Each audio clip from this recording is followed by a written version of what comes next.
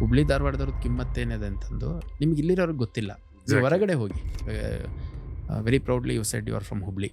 So ನಂದು ಹುಬ್ಳಿ ಅಂತ ಹೇಳ್ಕೊಂಡ್ರೆ ಸಾಕು, ಜನ ನಿಮ್ಮನ್ನು ನೋಡೋ ರೀತಿನೇ ಬೇರೆ, ನಿಜ, ನಿಮಗೆ ಸಿಗೋ ಮರ್ಯಾದೆ ಗೌರವನೇ ಬೇರೆ, ಡಿಫ್ರೆಂಟ್ ಇಮ್ಯಾಜಿನೇಷನ್ಸ್ ಇರುತ್ತೆ ಖಂಡಿತ. ಬಟ್ ಫೀಲ್ಡ್ ಲೆವೆಲಲ್ಲಿ I would say any police officer is A civilian in uniform. ಈ ಬ್ಲಡ್ ನೋಡೋದು, ಕ್ರೈಮ್ ನೋಡೋದು, ಯಾರನ್ನೋ ಸಾಯಿಸಿದ್ದಾರೆ, ಯಾರೋ ಸತ್ತಿದ್ದಾರೆ, ಅದು ಯಾವುದೋ ಒಂಥರ ಅನ್ಯೂಷಲ್ ಅನ್ನಿಸ್ತಿರ್ಲಿಲ್ಲ. ಬಟ್ ಪ್ರಾಬಬ್ಲಿ ಚಿಕ್ಕ ಮಕ್ಳು ಯಾರಾದರೂ ಆಕ್ಸಿಡೆಂಟಲ್ಲಿ ಸತ್ತೋದಾಗ, ಅಥವಾ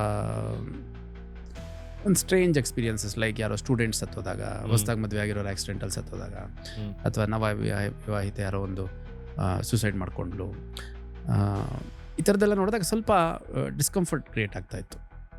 ನಮಗೆ ಫೈನ್ ಆಗ್ತೀರಾ, ಹೋಗಿ ವಿಜಯ್ ಮಲ್ಲ ಕರ್ಕೊಂಬರ್ರಿ ಅಂತ ಹೇಳ್ತಾರೆ. ನಾನು ಹೆಂಗೆ ಕರ್ಕೊಂಬರೋಕ್ಕಾಗುತ್ತೆ? ನಾನು ಕಾನ್ಸ್ಟೇಬಲ್, ಇಲ್ಲಿ ನನಗೆ ಟ್ರಾಫಿಕ್ ಹಾಕೋ ಕೆಲಸ ಕೊಟ್ಟಿದ್ದಾರೆ. ಕ್ರೈಮ್ ಆದರೆ ಅದಕ್ಕೆ 3 ಕಾರಣಗಳು ಇರಬಹುದು ಮೋಸ್ಟ್ಲಿ. ಒಂದು ಹೆಣ್ಣು, ಇನ್ನೊಂದು ಹೊನ್ನು, ಮೂರನೇದು ಮಣ್ಣು. ನೀವು ಆಸ್ ಎ ಕಮಿಷನರ್ ಆರ್ ನಿಮ್ಮ ಪ್ರಯರ್ ರೋಲ್ಸ್ ಅಲ್ಲಿ, ಇವನ್ ಯುವರ್ DCP ಆರ್ ಬೇರೆ ಯಾವುದೇ ರೋಲ್ಸ್ ಅಲ್ಲಿ, do think this a lot of political interference in policing basically? ಬೇಸರ ಅನಿಸುತ್ತೆ. 18, 19, 20 ವರ್ಷದ ಹುಡುಗರು ಮರ್ಡರ್ ಮಾಡಿಬಿಡ್ತಾರೆ ಕೆಲವರು. ಸೊ ಅವ್ರಿಗೆ ಪ್ರಪಂಚ ಏನಿದೆ, ಕ್ರೈಮ್ ಅಂದ್ರೆ ಏನು, ಇದ್ರ ಪನಿಷ್ಮೆಂಟ್ ಏನಿರುತ್ತೆ, ಯಾವುದ್ರದ್ದು ಊಹೆ ಅಂದಾಜು ಇರ್ಲಿಕ್ಕಿಂತ ಮುಂಚೆನೇ ಮರ್ಡರ್ಸ್ ಆಗೋಗ್ಬಿಟ್ಟಿರ್ತಾರೆ. ಒಂದ್ಸರಿ ಸಿಸ್ಟಮ್ ಅಲ್ಲಿ ಬಂದ್ಬಿಡ್ತಾರೆ. ಅಂದರೆ ಒಬ್ಬ ಯೂಸ್ಲೆಸ್ ಫೆಲೋ ಇರ್ತಾನೆ, ಅವನಿಗೆ ಯಾವುದು ಪಡ್ಕೊಳೋ ಶಕ್ತಿನೂ ಇಲ್ಲ, ಯೋಗ್ಯತೆನೂ ಇಲ್ಲ, ಶ್ರಮ ಪಡೋ ಮನಸ್ಸು ಇಲ್ಲ. ಒಂದು ಆ್ಯಂಟಿ ಸೋಷಿಯಲ್ ಆ್ಯಕ್ಟಿವಿಟಿಯಿಂದ ನಾನು ಹೈಲೈಟ್ ಆಗ್ಬೋದು ಅಂತ ಹೈಲೈಟ್ ಆಗುವಂಥ ಕಾರಣಕ್ಕೆ ಮಾಡಿರುವಂಥವು ಸಾಕಷ್ಟು ನೋಡಿದ್ದೀವಿ. ಈ ನಮ್ಮಲ್ಲಿ ಈ ರೌಡಿ ಶೀಟರ್ಗಳು ಹೆಸರುಗಳು ಬರ್ತವೆ, ಆ ಹೆಸರುಗಳು ಕೇಳಿದರೆ ಇರಿಟೇಟ್ ಆಗಬೇಕು. ಮಂಗಳೂರಲ್ಲಿ ಕೂಡ ನನಗೆ ಸ್ವಲ್ಪ ಚಾಲೆಂಜಿಂಗ್ ಅನ್ನಿಸ್ತು. ಓಕೆ. ಯಾಕಂದರೆ ಅಲ್ಲಿ ತುಂಬ ಇಂಟೆನ್ಸ್ ಕಮ್ಯುನಲ್ ಫೀಲಿಂಗ್ಸ್ ಇದೆ, ಆಮೇಲೆ ರಿಲಿಜಿಯಸ್ ಫೀಲಿಂಗ್ಸು ಸ್ವಲ್ಪ ಇಂಟೆನ್ಸ್ ಇದೆ. ಅಲ್ಲಿ 2 ಸಮುದಾಯಗಳ ನಡುವೆ ಸಂಘರ್ಷ ಆದಂಥ ಸಂದರ್ಭದಲ್ಲಿ ನಿಜವಾದ ಸಂಘರ್ಷ ಆಗುತ್ತೆ. ಈ ಬೆಂಗಳೂರಲ್ಲಿ ಒಬ್ಬರು ಚೈನ್ ಸ್ನ್ಯಾಚಿಂಗ್ ಆಯಿತು ಅಂತಂದರೆ the whole psyche of that community of women is going to be badly affected. ಆತಂಕ ಉಂಟಾಗುತ್ತೆ. ಲೋನ್ ಆ್ಯಪ್ಗಳಲ್ಲಿ ಸ್ಟೂಡೆಂಟ್ಗಳಿಗೆ 2,000 ಲೋನ್ ಕೊಡ್ತೀವಿ ಅಂತ ಹೇಳ್ತಾರೆ. ಅವಾಗ ಅವರು ಗ್ಯಾಲರಿಗೆ ಅಕ್ಸೆಸ್ ಕೊಡ್ತಾರೆ, ಕಾಂಟ್ಯಾಕ್ಟ್ ನಂಬರ್ಗೆ ಅಕ್ಸೆಸ್ ಕೊಡ್ತಾರೆ, ಅವರ ಸೋಷಿಯಲ್ ಮೀಡಿಯಾ ಪ್ಲ್ಯಾಟ್ಫಾರ್ಮ್ಸ್ಗೆ ಅಕ್ಸೆಸ್ ಕೊಡ್ತಾರೆ. ಅದರಲ್ಲಿ ವೀಡಿಯೋ ತಗೊಂಬಿಟ್ಟು ಮಾರ್ಫಿಂಗ್ ಮಾಡಿಬಿಟ್ಟು ಅಬ್ಜೆಕ್ಷನಬಲ್ ಕಂಟೆಂಟು, ಆಬ್ಸಿನ್ ಕಂಟೆಂಟ್ಸ್ ಎಲ್ಲ ಮಾರ್ಫಿಂಗ್ ಮಾಡಿಬಿಟ್ಟು ಅವ್ರಿಗೆ ವಾಪಸ್ ಕಳಿಸಿ, ನಾನಂತೂ ಕಮಿಷನರು, ಇನ್ನೋವಾ ಗಾಡೀಲಿ AC ಹಾಕ್ಕೊಂಬರ್ತೀನಿ, ಅಲ್ಲಿ ಎಲ್ಲ ರೆಡಿ ಇರುತ್ತೆ, ಬಂದ್ಬಿಟ್ಟು 4 ಮಾತು ಹೇಳಿ ಹೋಗ್ತೀನಿ. ಆ ಸಂದರ್ಭದಲ್ಲಿ I will not forget to say that ನಾನು ಎಲ್ಲ ಟೈಮಲ್ಲಿ ಬರೋಕ್ಕಾಗಲ್ಲ. ಇಲ್ಲಿ ಬರೋವಂಥವ್ರು ನಮ್ಮ constables, women constables, home guards, ಅವ್ರುಗಳು ಬಂದಾಗ ಕೂಡ as if they are representative of commissioner, as if they are representative of police department ಅನ್ನೋ ರೀತಿ ನೋಡಿ.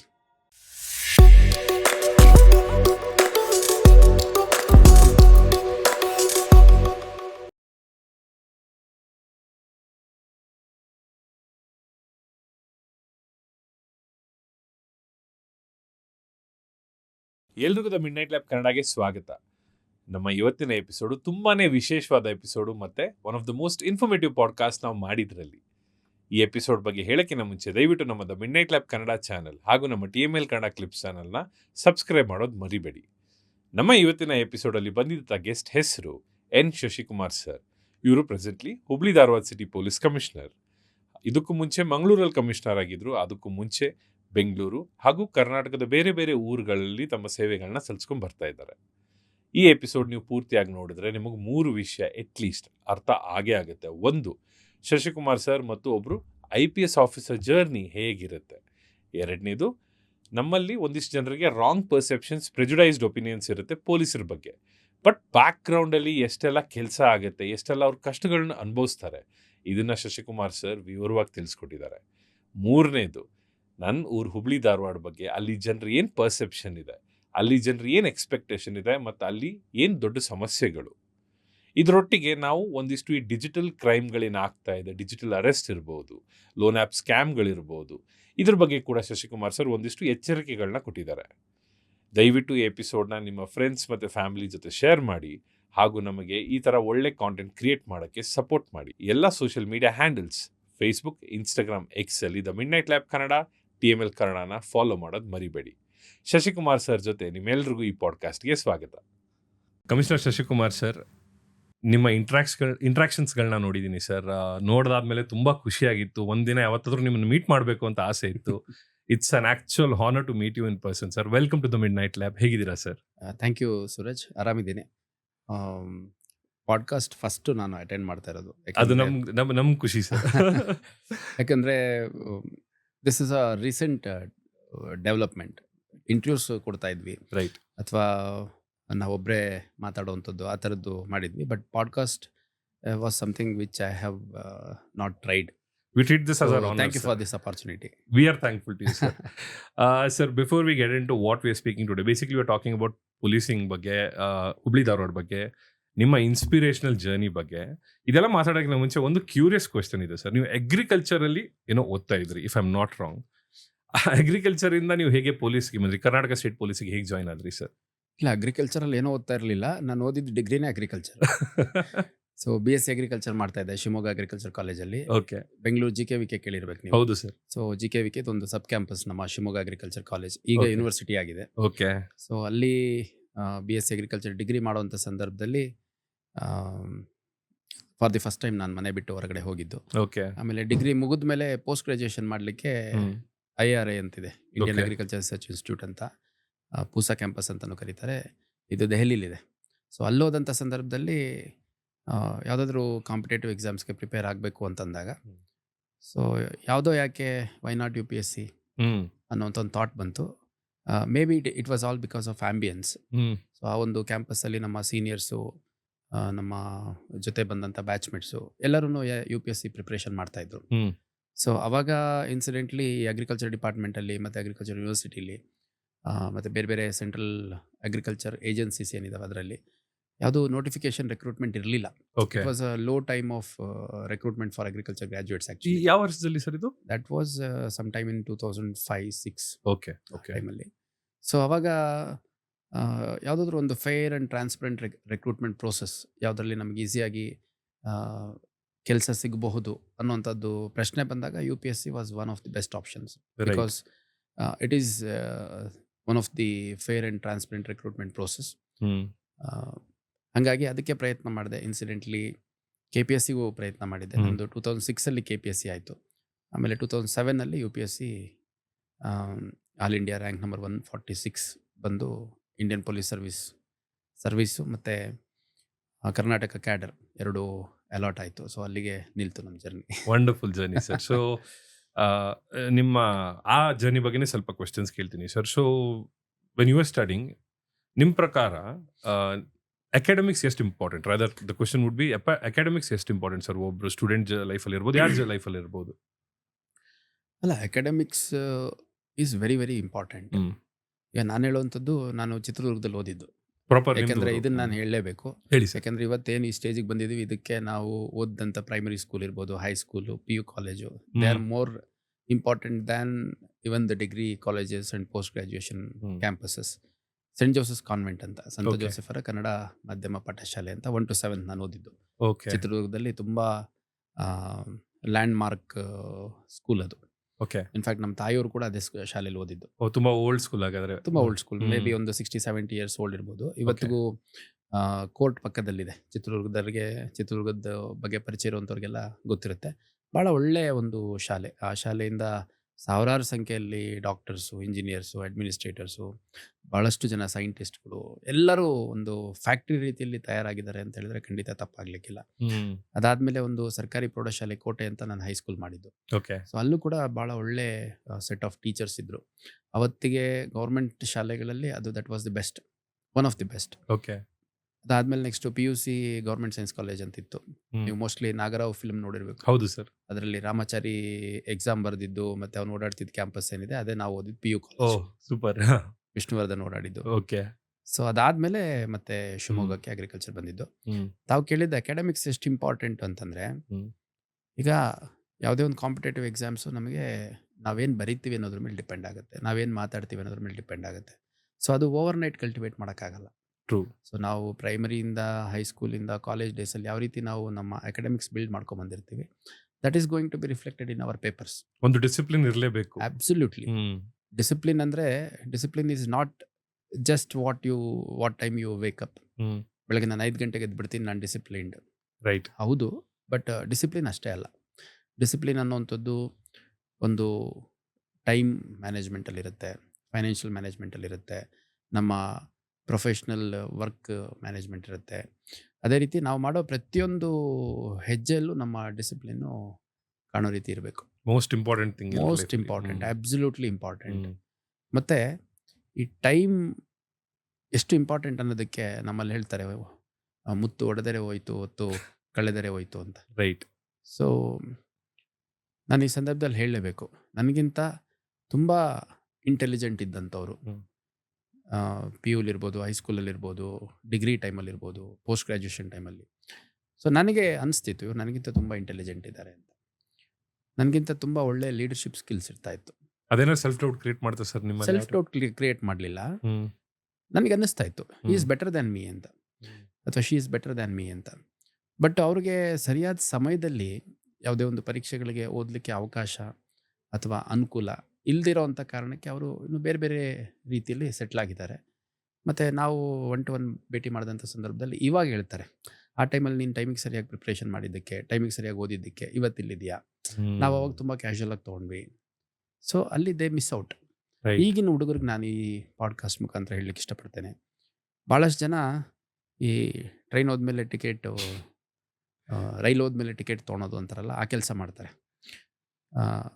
ಅಂದರೆ ಇನ್ನೊಂದು 2 ತಿಂಗಳಿದ್ದಿದ್ರೆ ನಾನು ಚೆನ್ನಾಗಿ ಓದ್ತಾ ಇದ್ದೆ, ಈ ವರ್ಷ ಏನಾದರೂ ನಾನು 10th ಇದ್ದರೆ ಚೆನ್ನಾಗಿ ಓದ್ತಾ ಇದ್ದೆ, ಈ ಕಾಂಪಿಟೇಟಿವ್ ಎಕ್ಸಾಮ್ಸ್ ಅಟೆಂಪ್ಟ್ ಮುಗಿದ್ಬಿಟ್ಟು ಇನ್ನೊಂದು ಅಟೆಂಪ್ಟ್ ಇದ್ದಿದ್ರೆ ನಾನು ಭಾಳ ಚೆನ್ನಾಗಿ ಬರೀತಾ ಇದ್ದೆ.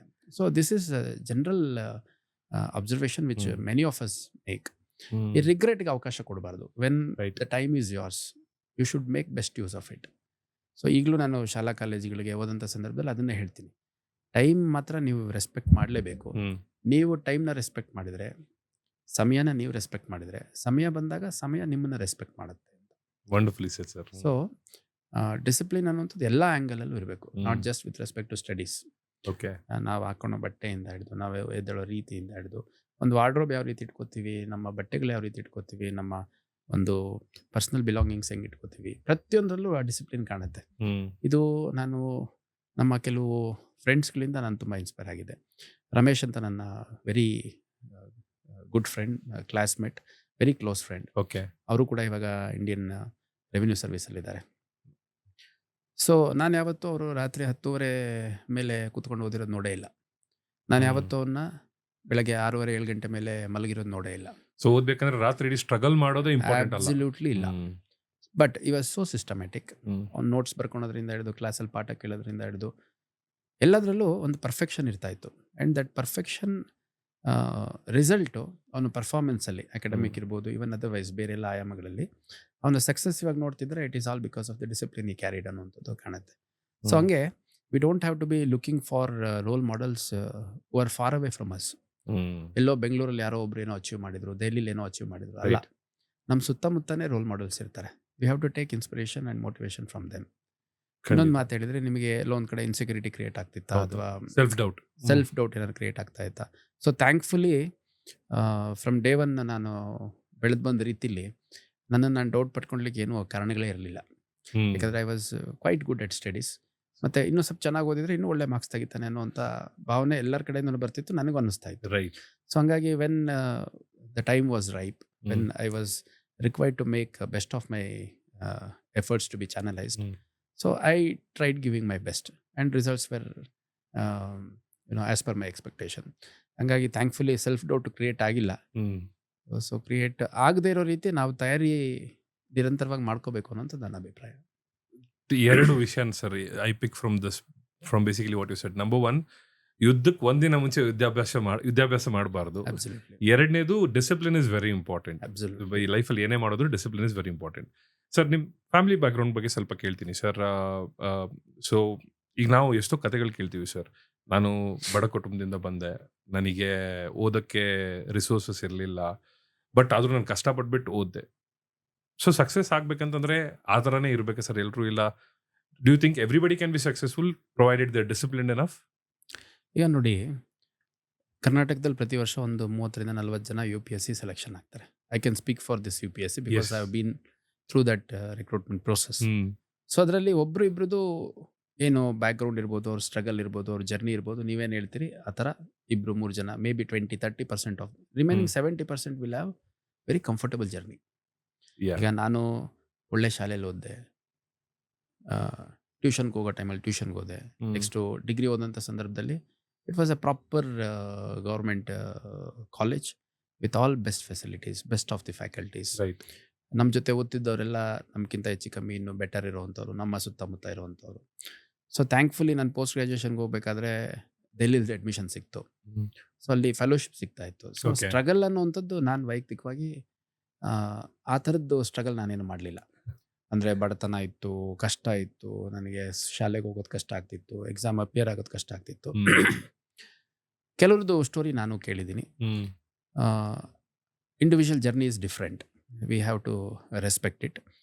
ಬಟ್ಟು ನನ್ನ ವೈಯಕ್ತಿಕ ಅಭಿಪ್ರಾಯ ಪ್ರಾಬಬ್ಲಿ ಆ ಜರ್ನಿ, ಆ ಸ್ಟ್ರಗಲ್ ಏನಿದೆ, ನಮ್ಮ ಒಂದು ಪರ್ಸ್ನಾಲಿಟಿ ಅಥವಾ ದ ವೇ ವಿ ಥಿಂಕ್ ಅದನ್ನು ಸ್ವಲ್ಪ ಮೆಂಡ್ ಮಾಡಲಿಕ್ಕೆ, ಚಾನಲೈಸ್ ಮಾಡಲಿಕ್ಕೆ, ಶೇಪ್ ಅಪ್ ಮಾಡಲಿಕ್ಕೆ ಅನುಕೂಲ ಆಗುತ್ತೆ ಅನಿಸುತ್ತೆ. ಬಟ್ ಅಲ್ಟಿಮೇಟ್ಲಿ ನಾವು ಬರೆಯೋ ಪ್ರಶ್ನೆ ಪತ್ರಿಕೆ ಉತ್ತರ ಬರಿಬೇಕಾದ್ರೆ ನಾವು ಬರೆಯೋ ಉತ್ತರದಲ್ಲಿ ನಮ್ಮ ಬ್ಯಾಕ್ಗ್ರೌಂಡ್ ಕಾಣಲ್ಲ. ರೈಟ್. ಅದು ಏನು ಪ್ರಶ್ನೆಗೆ ಏನು ಉತ್ತರ ಬರೆದಿರ್ತೀವಿ ಅನ್ನೋದು ನೋಡ್ತಾರೆ ಹೊರತು ಇವನು ಕನ್ನಡ ಮೀಡಿಯಂ ಓದಿದ್ದ, ಇಂಗ್ಲೀಷ್ ಮೀಡಿಯಂ ಓದಿದ್ದ, ಹಳ್ಳಿಯಿಂದ ಬಂದಿದ್ದ, ಸಿಟಿಯಿಂದ, ಇದು ಯಾವುದೂ ಕಾಣಲ್ಲ. ನಿಜ. ಸೊ ಮತ್ತು ಇಂಟರ್ವ್ಯೂ ತೊಗೊಂಡಾಗ ಇಂಟರ್ವ್ಯೂಗೆ ಏನು ಪ್ರಶ್ನೆ ಕೇಳ್ತಾರೆ ಅದಕ್ಕೆ ಉತ್ತರ ಹೇಳಬೇಕಾಗುತ್ತೆ. ಮೇ ಬಿ ಇಂಟರ್ವ್ಯೂಲ್ಲಿ ಸ್ವಲ್ಪ ಅಟ್ಲೀಸ್ಟ್ ಒಂದು ಹಿನ್ನೆಲೆ ಏನು, ತಂದೆ ಏನು ಮಾಡ್ತಾರೆ, ತಾಯಿ ಏನು ಮಾಡ್ತಾರೆ, ಯಾವ ಊರು, ಅದೆಲ್ಲ ಸ್ವಲ್ಪ ರಿಫ್ಲೆಕ್ಟ್ ಆಗೋದ್ರಿಂದ ಮೇ ಬಿ ಒಂದು 3 to 5% of marks, percentage of marks ಸ್ವಲ್ಪ ಹೆಚ್ಚು ಕಡಿಮೆ ಆಗ್ಬೋದು ಕೊಡೋದ್ರಲ್ಲಿ. ಬಿಟ್ಟರೆ ದೊಡ್ಡ ಡಿಫ್ರೆನ್ಸ್ ಏನಾಗಲ್ಲ. ಈ ನಮ್ಮ ಸ್ಟ್ರಗಲ್ಲು, ಜರ್ನಿ ಅದೆಲ್ಲ ಏನಂದರೆ how better can we prepare for any exam, or how positive our mind set is going to be, and how practical we are going to be. ಮತ್ತು ಒಂದು ಸೋಷಿಯಲ್ ಕನ್ಸರ್ನ್ ನಮ್ದು ಎಷ್ಟರ ಮಟ್ಟಿಗಿದೆ ಅನ್ನೋಂಥದ್ದಕ್ಕೆ ಅನುಕೂಲ ಆಗುತ್ತೆ ಖಂಡಿತ. ಬಟ್ ತುಂಬ ಒಳ್ಳೆ ಕಾಲೇಜಲ್ಲಿ ದೊಡ್ಡ ದೊಡ್ಡ ಅಧಿಕಾರಿಗಳ ಮಕ್ಕಳಾಗಿ, ದೊಡ್ಡ ದೊಡ್ಡ ಒಳ್ಳೆ ಹಿನ್ನೆಲೆ ಇರುವಂಥ ಮಕ್ಕಳು ಕೂಡ ತುಂಬ ಟಾಪ್ ರ್ಯಾಂಕ್ಸಲ್ಲಿ ಎಕ್ಸಾಮ್ ಕ್ಲಿಯರ್ ಮಾಡಿರೋದು ನೋಡಿದ್ದೀನಿ ನಾನು. Okay. At the same time ಭಾಳ ಸ್ಟ್ರಗಲ್ ಜರ್ನಿ ಅಂತೆಲ್ಲ ಕತೆ ಹೇಳ್ಕೊಂಡು ಫಿಲಿಮ್ಸ್ ಕೂಡ ಪಾಸ್ ಆಗದಿರುವಂಥವ್ರು ಕೂಡ ನೋಡಿದ್ದೀನಿ. ಹಂಗಾಗಿ so as a personality our struggle, background, journey may help. But ಎಕ್ಸಾಮಲ್ಲಿ ಬರೆಯೋ ಉತ್ತರದಲ್ಲಿ ಅದು ಭಾಳ ದೊಡ್ಡ ಮಟ್ಟದಲ್ಲಿ ಏನು ವ್ಯಕ್ತ ಆಗಲ್ಲ ಅನ್ನೋದು ನನ್ನ ವೈಯಕ್ತಿಕ ಅಭಿಪ್ರಾಯ. The important thing is you have to respect individuals journey, but make sure that ನೀವು ಯಾರು ನೋಡ್ಕೊಂಡ್ಬಿಟ್ಟು ಕಲಿತಿದ್ದೀರಾ, ಅವ್ರ ಇನ್ಸ್ಪಿರೇಷನ್ ಅನ್ಕೊಂತಿದ್ದೀರಾ. ಎಲ್ಲ ಪರೀಕ್ಷೆಗಳಿಗೂ ಸಿಲೆಬಸ್ ಇರುತ್ತೆ. ಇತ್ತೀಚೆಗಂತೂ ಸುಮಾರು UPSC KPSC ಹೊರತುಪಡಿಸಿ ಬೇರೆವೆಲ್ಲ ಆಬ್ಜೆಕ್ಟಿವ್ ಆಗೋಗಿದ್ದಾವೆ. ರೈಟ್. ಸೊ ಆ ಸಿಲೆಬಸ್ಸಿಗೆ ನಿಮ್ಮದು ಪ್ರಿಪ್ರೇಷನ್ ಎಷ್ಟು ಮಟ್ಟಿಗಿದೆ. If you have crossed the threshold of preparation you will be through the exam. Wonderful. If not you are not going to be, ಅಷ್ಟೇ. Got it. ಸೊ ನೀವು ಪೊಲೀಸ್ ಪಡೆ ಸೇರ್ಕೊಂತೀರಾ, and if I am not wrong ನಿಮ್ಮ first posting ಬಂದ್ಬಿಟ್ಟು ಬಳ್ಳಾರಿಲಿತ್ತು. And ನೀವು ಸೇರ್ಕೊಂಡಿದ್ದ ಟೈಮಲ್ಲಿ if I am not wrong ಆವಾಗ ತುಂಬ ವಿಷಯಗಳು ನಡೀತಾ ಇತ್ತು ಬಳ್ಳಾರಿಯಲ್ಲಿ. ಎಸ್ಪೆಷಲಿ ಎಲ್ರಿಗೂ ಫಸ್ಟ್ ಡೇ ವರ್ಕ್ ಜ್ಞಾಪಕ ಇರುತ್ತೆ ಸರ್. ನನಗೆ ಕಾರ್ಪೊರೇಟಲ್ಲಿ ಫಸ್ಟ್ ಡೇ ಸೇರ್ಕೊಂಡಾಗ ಬಿಕಾಸ್ ಆಫ್ HR ಮಿಸ್ಕಮ್ಯುನಿಕೇಶನ್ ಬೆಳಗ್ಗೆ ಹೋಗ್ಬೇಕಾದ ಒಂದು ಮಧ್ಯಾಹ್ನ ರೀಚ್ ಆದೆ ಆಫೀಸ್ಗೆ. ಬಟ್ ನಿಮ್ಮ ಫಸ್ಟ್ ಡೇ ವರ್ಕ್ ಹೇಗಿತ್ತು, ಏನು ಜ್ಞಾಪಕ ಇದೆ ಸರ್ ನಿಮಗೆ? ನಂದು IPS ಆಗಲಿಕ್ಕಿಂತ ಮುಂಚೆ KPSCಯಲ್ಲಿ KS ಆಗಿತ್ತು. ಓಕೆ. ಆಗ ಬೆಂಗಳೂರಲ್ಲಿ ರಿಪೋರ್ಟ್ ಮಾಡಿದ್ವಿ. ಬೆಂಗಳೂರಲ್ಲಿ ರಿಪೋರ್ಟ್ ಮಾಡಿದಾಗ MS ಬಿಲ್ಡಿಂಗ್ ಅಂತಿದೆ. ಓಕೆ. MS ಬಿಲ್ಡಿಂಗ್ ಅಂದರೆ ವಿಧಾನಸೌಧ ಹಿಂದ್ಗಡೆ ಏನು ನಮ್ಮ ಅಧಿಕಾರಿಗಳು ಹೆಚ್ಚೆಚ್ಚು ಕೂತ್ಕೊಳ್ಳೋಂಥ ಜಾಗ ಇದೆ ಅದು. ಓಕೆ. ಸೊ ಅಲ್ಲಿ ಆರ್ಡರ್ಸ್ ತೊಗೊಳೋದು, ಆಫೀಸರ್ಸ್ ಭೇಟಿ ಮಾಡೋದು ಇದೇ ಇತ್ತು. ಅಂತ ಏನು ವಿಶೇಷವಾದ ನೆನಪುಗಳು ಅಲ್ಲಿ ಮೆಮೊರಬಲ್ ಇಲ್ಲ. ಬಟ್ ಏನಂದರೆ ನಾನು ಆ ಬ್ಯಾಚಲ್ಲಿ ಸೆಲೆಕ್ಷನ್ ಆಗಿದ್ದ KS ಆಫೀಸರ್ಸಲ್ಲಿ ತುಂಬ ಯಂಗ್ ಇದ್ದೆ. ನಾನಿನ್ನು ಜಸ್ಟ್ ಪೋಸ್ಟ್ ಗ್ರ್ಯಾಜುಯೇಷನ್ ಕೂಡ ಕಂಪ್ಲೀಟ್ ಮಾಡಿರಲಿಲ್ಲ. ಸೊ ಆಗ ಅದು ವ್ಯಾಲಿಡಿ ಸರ್ಟಿಫಿಕೇಟ್ಸ್ ಎಲ್ಲ ರೆಡಿ ಮಾಡಿಸೋದು, ಆಮೇಲೆ ವೆರಿಫಿಕೇಶನ್ಸ್ ಮಾಡಿಸೋದು, ಆ ಪ್ರೋಸೆಸ್ಸಲ್ಲಿ ಅಲ್ಲಿ ಒಂದು ಗ್ರೂಪ್ ಆಗಿತ್ತು. ಮೋರ್ ಆಫ್ ಎಂಟ್ರಿ ಲೆವೆಲ್ ತರ ಸರ್? ಎಂಟ್ರಿ ಲೆವೆಲ್ ಅಲ್ಲ, ನಮ್ಮ ಬ್ಯಾಚಲ್ಲೇನೆ ಸೆಲೆಕ್ಷನ್ ಆಗಿರೋರ್ದು ವೆರಿಫಿಕೇಶನ್ ಫಾಸ್ಟಾಗಿ ಮಾಡಿಸ್ಬೇಕು ಅಂತ ಅವರೆಲ್ಲ ಕೋಆರ್ಡಿನೇಟ್ ಮಾಡಿಕೊಂಡು, ಸೊ ಅವರೆಲ್ಲ ಫ್ರೀಕ್ವೆಂಟ್ಲಿ ಭೇಟಿ ಆಗಿದ್ದವ್ರು ಇದ್ರು. ನಾನು ಸಡನ್ನಾಗಿ ಡೆಲ್ಲಿಲಿ ಓದ್ತಾ ಇದ್ದೆ. ಒಂಥರ ಸಡನ್ನಾಗಿ ಬಂದು ಅಲ್ಲಿ ಜಾಯ್ನ್ ಆದಾಗ ನನಗೆ ಸಡನ್ನಾಗೆಲ್ಲ ಒಬ್ರಿಗೊಬ್ರು ಮಾತಾಡ್ತಾ ಇದ್ದಾರೆ, ಎಲ್ಲ ತುಂಬ ಕ್ಲೋಸಾಗಿ ಮಾತಾಡ್ತಾ ಇದ್ದಾರೆ, ನಗ್ತಾ ಇದ್ದಾರೆ. ನನಗೆ ಸ್ವಲ್ಪ ಒಂಥರ ಹೆಸಿಟೇಷನ್ ಆಯಿತು, ನನಗೆ ಯಾರೂ ಗೊತ್ತಿಲ್ಲ ಅನ್ನುವಂಥದ್ದು. So within few days that was overcome. ಈ IPS ನೀವೇನಿದ್ದೀರಿ ಅದು ಸೆಲೆಕ್ಷನ್ ಆದಾಗ ನಾನು ಡೈರೆಕ್ಟಾಗಿ ರಿಪೋರ್ಟ್ ಮಾಡಿದ್ದು ನ್ಯಾಷನಲ್ ಪೊಲೀಸ್ ಅಕಾಡೆಮಿಲಿ. ಅದು ಡಿಸೆಂಬರ್ 2007. ಓಕೆ. ಆಗ ಫೌಂಡೇಶನ್ ಕೋರ್ಸ್ ಅಂತ ಇರ್ತಾ ಇತ್ತು, ಅದಕ್ಕೆ ನಾನು ಹೋಗೋಕ್ಕಾಗಿರಲಿಲ್ಲ. ಸೊ ಡೈರೆಕ್ಟಾಗಿ ನಾನು ಮಸೂರಿಗೆ ಹೋಗ್ದಲೇ ನ್ಯಾಷನಲ್ ಪೊಲೀಸ್ ಅಕಾಡೆಮಿಗೆ ಹೋದೆ. ಸೊ ಅಲ್ಲಿ ಹೋದಾಗ ರೂಟೀನ್ ನಾವು ರಿಪೋರ್ಟ್ ಮಾಡೋದು, ನಮಗೆ ರೂಮ್ ಅಲಾಟ್ಮೆಂಟ್ ಆಗುತ್ತೆ, ಬ್ರೀಫಿಂಗ್ಸ್ ಆಗುತ್ತೆ. ಸೊ ಅಲ್ಲಿ ಭಾಳ ಒಳ್ಳೆ ಟ್ರೈನಿಂಗ್ ಆಯಿತು. ಪೊಲೀಸ್ ಆಫೀಸರ್ಸಲ್ಲಿ ಪರ್ಟಿಕ್ಯುಲರ್ಲಿ IPS ಆಫೀಸರ್ಸಲ್ಲಿ ನಾವೇನಾದರೂ ಒಂದು ವಿಶೇಷತೆ ಏನಾದರೂ ಇದೆ ಅಂತ ನಿಮಗೆ ಅನಿಸುತ್ತೆ ಅಂತಂದರೆ it is all because of the training we go through. Rigorous training absolutely ಒಂದು 14 to 15 ಮಂತ್ ಲಾಂಗ್ ಟ್ರೈನಿಂಗ್ ಇರುತ್ತೆ. ಓಕೆ. ಆ ಟ್ರೈನಿಂಗಲ್ಲಿ ಲಿಟ್ರಲಿ ಔಟ್ಡೋರ್, ಇಂಡೋರು, ಮತ್ತು ನಾಲೆಡ್ಜ್ ಆಫ್ ಲಾ, ಮತ್ತು weapon handling, drill, you name anything, it was everything is covered. Absolutely. So ಆ ಒಂದು face ಬಹಳ ಮುಖ್ಯವಾದ್ದು ಅಂತ ನಾನು ಹೇಳಲಿಕ್ಕೆ ಇಷ್ಟಪಡ್ತೇನೆ. ಮತ್ತು ಅಲ್ಲಿರುವಂಥ ಫ್ಯಾಕಲ್ಟಿಗಳು ಕೂಡ IPS ಆಫೀಸರ್ಸ್ ಇರ್ತಾರೆ, most of them. Okay. So field experience ಇರುತ್ತೆ, ಅವರ ಅನುಭವಗಳಿರುತ್ತೆ, ಅವರ ಸೀನಿಯರ್ಸು, ಜೂನಿಯರ್ಸು, ಕೊಲೀಗ್ಸು, ಸಬಾರ್ಡಿನೇಟ್ಸು ಎಲ್ಲರ ಅನುಭವಗಳನ್ನು ನಮಗೆ ತಿಳಿಸ್ಕೊಡೋಂಥ ಒಂದು ಒಳ್ಳೆ ಪ್ರಯತ್ನ ಆಗುತ್ತೆ. ತುಂಬ ಎಕ್ಸೈಟಿಂಗ್ ಆಗಿರುತ್ತೆ. ಅದಾದಮೇಲೆ ತಾವು ಹೇಳೋ ಪ್ರಶ್ನೆ, ಬಳ್ಳಾರಿಯಲ್ಲಿ ನಾನು ಪ್ರೊಬೇಷನರ್ ಆಗಿ ಸೇರಿಕೊಂಡೆ. Okay. So first day of joining the service in the cadre ನಾವು ಬೆಂಗಳೂರಲ್ಲಿ ಹೋಗಿ ರಿಪೋರ್ಟ್ ಮಾಡ್ತೀವಿ. ಆಮೇಲೆ ಬಳ್ಳಾರಿಗೆ ಅಲಾಟ್ಮೆಂಟ್ ಆಗುತ್ತೆ. ಬಳ್ಳಾರಿಗೆ ಅಲಾಟ್ಮೆಂಟ್ ಆದಾಗ ಆ ಜಿಲ್ಲೆಗೆ ನನ್ನೊಬ್ಬನ ಆಸ್ ಎ ಪ್ರೊಬೇಷನರ್ ಆಗಿರುತ್ತೆ. ಸೀಮಾಂತ್ ಕುಮಾರ್ ಸಿಂಗ್ ಅಂತ ನಮಗೆ ಆಗ SP ಇದ್ರು. ಸೊ ಫಸ್ಟ್ ಡೇ ಹೋಗ್ಬಿಟ್ಟು ಅವ್ರ ಹತ್ರ ಭೇಟಿ ಮಾಡಿದ್ವಿ. ಭೇಟಿ ಮಾಡಿದಾಗ ಅವರಿಗೆ ಪ್ರೊಬೇಷನರ್ಸ್ಗೆ ಏನು ಹೇಳಬೇಕು ಅನ್ಸುತ್ತೆ ಅದನ್ನೆಲ್ಲ ಹೇಳಿದರು. ಅದಾದಮೇಲೆ ಹೋಗಿ DC ಭೇಟಿ ಮಾಡಿ ಅಂತ ಹೇಳಿದರು. ಡಿಸ್ಟ್ರಿಕ್ಟ್ ಜಡ್ಜ್ ಭೇಟಿ ಮಾಡ್ಲಿಕ್ಕೆ ಹೇಳಿದರು. ಆಮೇಲೆ ಅಡಿಷನಲ್ SP ಇದ್ರು, ಅವ್ರಿಗೆ ಭೇಟಿ ಮಾಡ್ಲಿಕ್ಕೆ ಹೇಳಿದರು. ಸೊ ಬೇರೆ ಬೇರೆ ಆಫೀಸರ್ಸ್ನೆಲ್ಲ ಭೇಟಿ ಮಾಡಿ. So this was to know over all the officers working in the district. ಆಮೇಲೆ ನಂತರ IG ಅವರಿಗೆ ಕಾಲ್ ಆನ್ ಮಾಡಿ ಬನ್ನಿ ಅಂತ ಹೇಳಿದರು. So it was very formal and very different experience. So ನಾವು ಮುಂದೆ ಮಾಡೋದು ಅನ್ನೋಂಥ ಒಂಥರ ಸರ್ಪ್ರೈಸಿಂಗ್. ಸೊ ನಾವೆಲ್ಲ ಪೊಲೀಸ್ ಆಫೀಸರ್ಸ್ ಅಂದರೆ ಯಾವ ರೀತಿ ಇರ್ತಾರೆ ಅಂದರೆ ಸಿನಿಮಾದಾಗ ನೋಡಿರ್ತೀವಿ. ಸಿನಿಮಾದಲ್ಲಿ ನೋಡೋದು ವಿಷ್ಣುವರ್ಧನ್ ಇರ್ಬೋದು, ರಾಜ್ಕುಮಾರ್ ಇರ್ಬೋದು, ಅಥವಾ ಪ್ರಭಾಕರ್ ಇರ್ಬೋದು, ಶಂಕರ್ ನಾಗ್ ಇರ್ಬೋದು, ಈ ಥರ ಒಂಥರ ಕ್ರೇಜಿ ಥಿಂಗ್ಸ್ ಎಲ್ಲ ನೋಡಿರ್ತೀವಿ ಜಾಸ್ತಿ. ಅಥವಾ ತುಂಬ ಒಂಥರ ಡಿಫ್ರೆಂಟ್ ಇಮ್ಯಾಜಿನೇಷನ್ಸ್ ಇರುತ್ತೆ ಖಂಡಿತ. ಬಟ್ ಫೀಲ್ಡ್ ಲೆವೆಲಲ್ಲಿ I would say any police officer is A civilian in uniform. Probably ನೀವು ಒಂದು ಲಾ ಆ್ಯಂಡ್ ಆರ್ಡರ್ ಸಿಚುವೇಶನ್ ಇದ್ದಾಗ ಒಂದು ಸಾಧಾರಣ ಬುದ್ಧಿಮಟ್ಟ ಇರುವಂಥ ವ್ಯಕ್ತಿ ಆ ಸಿಚುವೇಶನ್ ಯಾವ ರೀತಿ ಅನಲೈಸ್ ಮಾಡ್ತಾನೆ, ಹ್ಯಾಂಡಲ್ ಮಾಡ್ತಾನೆ ಅನ್ನೋಂಥದ್ದು ನಾವು ಆ್ಯಸ್ ಪೊಲೀಸ್ ಆಫೀಸರ್ಸ್ ಮಾಡಿಬಿಟ್ರೆ ಅಷ್ಟು ಸಾಕು.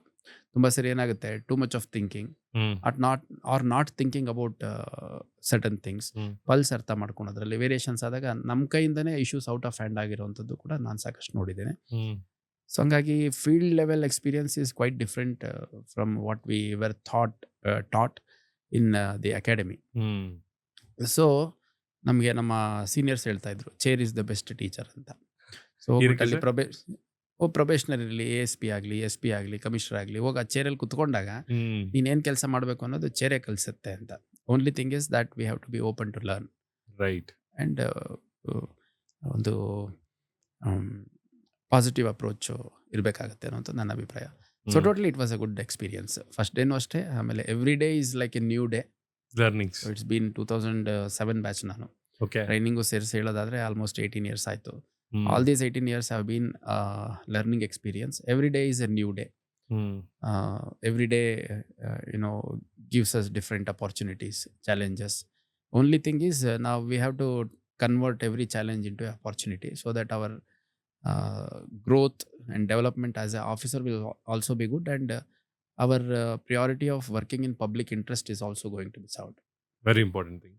ಸರ್, ನಾನು ಏನಕ್ಕೆ ಈ ಪ್ರಶ್ನೆ ಕೇಳಿದೆ ಅಂದರೆ, ನನಗೊಂದು ಇನ್ಸಿಡೆಂಟ್ ಜ್ಞಾಪಕ ಇದೆ ಸರ್. ನಾನು ಹುಬ್ಳಿಯಲ್ಲೇ ಓದಿದ್ದು, ಹುಬ್ಳಿದವನೇ ಪ್ರಾಪರ್ ನಾನು.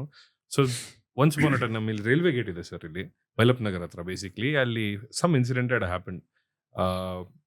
ಅಲ್ಲಿ ರೈಲ್ವೆ ಗೇಟಲ್ಲಿ basically there was a body which was split into 2 different pieces, and I still remember those visuals. ನನಗೆ ಈಗಲೂ ಒಂದೊಂದ್ಸರಿ ಜ್ಞಾಪಕ ಬರುತ್ತೆ whenever I see that railway gate. But ಪೊಲೀಸರು ಫೀಲ್ಡಲ್ಲಿ ಹೋದಾಗ we hear these unwanted stories, sir. Human body being chopped, abduction, sad stories. ಇದೆಲ್ಲ ಕೇಳಿದಾಗ ಸರ್, ನಿಮಗೆ ಹೇಗೆ ಮೆಂಟಲಿ ಎಫೆಕ್ಟ್ ಆಗುತ್ತೆ? ಆಲ್ದೋ ನಿಮಗೆ ಟ್ರೈನಿಂಗ್ ಕೊಟ್ಟಿರ್ತಾರೆ, ಬಟ್ ಈವನ್ ದೆನ್ ನೀವು ಫಸ್ಟ್ ಡೇ ಅಟ್ ವರ್ಕ್ ಬಂದಾಗ ಅವ್ರ ಫಸ್ಟ್ ಕೇಸ್ ನೋಡಿದಾಗ is it easy to handle those things sir? ನಮ್ಮ ತಂದೆ ವಕೀಲರಿದ್ದರು, ಹಂಗಾಗಿ ಭಾಳಷ್ಟು ಕ್ರೈಮ್ ರಿಲೇಟೆಡ್ ಥಿಂಗ್ಸು ಮನೆಯಲ್ಲಿ ಡಿಸ್ಕಷನ್ ಆಗಿರೋದೆಲ್ಲ ನಾನು ನೋಡಿದ್ದೆ. So we are, I was exposed to, a kind of atmosphere where crime is discussed. ಆಮೇಲೆ ವ್ಯವಸ್ಥೆ ಬಗ್ಗೆ ಮಾತಾಡೋದು ಅದೆಲ್ಲ ನೋಡಿದ್ವಿ ನಾವು ಸಾಕಷ್ಟು. ಅದ್ರ ಜೊತೆಗೆ ನಾನು ಚಿತ್ರದುರ್ಗದಲ್ಲಿ soul channel of entertainment is movies. So ಹಂಗಾಗಿ ರಾಜ್ಕುಮಾರ್ ಫಿಲ್ಮಿಂದ ಹಿಡಿದು, ವಿಷ್ಣುವರ್ಧನ್ ಫಿಲಮಿಂದ ಹಿಡಿದು, ಸಾಯಿ ಕುಮಾರ್ ಫಿಲಮಿಂದ ಹಿಡಿದು, ಅಂಬರೀಷು, ಶಿವರಾಜ್ ಕುಮಾರು, ಪ್ರತಿ name any actor of Kannada ಹೆಚ್ಚೆಚ್ಚು ಕನ್ನಡ ನೋಡ್ತಾ ಇದ್ವಿ. ಪ್ರತಿಯೊಂದು ಕನ್ನಡ ಫಿಲ್ಮ್ ನೋಡ್ತಾ ಇದ್ವಿ. ಸೊ ಸ್ಯಾಟರ್ಡೆ ಸಂಡೇ ನಮ್ಮದು ಫಿಕ್ಸ್ ಯಾವ ಫಿಲ್ಮ್ ರಿಲೀಸ್ ಆಗುತ್ತೆ ಅಂತ ನಾವು ಸ್ಕೂಲಿಗೆ ಹೋಗಿ ಬರ್ಬೇಕಾದ್ರೆ ವಾಲ್ ಪೋಸ್ಟ್ ನೋಡ್ಕೊಂಬಂದು ಮನೇಲಿ ಹೇಳ್ಬಿಡ್ತೀವಿ. ಸೊ ಯಾವ್ದಾದ್ರು ಒಂದು ಪಿಕ್ ಮಾಡ್ಕೊಂಡು ತೊಗೊಂಡು ಹೋಗೋರು. ಸೊ ಹಂಗಾಗಿ ಈ ಪೊಲೀಸ್ ಸಿನಿಮಾಗಳಲ್ಲಿ ನೋಡಿ ಅಲ್ಲಿ ಕೊಲೆ ಆಗೋದು ಅಥವಾ ಹೊಡೆದಾಟ ಆಗೋದು, ಕಲ್ತೂರಾಟ ಆಗೋದು, ಆಮೇಲೆ ಫೈರಿಂಗ್ ಆಗೋದು, ಟಿಯರ್ ಗ್ಯಾಸ್ ಆಗೋದು, ಈ ಥರದ್ದೆಲ್ಲ ಒಂಥರ ಏನು ಅಷ್ಟು ವಿಶೇಷತೆ ಅನ್ನಿಸ್ತಾ ಇರಲಿಲ್ಲ. ಇವೆಲ್ಲ ಆಗಿದೆ, ಎಲ್ಲ ಸಿನಿಮಾಗಳಲ್ಲಿ ನೋಡಿದೀವಲ್ಲ ಅನ್ನೋ ಟೈಪ್. ಅದ್ರ ಜೊತೆಗೆ ನಮ್ಮದು ನಿಜವಾಗ್ಲೂ ಟ್ರೈನಿಂಗ್ ತುಂಬ ಕಾಂಪ್ರಿಹೆನ್ಸಿವ್ ಇರುತ್ತೆ. ಯಾಕೆ ಅಂದರೆ ಒಂದು ಮಾಕ್ ಡ್ರಿಲ್ಸ್ ಕೂಡ ಮಾಡ್ತಾ ಇದ್ವಿ. ಒಂದು ಲಾ ಅಂಡ್ ಆರ್ಡರ್ ಸಿಚುವೇಶನ್ ಆದರೆ ಯಾವ ಥರ ಇರುತ್ತೆ ಅಂತ ಒಂದು 200 ಜನ 300 ಜನ ಸ್ಟಾಫು ಮತ್ತು ಬೇರೆ ಬೇರೆಯವರಿಗೆಲ್ಲ ಮಫ್ತಿಲಿ ಸಿವಿಲಿಯನ್ ಟೈಪ್ ಹಾಕ್ಬಿಟ್ಟು ಅವ್ರ ಕಡೆಯಿಂದ ಕಲ್ಲು ತೂರಾಟ ಆದರೆ ಯಾವ ಥರ ಇರುತ್ತೆ, ಬಾಟ್ಲಿ ತೂರಿದ್ರೆ ಯಾವ ಥರ ಇರುತ್ತೆ, ಅದಕ್ಕೆ ನಾವು ಟಿಯರ್ ಗ್ಯಾಸ್ ಯಾವ ರೀತಿ ಹಾಕಬೇಕು, ಲಾಠಿ ಚಾರ್ಜ್ ಯಾವ ರೀತಿ ಮಾಡಬೇಕು, ಈ ಥರದ್ದೆಲ್ಲ ಒಂದು ಮಾಕ್ ಇದಾಗ್ತಾಯಿತ್ತು, ಡ್ರಿಲ್ಸ್ ಆಗ್ತಾಯಿತ್ತು. ಮತ್ತು ಸಾಕಷ್ಟು experience sharing by senior officers ಆಗ್ತಾಯಿತ್ತು. ಹಂಗಾಗಿ so I was little okay with any kind of offence. ಅದ್ರ ಜೊತೆಗೆ ನಾನು ನಾನ್ ವೆಜಿಟೇರಿಯನ್ನು, ಹಂಗಾಗಿ ರಕ್ತ ನೋಡಿದರೆ ನನಗೇನು ಹೆದರಿಕೆ ಆಗ್ತಿರ್ಲಿಲ್ಲ. ಈ ಹಳ್ಳಿಗಳಲ್ಲಿ ಕೋಳಿ ಕೊಯ್ಯೋದೆಲ್ಲ ನಾವೇ ಮಾಡ್ತಾ ಇದ್ವಿ. ಆಮೇಲೆ ಕುರಿ ಮೇಕೆ ಕಡಿದು ಆಮೇಲೆ ಕೊಯ್ದು ಪಾಲ್ ಹಾಕೋದು, ಅದನ್ನ ಅದ್ರ ಬಾಡಿ ಪಾರ್ಟ್ಸ್ ಎಲ್ಲ ಬೇರೆ ಬೇರೆ ಹಾಕೋದು. ಈ ಪಾಲ್ ಹಾಕೋದಂತ ಒಂದು ಕಾನ್ಸೆಪ್ಟ್ ಇದೆ. ಒಂದು ಕುರಿ ಕಡಿದ್ರೆ ಎಲ್ಲಾರ್ಗು ಲಿವರ್ ಸಿಗಬೇಕು, ಎಲ್ಲರಿಗೂ ಬೋನ್ ಸಿಗಬೇಕು, ಎಲ್ಲರಿಗೂ ಹಾರ್ಟ್ಸು, ಎಲ್ಲರಿಗೂ ಚರ್ಬಿ ಸಿಗಬೇಕು. ಒಂದು 20-30 ಪಾರ್ಟ್ ಮಾಡ್ಕೊಂಡ್ಬಿಟ್ಟು ಅದರಲ್ಲಿ ಆಗ್ತಾ ಹೋಗ್ತಾರೆ. ಸೊ ಅವೆಲ್ಲ ನೋಡಿದ್ರಿಂದ ಮತ್ತೆ ಮಟನ್ ಚಿಕನ್ ತರ್ಲಿಕ್ಕೆ ನಾನೇ ಹೋಗ್ತಾ ಇದ್ದೆ most of the times. So ಅಲ್ಲಿ ಮಟನ್ ಸ್ಟಾಲ್ಗಳಲ್ಲಿ, ಚಿಕನ್ ಸ್ಟಾಲ್ಗಳಲ್ಲಿ ಹೆಂಗೆ ಮಾಡ್ತಾರೆ. ಸೊ ಈ ಬ್ಲಡ್ ನೋಡೋದು, ಕ್ರೈಮ್ ನೋಡೋದು, ಯಾರನ್ನೋ ಸಾಯಿಸಿದ್ದಾರೆ, ಯಾರೋ ಸತ್ತಿದ್ದಾರೆ, ಅದು ಯಾವುದೋ ಒಂಥರ ಅನ್ಯೂಷಲ್ ಅನ್ನಿಸ್ತಿರ್ಲಿಲ್ಲ. ಬಟ್ ಪ್ರಾಬಬ್ಲಿ ಚಿಕ್ಕ ಮಕ್ಳು ಯಾರಾದರೂ ಆಕ್ಸಿಡೆಂಟಲ್ಲಿ ಸತ್ತೋದಾಗ ಅಥವಾ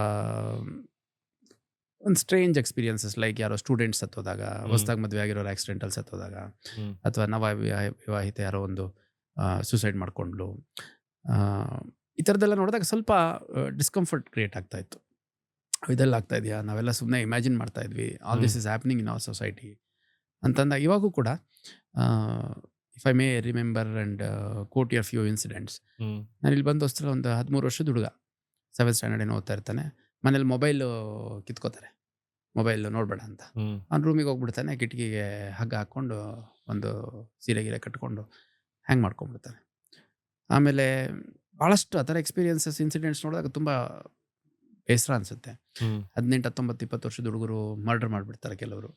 ಸೊ ಅವ್ರಿಗೆ ಪ್ರಪಂಚ ಏನಿದೆ, ಕ್ರೈಮ್ ಅಂದ್ರೇನು, ಇದ್ರ ಪನಿಷ್ಮೆಂಟ್ ಏನಿರುತ್ತೆ, ಯಾವುದ್ರದ್ದು ಊಹೆ ಅಂದಾಜು ಇರ್ಲಿಕ್ಕಿಂತ ಮುಂಚೆನೇ ಮರ್ಡರ್ಸ್ ಆಗೋಗ್ಬಿಟ್ಟಿರ್ತಾರೆ. ಒಂದ್ಸರಿ ಸಿಸ್ಟಮಲ್ಲಿ ಬಂದ್ಬಿಡ್ತಾರೆ.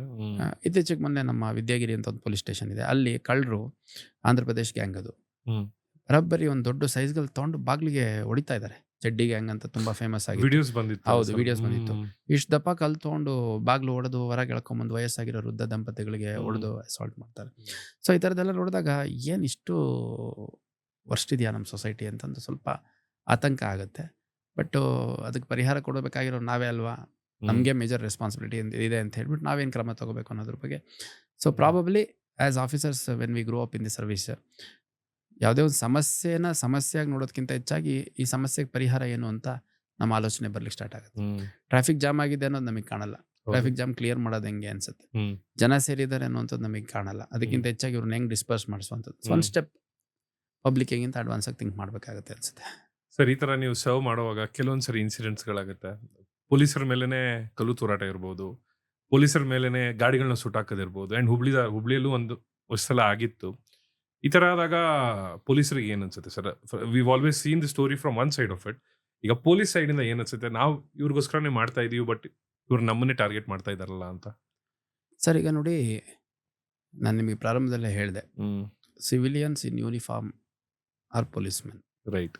At the same time policemen in not being in uniform are civilians. So ಈಗ ನಾನು ಹೇಳುವಂಥದ್ದು, ನಿಮ್ಮ ಮನೆ ಒಳಗಡೆ ಕಳ್ತನ ಆಗುತ್ತೆ, ನಿಮಗೇನು ಅನ್ಸುತ್ತೆ? ಪೊಲೀಸರು ರಸ್ತೆ ಮೇಲೆ ಇದ್ದು ಓಡಾಡಿ ನಮ್ಮ ಮನೆಯೆಲ್ಲ ಪ್ರೊಟೆಕ್ಟ್ ಮಾಡಬೇಕಿತ್ತು, ಇಟ್ಸ್ ಅ ನ್ಯಾಚುರಲ್ ಥಾಟ್. ಹ್ಮ್. ಅಥವಾ ನಮ್ಮ ಸುತ್ತಮುತ್ತಲ ಒಂದು ಏರಿಯಾದಲ್ಲಿ ಒಂದು ಮಗುಗೆ ಯಾರೋ ಒಂದು ಲೈಂಗಿಕ ದೌರ್ಜನ್ಯ ಮಾಡಿಬಿಡ್ತಾರೆ. ಹ್ಮ್. ಸೊ ಇಂಥದ್ದಾಯ್ತಲ್ಲ ನಮ್ಮ ಸೊಸೈಟಿಲಿ ಅಂತ ಆತಂಕ ಆಗುತ್ತೆ. ಹುಬ್ಳಿಲೇ ಒಂದೆರಡು ಭಾಳ ಗಂಭೀರ ಕೊಲೆ ಪ್ರಕರಣಗಳು ನಡೆದಿದ್ವು. ಹ್ಮ್. ಸೊ ಅವಾಗ ಆ ಸರ್ಕಮ್ಸ್ಟೆನ್ಸ್ ಯಾವ ರೀತಿ ಡೆವಲಪ್ ಆಗುತ್ತೆ ಅನ್ನುವಂಥದ್ದು ಅದರದ್ದೇ ಆದಂಥ ಹಿನ್ನೆಲೆ ಇರುತ್ತೆ. ಸಂದರ್ಭ, ಸಮಯ ಅದೆಲ್ಲ ಮ್ಯಾಟ್ರ್ ಆಗುತ್ತೆ. ಹ್ಮ್. ನಾನು ಆ್ಯಸ್ ಎ ಪೊಲೀಸ್ ಆಫೀಸರ್ ತುಂಬ ಕ್ಲಿಯರಾಗಿ ಹೇಳಲಿಕ್ಕೆ ಇಷ್ಟಪಡ್ತೇನೆ. ಭಾಳಷ್ಟು ಸಂದರ್ಭಗಳಲ್ಲಿ ಉಗ್ರಲ್ಲಿ ಹೋಗೋದಕ್ಕೆ ಕೊಡ್ಲಿ ಉಪಯೋಗಿಸಿರುವಂಥ ಸಂದರ್ಭ ನಮಗೂ ಎದುರಾಗಿದೆ. ಹ್ಮ್. ಸೊ ಕೊಡ್ಲಿ ತಗೊಂಡ್ರು ಇದನ್ನ ಕಡಿಲಿಕ್ಕೆ ಸಾಧ್ಯ ಇಲ್ಲ ಅಂದದ್ದು ಮಾತುಕತೆ ಮುಖಾಂತರ ಮುಗ್ದಿರುವಂಥದ್ದು ನಾವು ನೋಡಿದ್ದೀವಿ. ಸೊ ಹಂಗಾಗಿ ಹೊರಗಡೆಯಿಂದ ನೋಡುವಂಥವ್ರಿಗೆ ಇದು ಸಕ್ಸಸ್ಸು, ಇದು ತುಂಬ ಚೆನ್ನಾಗಿ ಹ್ಯಾಂಡಲ್ ಮಾಡಿದ್ರು ಅನ್ನೋವಂಥದ್ದು ಆಲೋಚನೆ ಬರೋದು ಸಾಧ್ಯ. ಹ್ಮ್. ಬಟ್ ಫೀಲ್ಡಲ್ಲಿರೋ ಒಬ್ಬ ಕಾನ್ಸ್ಟೇಬಲಿಂದ ಹಿಡಿದು SP ವರೆಗೂ, ಕಮಿಷನರ್ವರೆಗೂ ಪ್ರತಿಯೊಬ್ಬರದ್ದು ಯಾವುದೇ ಕಾರಣಕ್ಕೂ ಸಿಚುವೇಶನ್ ಎಸ್ಕಲೇಟ್ ಆಗಬಾರ್ದು. ಸಾರ್ವಜನಿಕ ಆಸ್ತಿ ಪಾಸ್ತಿ ನಷ್ಟ ಆಗಬಾರ್ದು, ಹ್ಮ್. ಯಾರಿಗೂ ತೊಂದರೆ ಆಗಬಾರ್ದು, ಯಾರಿಗೂ ಪ್ರಾಣಾಪಾಯ ಆಗಬಾರ್ದು, ಯಾರಿಗೂ ಇಂಜುರಿ ಆಗಬಾರ್ದು ಅನ್ನೋವಂಥದ್ದು ತಲೆಯಲ್ಲಿರುತ್ತೆ ಅನ್ನೋಂಥದ್ದು ಇದು universal truth. At the same time ತಾವು ಹೇಳಿದ್ರಿ ಪೊಲೀಸರ ಮೇಲೆ ಹಲ್ಲೆ ಆಗುತ್ತೆ, ಹೌದು. ಪೊಲೀಸರ ಮೇಲೆ ಕೆಲವೊಮ್ಮೆ ಗಾಡಿಗಳಿಗೆ ಬೆಂಕಿ ಹಚ್ಚಿಬಿಡುವಂಥದ್ದು. ಅದು ನಾನು ಹೇಳುವಂಥದ್ದು ಕೆಲವು ಸರಿ ಸ್ಪಾಂಟೇನಿಯಸ್ ಆಗಿ ಸಡನ್ನಾಗಿ ಆಗುವಂಥ ಡೆವಲಪಿಂಗ್ ಸಿಚುವೇಶನ್ ಆಗ್ಬೋದು. ಕೆಲವು ಸರಿ ಕೆಲವು mischievous elements with wrong intentions ಮಾಡುವಂಥದ್ದು ಇರುತ್ತೆ. ಎಲ್ಲ ಥರದ್ದು ಇರುತ್ತೆ. ಹ್ಮ್. ಸೊ ನಾವು not to be more affected with it, hmm. We should have our preparation in place. ಅದು ಮೀರಿ ಯಾವುದಾದ್ರು ಸರ್ಕಮ್ಸ್ಟೆನ್ಸ್ ನಿರ್ಮಾಣ ಆಯಿತು ಅಂತಂದರೆ ಅದನ್ನು ಹೆಂಗೆ ಆ ಒಂದು ಸರ್ಕಮ್ಸ್ಟೆನ್ಸ್ ಹ್ಯಾಂಡಲ್ ಮಾಡಬೇಕು ಅನ್ನೋಂಥದ್ರ ಬಗ್ಗೆ ಪ್ರಾಬಬ್ಲಿ ನಾವು ಥಿಂಕ್ ಮಾಡಬೇಕು ಅನ್ನೋಂಥದ್ದು ನನ್ನ ಅಭಿಪ್ರಾಯ. ಅಂಡ್ ಪೊಲೀಸ್ ಪಡೆ ಯಾವಾಗಲೂ ಈ ತರ ಎಮರ್ಜೆನ್ಸಿಗೆ ಪ್ರಿಪೇರ್ಡ್ ಇರುತ್ತೆ. ಅಬ್ಸಲ್ಯೂಟ್ಲಿ. ಯಾವುದೇ ಒಂದು ಸಂದರ್ಭದಲ್ಲಿ ಏನಾಗುತ್ತೆ, 100 ಜನ ಸೇರ್ಬೋದು ಅಂದ್ಕೊಂಡಿರ್ತೀವಿ. ಯಾವುದೋ ಒಂದು ಸಂದರ್ಭದಲ್ಲಿ 500 ಜನ ಸೇರಿಬಿಡ್ತಾರೆ. ಅದನ್ನು ಅಡ್ರೆಸ್ ಮಾಡಲಿಕ್ಕೆ ನಾವು ಮೊಬಿಲೈಸ್ ಆಗುವಂಥ ಸ್ವಲ್ಪ ಸಮಯ ಹಿಡಿಬೋದು. ರೈಟ್. ಆ ಒಂದು ಸಮಯದಲ್ಲಿ ಏನಾದರೂ ಒಂದು ಸಂಘರ್ಷ ಆಗ್ಬೋದು, ಗಲಾಟೆ ಆಗ್ಬೋದು. ಬಿಟ್ಟರೆ ನಾನು ಈ 16-17 ವರ್ಷದಲ್ಲಿ ನೋಡಿರುವಂಥದ್ದು ನಮ್ಮ ಫೀಲ್ಡಲ್ಲಿ ವರ್ಕ್ ಮಾಡುವಂಥ ಪ್ರತಿಯೊಬ್ಬ ಸಿಬ್ಬಂದಿ, ಪ್ರತಿಯೊಬ್ಬ ಅಧಿಕಾರಿ ಯಾವಾಗ್ಲೂ ಸಾರ್ವಜನಿಕ ಹಿತ ದೃಷ್ಟಿಯಿಂದ the best of the capabilities of available force they act. Right. 5 ಜನ 10 ಜನ ಸೇರಿಕೊಂಡು 1,000 ಸಿಬ್ಬಂದಿಗಳು 1,000 ಜನರನ್ನ ಓಡಿಸಿರುವಂಥ ಸರ್ಕಮ್ಸ್ಟೆನ್ಸು ನಾವು ನೋಡಿದ್ದೇವೆ. ಡಿಪೆಂಡ್ ಆಗುತ್ತೆ. ಎಷ್ಟೋ ಸಂದರ್ಭದಲ್ಲಿ ಇದೇನಪ್ಪ ಇದು ಔಟ್ ಆಫ್ ದಿ ವೇ ಹೋಗ್ಬಿಡುತ್ತೇನೋ ಅಂತ ಆತಂಕ ವ್ಯಕ್ತಪಡಿಸಿರುವಂಥದ್ದು ಯಾರೋ ಒಬ್ಬರು ಒಂದು ಮಾತು ಹೇಳೋದ್ರಿಂದ ಸಾಲ್ವ್ ಆಗಿರುವಂಥದ್ದು ನೋಡಿದ್ದೇವೆ. ಹಂಗಾಗಿ ನಾನು ಹೇಳುವಂಥದ್ದು ನಮ್ಮ ಪ್ರಿಪ್ರೇಷನ್ ಚೆನ್ನಾಗಿರಬೇಕು. There are lot of stakeholders in the society. ಹೌದು. ಅದು ಎಲೆಕ್ಟೆಡ್ ರೆಪ್ರೆಸೆಂಟೇಟಿವ್ಸ್ ಇರ್ಬೋದು, ವೇರಿಯಸ್ ಆರ್ಗನೈಸೇಷನ್ಸ್ ಇರ್ಬೋದು, ಮೀಡಿಯಾ ಅಟ್ ಟೈಮ್ಸ್, ಪಬ್ಲಿಕ್ ಇರ್ಬೋದು. There lot of pressure groups ಮತ್ತು ಬೇರೆ ಬೇರೆ ಇಲಾಖೆಯ ಅಧಿಕಾರಿ ಸಿಬ್ಬಂದಿಗಳದ್ದು ಕೂಡ ಅವ್ರದ್ದೇ ಆದಂಥ ಪಾತ್ರ ಇರುತ್ತೆ. Police officers we should be equipped, be ready always. ಹಾಗಿದ್ದಾಗ ನಮ್ಮ ಹಿರಿಯ ಅಧಿಕಾರಿಗಳು ಕೂಡ ಅಥವಾ ಸಂಘರ್ಷಮಯ ವಾತಾವರಣದಲ್ಲಿ ಗಟ್ಟಿಯಾಗಿ ನಿಲ್ತಾರೆ. ಫೀಲ್ಡ್ ಲೆವೆಲ್ ಆಫೀಸರ್ಸ್ ಯಾರಿದ್ದೀರಿ, ನೀವು ಗಟ್ಟಿಯಾಗಿ ಕೆಲಸ ಮಾಡಿ, ನಾವಿದ್ದೀವಿ ಅನ್ನೋಂಥ ಒಂದು ಸಪೋರ್ಟ್ ಕೊಡ್ತಾರೆ, ಅಡಿಷನಲ್ ಫೋರ್ಸ್ ಕೊಡ್ತಾರೆ. ಅವ್ರುಗಳು ಎಷ್ಟೋ ಸಂದರ್ಭದಲ್ಲಿ ಖುದ್ದು ಬರ್ತಾರೆ. ಸೊ ಹಂಗಾಗಿ ನಾನು ಈ ಸಂದರ್ಭದಲ್ಲಿ ಹೇಳುವಂಥದ್ದು, ಫೀಲ್ಡಲ್ಲಿರೋ ಒಬ್ಬ ಸಿಬ್ಬಂದಿ is not alone. There is a whole force of police department behind him. Maybe it will take some time to reach and position, but it is always going to be there. Sir, ನನಗೊಂದು next ಒಂದು serious ಪ್ರಶ್ನೆ ಇದೆ sir. So ನನಗೂ ನೀವು ಹೇಳಿದಾಗೆ movies are a very influencing thing. ನಾನು police ಬಗ್ಗೆ ತಿಳ್ಕೊಂಡಿದ್ದು ತುಂಬ ಮೂವಿಗಳು ನೋಡಿನೇ. ಬಟ್ ಇತ್ತೀಚೆಗೆ ವೆದರ್ ಇಟ್ ಇಸ್ ಇಂಟರ್ವ್ಯೂಸ್, ಪಾಡ್ಕಾಸ್ಟ್ಗಳು ನೋಡುವಾಗ we hear a lot of different stories. ಪೊಲೀಸ್ಗೆ ಹೇಗೆ ಡಿಪಿಕ್ಟ್ ಮಾಡ್ತಾರೆ, a very different stories in the real world. But ಒಂದು ಕಾಮನ್ ಫ್ಯಾಕ್ಟರ್ ಇರೋದು ಮೂವಿ ಮತ್ತು ರಿಯಲ್ ಲೈಫ್ಗೆ ಇಸ್ ಪೊಲಿಟಿಕಲ್ ಇಂಟರ್ಫಿಯರೆನ್ಸ್. ಮೂವೀಸಲ್ಲೂ ತೋರಿಸ್ತಾರೆ. And I do not know anything about it sir. But ನೀವು ಆಸ್ ಎ ಕಮಿಷನರ್ ಆರ್ ನಿಮ್ಮ prior ರೋಲ್ಸಲ್ಲಿ, even your DCP or ಬೇರೆ ಯಾವುದೇ ರೋಲ್ಸಲ್ಲಿ, do you think this a lot of political interference in policing basically? Sir, ಈಗ ನೋಡಿ, ನಾನು ಅದೇ ಪ್ರಾರಂಭದಲ್ಲಿ ಹೇಳಿದ್ದು, ಒಂದು ಸೊಸೈಟಿಲಿ there are lot of stakeholders. ಈಗ ಒಂದು ಇಮ್ಯಾಜಿನ್ ಎ ಸಿಚುವೇಶನ್, ಒಂದು ಹಳ್ಳಿ ಇದೆ. ಒಂದು ಹಳ್ಳಿಯಲ್ಲಿ ಒಂದೇನೋ ಒಂದು ನೀರಿನ ಸಮಸ್ಯೆ ಇರುತ್ತೆ. ಹೌದು. ಆ ನೀರಿನ ಸಮಸ್ಯೆ ಮುಂದೊಂದಿನ ದೊಡ್ಡ ಲಾ ಆ್ಯಂಡ್ ಆರ್ಡರ್ ಸಿಚುವೇಶನ್ ಆಗುತ್ತೆ ಅಂತ ಇಮ್ಯಾಜಿನ್ ಮಾಡ್ಕೊಳ್ಳಿ. ನೋಡಿ, ಅಲ್ಲಿ ಆ ಊರಲ್ಲಿ ಗ್ರಾಮಸ್ಥರಿದ್ದಾರೆ, ಬೇರೆ ಬೇರೆ ಜಾತಿ ಧರ್ಮದವ್ರು ಇದ್ದಾರೆ, ಬೇರೆ ಬೇರೆ ರಾಜಕೀಯ ಪಕ್ಷದವ್ರು ಇರ್ತಾರೆ, ಬೇರೆ ಬೇರೆ ಸಂಘಟನೆಗಳಿಗೆ ಬಿಲಾಂಗ್ ಆಗುವಂಥವ್ರು ಇರ್ತಾರೆ. ಅದ್ರ ಜೊತೆಗೆ ಆ ಒಂದೇ ಸಮಸ್ಯೆಯಿಂದ ಜಾಸ್ತಿ ಅಫೆಕ್ಟ್ ಆಗಿರೋರು ಇರ್ತಾರೆ, ಕಡಿಮೆ ಅಫೆಕ್ಟ್ ಆಗಿರೋರು ಇರ್ತಾರೆ, ಅಫೆಕ್ಟೇ ಆಗಿಲ್ದವ್ರು ಇರ್ತಾರೆ, ಹಚ್ಕೊಡೋರು ಇರ್ತಾರೆ, ಕೇಳೋರು ಇರ್ತಾರೆ. ರೈಟ್. ಮಿಸ್ಕ್ರಿಯೆಂಟ್ಸ್ ಇರ್ತಾರೆ, ಪರಿಸ್ಥಿತಿ ಸುಧಾರಿಸ್ಬೇಕು ಅನ್ನೋರು ಇರ್ತಾರೆ. There are different level of stakeholders and everybody will play their role when it is needed basically needed and whenever they get their turn, ಅವ್ರವ್ರ ಕಾಯ್ತಾ ಅವಕಾಶ ಇರ್ತಾರೆ. ಸಿಕ್ಕಾಗ everybody we would like to play the best of their role. ಹಂಗಾಗಿ ನಾವು ನನ್ನ commissioner ನಾನು ಹೋಗಿ ಹೇಳ್ಬಿಟ್ರೆ ಎಲ್ಲ ಆಗುತ್ತೆ ಅನ್ನೋಂಥದ್ದನ್ನ ಫಸ್ಟ್ ತಲೆಯಿಂದ ತೆಗೆದಾಕಬೇಕು. So what is your ground work to convince people to listen to you? they need to trust you basically. ಈಗ ಒಬ್ಬ ಸಬ್ ಇನ್ಸ್ಪೆಕ್ಟ್ರು ಸ್ಟೇಷನಲ್ಲಿ ಜಸ್ಟ್ ಬಿಕಾಸ್ ನಾನು 2 ಸ್ಟಾರ್ಸ್ ಹಾಕ್ಕೊಂಡು ಪೊಲೀಸ್ ಜೀಪಲ್ಲಿ ಬಂದು ಯೂನಿಫಾರ್ಮ್ ಹಾಕೊಂಡು ನಿಂತ್ಕೊಂಡು ಎಲ್ಲ ಡಿಸ್ಪರ್ಸ್ ಆಗಿ ಅಂದ ತಕ್ಷಣ ಡಿಸ್ಪರ್ಸ್ ಯಾಕೆ ಆಗಬೇಕು? ಅದೇ ಬಿಫೋರ್ ದಿ ಇನ್ಸಿಡೆಂಟ್ 10 ಬಾರಿ ನೀವು ಅಲ್ಲಿ ವಿಸಿಟ್ ಮಾಡಿ ನಿಮ್ಮ ವ್ಯಕ್ತಿತ್ವ ಏನು, ನಿಮ್ಮ ಕಮಿಟ್ಮೆಂಟ್ ಏನಿದೆ towards the department, towards the public ಅನ್ನೋಂಥದ್ದನ್ನು ಕಮ್ಯುನಿಕೇಟ್ ಮಾಡಿದ್ದಾದರೆ ಅಲ್ಲಿ ಬಂದು ಆ ಒಬ್ಬ ಅಧಿಕಾರಿ ಹೇಳಿದಂಥ ಸಂದರ್ಭದಲ್ಲಿ ಅದನ್ನು ಜನ ಸಕಾರಾತ್ಮಕವಾಗಿ ತಗೋತಾರೆ. ರೈಟ್. ಅದೇ ರೀತಿ ನಾನು ವೈಯಕ್ತಿಕವಾಗಿ ಅಬ್ಸರ್ವ್ ಮಾಡಿರುವಂಥದ್ದು, with exceptions, there is N exception for every proven thing. With exceptions ಎಲ್ಲರೂ 99% ಆಫ್ ದಿ ಸರ್ಕಮ್ಸ್ಟೆನ್ಸಲ್ಲಿ ಯಾರೂ ಸಾರ್ವಜನಿಕರ ಶಾಂತಿ ಹಾಳು ಮಾಡಿ, ಸಾರ್ವಜನಿಕರ ಒಂದು ಕಂಫರ್ಟ್ಸ್ನ ಹಾಳು ಮಾಡಿ ನಾವು ಲಾಭ ತಗೋಬೇಕು ಅನ್ನೋಂಥ ಸಂದರ್ಭ ಬರಲ್ಲ. There could be exceptions. So ನಾನು ಈ 18 ವರ್ಷದಲ್ಲಿ ಬೇರೆ ಬೇರೆ ಭಾಗಗಳಲ್ಲಿ ಕೆಲಸ ಮಾಡಿದ್ದೀನಿ. ಬೆಂಗಳೂರಲ್ಲಿ ಕೆಲಸ ಮಾಡಿದ್ದೀನಿ, ಮಂಗಳೂರಲ್ಲಿ ಮಾಡಿದ್ದೀನಿ, ಹುಬ್ಳಿ ಧಾರವಾಡ ಸದ್ಯ ಮಾಡ್ತಾಯಿದ್ದೀನಿ, ಗುಲ್ಬರ್ಗ, ರಾಯಚೂರು, ಹಾವೇರಿ, ಚಿಕ್ಕಮಗಳೂರು. ಇಲ್ಲಿ ಲಾ ಆ್ಯಂಡ್ ಆರ್ಡರ್ ಸಿಚುವೇಶನ್ ನೋಡಿದ್ದೀವಿ, ಕಮ್ಯುನಲ್ ಸಿಚುವೇಶನ್ ನೋಡಿದ್ದೀವಿ, ಕಾಸ್ಟ್ ಕಾನ್ಫ್ಲಿಕ್ಟ್ಸ್ ನೋಡಿದ್ದೀವಿ. ಅದೇ ರೀತಿ labour issues, student issues, women related issues, ಹೆಣ್ಮಕ್ಳ ಮೇಲೆ ದೌರ್ಜನ್ಯ ಆಗಿರುವಂಥದ್ದು, ಕಮ್ಯುನಲ್ ಕಿಲ್ಲಿಂಗ್ಸು ಸೇರಿದಂತೆ political violence at some point of time, industrial strikes. So ಎಲ್ಲ ನೋಡಿದಂಥ ಸಂದರ್ಭದಲ್ಲಿ ನಾನೇನು ಹೇಳ್ಬೋದು ಅಂತಂದರೆ, ಪೀಸ್ ಟೈಮ್ ಪೊಲೀಸಿಂಗ್ ನಾವೇನು ಮಾಡ್ತೀವಿ ಅನ್ನೋದು ಭಾಳ ಇಂಪಾರ್ಟೆಂಟ್ ಆಗುತ್ತೆ. ರೈಟ್. ಅಲ್ಲಿ ಎಲ್ಲ ಪೊಲಿಟಿಕಲ್ ಪಾರ್ಟಿ ಲೀಡರ್ಸ್ನ ನಾವು ವಿಶ್ವಾಸಕ್ಕೆ ತೊಗೋಬೇಕಾಗುತ್ತೆ, ಎಲ್ಲ ಸಂಘಟನೆ ಲೀಡರ್ಸ್ನ ನಾವು ವಿಶ್ವಾಸಕ್ಕೆ ತೊಗೋಬೇಕಾಗತ್ತೆ. ಧಾರ್ಮಿಕ ಮುಖಂಡರಿರ್ತಾರೆ, ಜಾತಿ ಮುಖಂಡರಿರ್ತಾರೆ, ಯುವ ಸಮುದಾಯದ ನಾಯಕತ್ವ ವಹಿಸುವಂಥವ್ರು ಇರ್ತಾರೆ, ವಿವಿಧ ಸಂಘಟನೆಗಳ ಜೊತೆ ಗುರುತಿಸ್ಕೊಂಡಿರೋರು ಇರ್ತಾರೆ, ಮಾಧ್ಯಮದವರು ಇರ್ತಾರೆ. ಸೊ ಎಲ್ಲರನ್ನೂ ನಾವು ವಿಶ್ವಾಸಕ್ಕೆ ತಗೊಂಡು ನಾವೇನು ಇಲ್ಲಿ ಯಾವ ರೀತಿ ಕೆಲಸ ಮಾಡ್ತಿದ್ದೀವಿ ಅಂತ ನಾವು ಕಮ್ಯುನಿಕೇಟ್ ಮಾಡಿದರೆ well in advance, probably the day ಬಂದಾಗ response will be more favourable, more reasonable ಅನ್ನೋಂಥದ್ದು ನನ್ನ ಅಭಿಪ್ರಾಯ. And I have always paid lot of attention for peace time policing. Right. Wonderful sir. ಇದು ನೀವು ಹೇಳಿದಾಗ ಒಂದು ಹಿಂದೆ ಬ್ಯಾಕ್ಗ್ರೌಂಡಲ್ಲಿ ಎಷ್ಟೆಲ್ಲ ಕೆಲಸ ಆಗುತ್ತೆ, ಇದೆಲ್ಲ ಆಸ್ ಅ ಕಾಮನ್ ಮ್ಯಾನ್ ನನಗಂತೂ ಐಡಿಯಾನೇ ಇರಲ್ಲ. Most of them don't know about this. Sir, ಈಗ ನೋಡಿ ಹೇಳ್ತೀನಿ, ಹುಬ್ಳಿ ಧಾರವಾಡದಲ್ಲಿ ಸುಮಾರು 20 ಲಕ್ಷ ಪಾಪ್ಯುಲೇಷನ್ ಇದೆ. Right. Including the floating population. ಒಂದು 3-4 ಲಕ್ಷ ಡೈಲಿ ಬಂದು ಹೋಗ್ತಾರೆ. ಸರ್, ಇಷ್ಟು ಪಾಪ್ಯುಲೇಷನ್ಗೆ ನಮ್ಮಲ್ಲಿ ಟ್ರಾಫಿಕ್ 4 ಸ್ಟೇಷನ್ ಇದೆ. ಪ್ರತಿ ಸ್ಟೇಷನಲ್ಲಿ 50-60 ಜನ ಸಿಬ್ಬಂದಿ ಇರ್ತಾರೆ. ಅದರಲ್ಲಿ ರಜಾ ಹೋಗಿರೋರು, ಆಮೇಲೆ ಹುಷಾರಿಲ್ದವರು, ಮೆಟರ್ನಿಟಿಲಿ ಹೋಗಿರೋರು, ಹೆಲ್ತ್ ಇಶ್ಯೂಸ್ ಇರೋವಂಥವ್ರು ಎಲ್ಲ ತೆಗೆದಾಕಿದರೆ, ಮತ್ತು ಎಸೆನ್ಷಿಯಲ್ ಡ್ಯೂಟೀಸ್ ಇರುತ್ತೆ, ಅಲ್ಲಿ ಸೆಂಟ್ರಿ ಡ್ಯೂಟಿ ಮಾಡಲೇಬೇಕು, ವೈರ್ಲೆಸ್ ಅಟೆಂಡ್ ಮಾಡಲೇಬೇಕು, ಸ್ಟೇಷನ್ಗಳಲ್ಲಿ ಇರಲೇಬೇಕು, ಕೋರ್ಟ್ ಡ್ಯೂಟಿ ಹೋಗಲೇಬೇಕು, ಅದೆಲ್ಲ ತೆಗೆದಾಕಿದರೆ ಒಂದು 20-25 ಜನ ಪ್ರತಿ ಸ್ಟೇಷನ್ ಸಿಕ್ಕರೆ ಸುಮಾರು 100 ಜನ ಟ್ರಾಫಿಕ್ಕಿಗೆ ಡಿಪ್ಲಾಯ್ ಆಗಿರ್ತಾರೆ entire Hubli Dharwad city.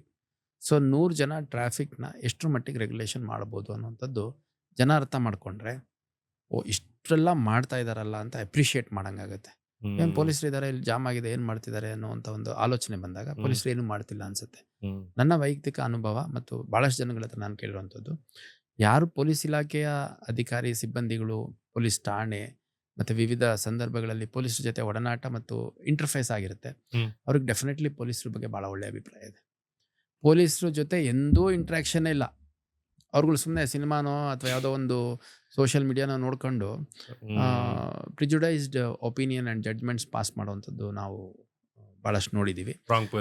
It is definitely a big challenge before police that we have to change this perception. And nobody will speak for us. I have to speak for myself. ಖಂಡಿತ sir. At least for the department of my jurisdiction. Hubli ಧಾರವಾಡದಲ್ಲಿ ಪೊಲೀಸರು ಹೆಂಗಿದ್ದಾರೆ ಅಂತಂದು it should be visible from me. ಅದು ಬಿಟ್ಟು ಇಲ್ಲ ನಮ್ಮ ಪಾಡಿಗೆ ನಾವು ಕೆಲಸ ಮಾಡಕತ್ತೀವಿ, ನಮಗೇನು ಬೇರೆ ಏನು ತಿಳ್ಕೊತಾರೋ ಸಂಬಂಧ ಇಲ್ಲ ಅಂತಂದರೆ, ಅದ್ರ ಒಂದು ಸಂದರ್ಭ ಕ್ರಿಯೇಟ್ ಆದಾಗ ನೀವೇ ಹೆಂಗೆ ತಿಳ್ಕೊತೀರ, ನಾವೇನು ತಿಳ್ಕೊತೀವಿ ಅಂತ ನಿಮಗೆ ಸಂಬಂಧ ಇಲ್ಲ ಅಂದಾಗ, ನಿಮಗೇನು ಬೇಕು ಅನ್ನೋದು ನಮಗೆ ಸಂಬಂಧ ಇಲ್ಲ ಅಂತ ಹೇಳ್ತಾರೆ. ಈಗ ನಿಮಗೆ ನಿಜವಾಗ್ಲೂ ಸರ್ಪ್ರೈಸ್ ಆಗುತ್ತೆ. ಮೊನ್ನೆ ಗಣೇಶ ಹಬ್ಬ ಆಯಿತು. ಹೌದು. At some point of time ಒಂದು 3ರಿಂದ 3.5 ಲಕ್ಷ ಜನದಷ್ಟು ಜನ ಇದ್ದಾರೆ. ಅಂದರೆ ಹೆಚ್ಚು ಕಮ್ಮಿ ಅರ್ಧ ಹುಬ್ಳಿ ಧಾರವಾಡ ಎದ್ದು ಬಂದಿದೆ. ಇಲ್ಲಿ ತುಂಬಾ ದೊಡ್ಡ ಸೆಲೆಬ್ರೇಷನ್. ಹೌದು. ಪೊಲೀಸರು ಎಷ್ಟಿದ್ದೀರಿ? 1,000 ಇದ್ದೀರಿ. ಸೊ 3 ಲಕ್ಷ 3.5 ಲಕ್ಷ 2.5-3 ಲಕ್ಷಕ್ಕೆ 1,000 ಜನ ಏನು ಮಾತ್ರ ಕಾಣ್ಬೋದು. ಸೊ ಅಲ್ಲಿ ಪೊಲೀಸರು ಇದ್ದಾರೆ, ಇದನ್ನೆಲ್ಲ ರೆಗ್ಯುಲೇಟ್ ಮಾಡ್ತಿದ್ದಾರೆ, ನಮ್ಮನ್ನು ವಾಚ್ ಮಾಡ್ತಾರೆ, ನಾವೇನಾದ್ರು ನ್ಯೂಸೆನ್ಸ್ ಮಾಡಿದ್ರೆ ಹಿಡ್ಕೊಂಡು ಹೋಗ್ತಾರೆ ಅನ್ನೋ ಒಂದು ಕಾರಣದ ಭಯ, ಅಥವಾ ಪೊಲೀಸರಿಗೆ ನಾವು ಸಹಕರಿಸಬೇಕು ಅನ್ನೋಂಥ ವಿಶ್ವಾಸ. ಸೊ ಅದು ಆ ಒಂದು ಬಂದೋಬಸ್ತ್ ಮಾಡುತ್ತೆ ಹೊರತು ನಾವು ಪ್ರತಿಯೊಬ್ಬರನ್ನು ಕಂಟ್ರೋಲ್ ಮಾಡಿ ರೆಗ್ಯುಲೇಟ್ ಮಾಡ್ತೀವಿ ಅನ್ನೋದು ಸುಳ್ಳು. ಅದೇ ರೀತಿ ಈ ಪ್ರತಿಭಟನೆ ಆಗುತ್ತೆ, ಬಂದ್ ಕರೆ ಕೊಡ್ತಾರೆ ಕೆಲವು ಸಂದರ್ಭದಲ್ಲಿ. ಸೊ ಇಡೀ ಅವಳಿ ನಗರ ಬಂದ್ ಕರೆ ಕೊಟ್ಟಾಗ ನಾವು ಎಷ್ಟು ಜನ ಇರ್ತೀವಿ ಸಿಬ್ಬಂದಿಗಳು? 300-400 ಜನ ಫೀಲ್ಡಲ್ಲಿ ಇರ್ತೀವಿ. ಸೊ 300-400 ಜನ ಪೊಲೀಸ್ ಡಿಪ್ಲಾಯ್ಮೆಂಟ್ ಆಗಿದೆ, ಹಂಗಾಗಿ ನಾವೇನು ಮಿಸ್ಚೀಫ್ ಮಾಡಂಗಿಲ್ಲ, ನಾವಲ್ಲೆಲ್ಲಾದ್ರು ಕಲ್ಲು ಹೊಡೆದ್ರೆ ಎಲ್ಲಾದ್ರು ಬೆಂಕಿ ಹಾಕಿದ್ರೆ ಪೊಲೀಸ್ ಹಿಡ್ಕೊಂಡು ಹೋಗ್ತಾರೆ ಅನ್ನೋಂಥ ಒಂದು ಭಯ, ಮತ್ತು ಪೊಲೀಸ್ ನಮ್ಮನ್ನು ವಾಚ್ ಮಾಡ್ತಿದ್ದಾರೆ ಅನ್ನೋಂಥ ವಿಶ್ವಾಸ. ಸೊ ಹ್ಯಾಂಡ್ ಇನ್ ಹ್ಯಾಂಡ್ ಇದ್ದಂಥ ಸಂದರ್ಭದಲ್ಲಿ ಒಂದು ಒಳ್ಳೆ ಸಿಚುವೇಶನ್ ಹ್ಯಾಂಡಲ್ ಆಗುತ್ತೆ ಅನ್ನೋಂಥ ನನ್ನ ಅಭಿಪ್ರಾಯ. ನೀವು ಕೆಲವೊಂದಷ್ಟು ಚಾಲೆಂಜಿಂಗ್ ಸಿಚುವೇಶನ್ಸ್ ಹೇಳಿದ್ರಿ ಸರ್. ನನಗೆ ಒಂದು ಸ್ವಲ್ಪ ಕ್ರೈಮ್ ಬಗ್ಗೆ ತಿಳ್ಕೊಬೇಕಾಗಿರೋದು. ನಾನು ನಿಮ್ದೊಂದು ಡಾಕ್ಯುಮೆಂಟ್ರಿ, ಅವ್ರು ಬೇಸಿಕಲಿ ನೆಟ್ಫ್ಲಿಕ್ಸಲ್ಲಿ ಒಂದು ಡಾಕ್ಯುಮೆಂಟ್ರಿ ಬಂದಿತ್ತು, ಅದರಲ್ಲಿ ನಿಮ್ದು ಇಂಟರ್ವ್ಯೂ ಕೂಡ ಇತ್ತು. ಫಸ್ಟ್ ಆಫ್ ಆಲ್ ಅದು ಒಂದು 4 ಎಪಿಸೋಡ್ಸ್ ಏನಿದೆಯಲ್ಲ ಸರ್, ದಟ್ ವಾಸ್ ಲೈಕ್ ನನ್ನ ಎಷ್ಟೋ ಒಪಿನಿಯನ್ಗಳು ಚೇಂಜ್ ಮಾಡಿಬಿಡ್ತು. ಅದರಲ್ಲಿ ಫಸ್ಟ್ ಎಪಿಸೋಡಲ್ಲಿ ಒಬ್ರು ಇನ್ವೆಸ್ಟಿಗೇಟಿಂಗ್ ಆಫೀಸರ್ ಹೇಳ್ತಾರೆ, ಪೊಲೀಸಿಂಗಲ್ಲಿ ಒಂದು ಓಲ್ಡ್ ಸೇಯಿಂಗ್ ಇದೆ, ಅವರೊಂದು ಮುಂಚೆಯಿಂದ ಫಾಲೋ ಮಾಡ್ತಿರೋದು ಏನಂತಂದ್ರೆ, ಯಾವುದೇ ಕ್ರೈಮ್ ಆದರೆ ಅದಕ್ಕೆ 3 ಕಾರಣಗಳು ಇರಬಹುದು ಮೋಸ್ಟ್ಲಿ. ಒಂದು ಹೆಣ್ಣು, ಇನ್ನೊಂದು ಹೊನ್ನು, 3ನೇದು ಮಣ್ಣು. ನೀವು ನೋಡ್ದಂಗೆ ಇದೇ ಕಾರಣಗಳು ಇರುತ್ತೆ ಸರ್ ಪ್ರತಿ ಟೈಮು? ಅದು ನೆಟ್ಫ್ಲಿಕ್ಸಲ್ಲಿ ಕ್ರೈಮ್ ಸ್ಟೋರೀಸ್ ಇಂಡಿಯನ್ ಡಿಟೆಕ್ಟಿವ್ಸ್ ಅಂತ ಒಂದು ನೆಟ್ಫ್ಲಿಕ್ಸಲ್ಲಿ ಬಂದಿದ್ದು ಡಾಕ್ಯೂ ಸೀರೀಸ್ ಆಫ್ 4 ಎಪಿಸೋಡ್ಸ್. ಸೊ ಅದರಲ್ಲಿ ಬೆಂಗಳೂರು ಸಿಟಿಲಿ ನಡೆದಂಥ ಸುಮಾರು ಒಂದು 15-16 ಇನ್ಸ್ಟೆನ್ಸಸ್ನ ಅವರು ಡಾಕ್ಯುಮೆಂಟ್ ಮಾಡ್ಕೊಂಡಿದ್ರು. ಸೊ ಫೈನಲಿ 4 ಬಂತು. ಇನ್ಸಿಡೆಂಟ್ಲಿ ಆ 4ರಲ್ಲಿ 3 ನನ್ನ ಜುರಿಸ್ಟಿಕ್ಷನಲ್ಲಿ ರೆಕಾರ್ಡ್ ಆಗಿದ್ದಂಥ ಸ್ಟೋರೀಸ್ ಬಂದಿತ್ತು. ಸೊ ಅದು ಭಾಸ್ಕರ್ ರಾವ್ ಅಂತ ನಮ್ಮ ಬೆಂಗಳೂರು ಪೊಲೀಸ್ ಕಮಿಷನರ್ ಆಗಿದ್ದಾಗ, ಈಗಲೂ ಕೂಡ ಪಬ್ಲಿಕ್ ಲೈಫಲ್ಲಿ ಇದ್ದಾರೆ. ಹೌದು. ಭಾಸ್ಕರ್ ರಾವ್ ಸರ್ ನೆಟ್ಫ್ಲಿಕ್ಸ್ ಅವರು ಯಾರೋ ಸಂಪರ್ಕ ಮಾಡಿದಂಥ ಸಂದರ್ಭದಲ್ಲಿ ಪೊಲೀಸ್ರದ್ದು ಒಂದು ರಿಯಲಿಸ್ಟಿಕ್ ವರ್ಕ್ ಕಲ್ಚರ್ ಅಥವಾ ರಿಯಲಿಸ್ಟಿಕ್ ಇಂಪ್ರೆಷನ್ ಅಬೌಟ್ ಪೊಲೀಸ್ ಏನಿದೆ ಅನ್ನೋಂಥದ್ದು ತೋರಿಸೋ ಪ್ರಯತ್ನ ಮಾಡ್ತಾರೆ, ಹಂಗಾಗಿ ಅವ್ರಿಗೆ ಸಹಕರಿಸಿ ಅಂತ ಹೇಳಿದರು. So that was not A shooting. ನಾನು ಹೇಳ್ಬೇಕು ಹೆಂಗೆ ಅಂದರೆ, ಒಂದು ಮರ್ಡರ್ ಆಯಿತು ಅಂದರೆ ಕಂಟ್ರೋಲ್ ರೂಮಿಂದ ಅವ್ರಿಗೂ ಕೂಡ ಮೆಸೇಜ್ ಹೋಗ್ತಿತ್ತು, ಅವ್ರು ಮರ್ಡರ್ ಸ್ಪಾಟಿಗೆ ಬರ್ತಾ ಇದ್ರು. ಸೊ ನಾವು ಪ್ರೆಸ್ ಬ್ರೀಫಿಂಗ್ ಮಾಡ್ತಿದ್ದೀವಿ ಅಂದರೆ ಬಂದು ನಮ್ಮ ಬ್ರೀಫಿಂಗ್ ತೊಗೊಂತಿರಲಿಲ್ಲ, ಪ್ರೆಸ್ ಬ್ರೀಫಿಂಗ್ ಯಾವ ಥರ ಇರುತ್ತೆ ಅಂತ ನೋಡೋರು. ಆಮೇಲೆ ಈ ಆರೋಪಿಗಳನ್ನ ಹಿಡೀಲಿಕ್ಕೆ ಹೋದಂಥ ಸಂದರ್ಭದಲ್ಲಿ ಏನು ಎಕ್ಸ್ಪೀರಿಯನ್ಸ್ ಇರುತ್ತೆ, ಯಾವ ಥರ ಚಾಲೆಂಜಸ್ ಇರುತ್ತೆ, ಅದರಲ್ಲಿ ತಾವು ನೋಡಿರ್ಬೋದು ಮಹಿಳಾ ಸಿಬ್ಬಂದಿಗಳು, ಮಹಿಳಾ ಅಧಿಕಾರಿಗಳು ಯಾವ ರೀತಿ ಸಂಘರ್ಷ ಎದುರಿಸ್ತಾರೆ, personal life of police officers ಯಾವ ಥರ ಇರುತ್ತೆ, ಪ್ರೊಫೆಷನಲ್ ಚಾಲೆಂಜಸ್ ಯಾವ ಥರ ಇರುತ್ತೆ, ಇದೆಲ್ಲ ಲಿಟ್ರಲಿ ಎವ್ರಿಥಿಂಗ್ ವಾಸ್ ಪೋರ್ಟ್ರೇಡ್. ಪೊಲೀಸರು ಅವರ ಪ್ರೈವೇಟ್ ಸ್ಪೇಸಲ್ಲಿ ಪೊಲೀಸ್ ಅಧಿಕಾರಿ ಸಿಬ್ಬಂದಿಗಳು ಅವರವರೇ ಸೇರಿಕೊಂಡು ಹಾಡ್ತಾರೆ, ಕುಣಿತಾರೆ, ಎಂಜಾಯ್ ಮಾಡ್ತಾರೆ, ಪಾರ್ಟಿ ಮಾಡ್ತಾರೆ, ಫಂಕ್ಷನ್ಸ್ ಮಾಡ್ತಾರೆ. ಅಂದರೆ ಪೊಲೀಸರು ಕೂಡ ಒಬ್ಬ ಸಾಮಾನ್ಯ ಮನುಷ್ಯನ ಥರ ಜೀವನ ನಡೆಸ್ತಾರೆ. ಒಬ್ಬ ಸಾಮಾನ್ಯ ಜನಕ್ಕೆ ಯಾವ ರೀತಿ ಪ್ರೆಷರ್ ಇರುತ್ತೆ, ಸ್ಟ್ರೆಸ್ ಇರುತ್ತೆ, ಎಮೋಷನ್ಸ್ ಇರುತ್ತೆ, ಅದಿರುತ್ತೆ ಅನ್ನೋಂಥದ್ದು ಅದರಲ್ಲಿ ಪ್ರೆಸೆಂಟ್ ಮಾಡಿದರು. ರೈಟ್. ಸೊ ನೀವು ಹೇಳಿದ್ದು ಹೆಣ್ಣು, ಹೊನ್ನು, ಮಣ್ಣು, ಈ 3 ವಿಷಯಗಳು ಸುತ್ತ ಇರುತ್ತೆ ಅನ್ನೋಂಥದ್ದು probably I would agree with it. Absolutely. ಯಾಕಂದರೆ ಅದು 3 ಬಿಟ್ಟು ಇನ್ನೇನಿದೆ ಡ್ರೈವ್. Right, agreed sir.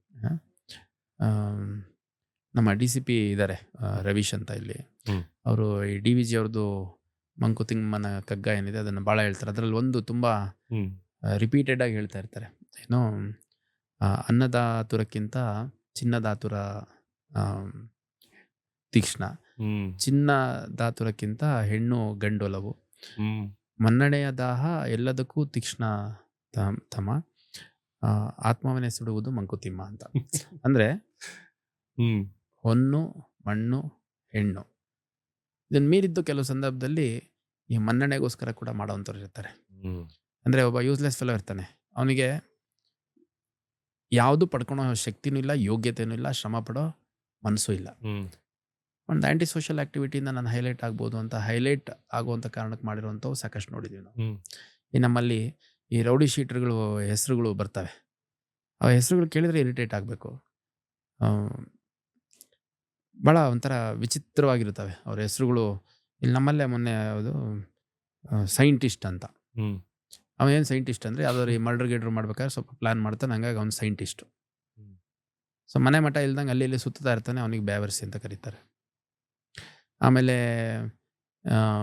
ಈ ಥರ ವಿಚಿತ್ರ ವಿಚಿತ್ರ ಹ್ಮ್ ಒಬ್ಬ ಅನಕ್ಷರಸ್ಥ ಇರ್ತಾನೆ, ಅವನಿಗೆ ಬೆಟ್ ಅಂತ ಕರೀತಾರೆ. ಹ್ಮ್ ಸೊ ಹ್ಮ್ ಈ 3 ಹೆಣ್ಣು, ಒಂದು ಮಣ್ಣು, ಅದ್ರ ಜೊತೆಗೆ ನಾನು ಆ್ಯಡ್ ಮಾಡಬೇಕು ಅನ್ನೋದಾದರೆ ಭಾಳಷ್ಟು ಜನ ಈ ಅಫೆನ್ಸ್ ವರ್ಲ್ಡಲ್ಲಿ ಮನ್ನಣೆಗೆ ಕೂಡ ಮಾಡ್ತಾರೆ. ರೆಕಗ್ನಿಷನ್ನು, ಐಡೆಂಟಿಟಿ ಕ್ರೈಸಿಸ್ ಇರುವಂಥದ್ದು ಹ್ಮ್ ಅಥವಾ ಈ ಥರದ್ದೆಲ್ಲ ನಾನು ಕೂಡ ಗಮನಿಸಿದ್ದೀನಿ. ಆಗಿದ್ದಾವೆ ಈ ಥರ ಇನ್ಸಿಡೆಂಟ್.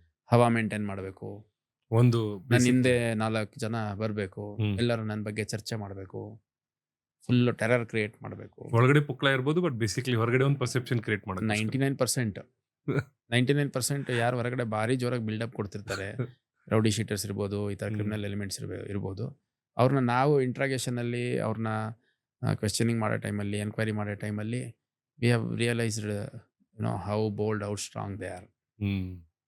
ಹೊರಗಡೆ 50 ಜನ ಎದುರಿಸ್ತೀನಿ ಅಂತ ಬಿಲ್ಡಪ್ ಕೊಡ್ತಿರ್ತಾರೆ, ಒಳಗಡೆ ಕೈ ಕಾಲು ಹಿಡ್ಕೋತಾ ಇರ್ತಾರೆ. ಅಂಥದ್ದು ನೋಡಿದ್ದೀವಿ. ಕೆಲವರು ಸ್ವಲ್ಪ ಬೋಲ್ಡ್ ಇರ್ತಾರೆ. ಬೋಲ್ಡ್ ಇದ್ದಾಗ ಅದಕ್ಕೆ ಯಾವ ರೀತಿ ಕಾನೂನಲ್ಲಿ ಅವಕಾಶ ಇದೆ ಅದನ್ನೆಲ್ಲ ಉಪಯೋಗಿಸಿ ಅವ್ರನ್ನ ಬೋಲ್ಡ್ ಮಾಡೋವಂಥ ಕೆಲಸ ಪೊಲೀಸರು ಮಾಡ್ತಾರೆ. ನಿಜವಾಗ್ಲೂ ನಾನು ಹೇಳಲೇಬೇಕು, ನಮ್ಮ ಸಿಬ್ಬಂದಿಗಳು ಎಷ್ಟು ಶ್ರಮಪಟ್ಟು ಕೆಲಸ ಮಾಡ್ತಾರೆ ಅಂತಂದರೆ, ಎಷ್ಟೋ ಸರಿ ಪ್ರಾಣಹಾನಿ ಆಗುವಂಥ ಸಾಧ್ಯತೆ ಇರುತ್ತೆ, ಜೀವಹಾನಿ ಆಗುವಂಥ ಸಾಧ್ಯತೆ ಇರುತ್ತೆ. ತಾವು ಮಾಡೋದು ತಪ್ಪಿಗೆ ಶಿಕ್ಷೆಗಳು ಅನುಭವಿಸುವಂಥದ್ದು, in the form of suspension, in the form of some grave ಅಕ್ಯೂಸೇಷನ್ನು. ಮಲಯಾಳಮಲ್ಲಿ ಒಂದು ಕರ್ನೂರ್ ಸ್ಕ್ವಾಡ್ ಅಂತ ಒಂದು ಫಿಲಮ್ ಅಂತು, ಮಮ್ಮೂಟಿ ಆ್ಯಕ್ಟ್ ಮಾಡಿದ್ದು. That is one of the realistic representation of police department, how it works ಅಂತ. ಯಾಕಂದರೆ ನಾನು ನೋಡಿದ್ದೀನಿ, ನಮ್ಮ ಕೆಳಗಡೆ ವರ್ಕ್ ಮಾಡೋಂಥ ಆಫೀಸರ್ಸು, ಅವ್ರ ತಂಡ, ಇನ್ಸ್ಪೆಕ್ಟರ್ ಇರ್ತಾರೆ, ASI ಇರ್ತಾರೆ, ಸಬ್ ಇನ್ಸ್ಪೆಕ್ಟರ್ ಇರ್ತಾರೆ, ಮನೆ ಮಠ ಬಿಟ್ಬಿಟ್ಟು ಯಾವುದೋ ಡಾಬಾದಲ್ಲಿ ತಿಂತವ್ರೆ, ಯಾವುದೋ ಒಂದು ಗೌರ್ಮೆಂಟು IBಗಳಲ್ಲಿ ಉಳ್ಕೋತಾರೆ, ಎಷ್ಟೋ ಸರಿ ಗಾಡಿಲೇ ಮಲ್ಕೋತಾರೆ, ಅಲ್ಲೇ ಯಾವುದೋ ಒಂದು ನದಿಲಿ ಹೋಗಿ ಸ್ನಾನ ಮಾಡ್ಕೊಂಡ್ಬರ್ತಾರೆ, ಯಾವುದೋ ಒಂದು ಪಬ್ಲಿಕ್ ಟಾಯ್ಲೆಟ್ ಯೂಸ್ ಮಾಡ್ತಾರೆ. So literally what ever is shown in different movies about the challenges which police face must have been experience of some or the other person. So ಹಂಗಾಗಿ